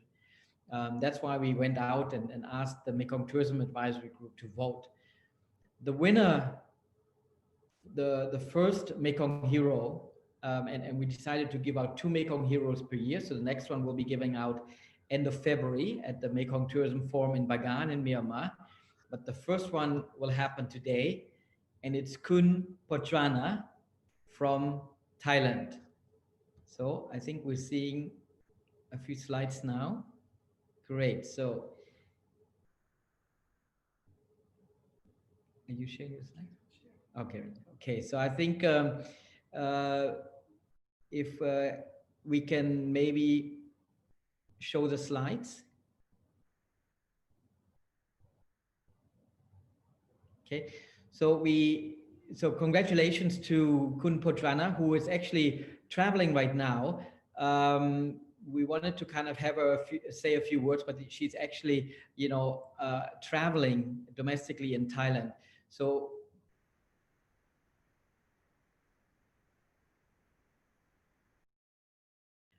to address the audience. So if we can show the video, please.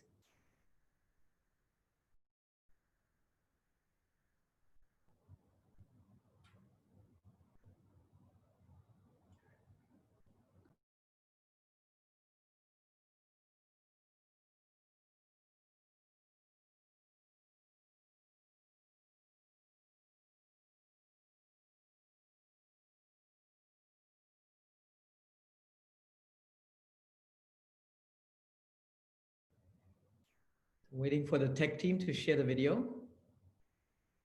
Okay, I think it's happening now.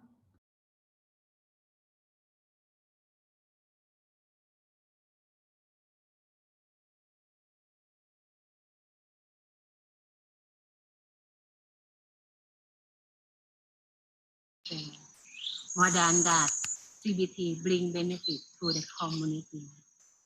Local experience is something that tourists are looking for. CBT can empower the community and engage on tourism sector to work in partnership. CBT is actually a policy, and the government recognizes the community as a key actor in tourism development. I'm very glad that my initiatives have been well received and continue. Thank you, Mê Công Tourism Coordinating Office, for nominating me as the first Mê Công Hero destination. ขอบคุณค่ะ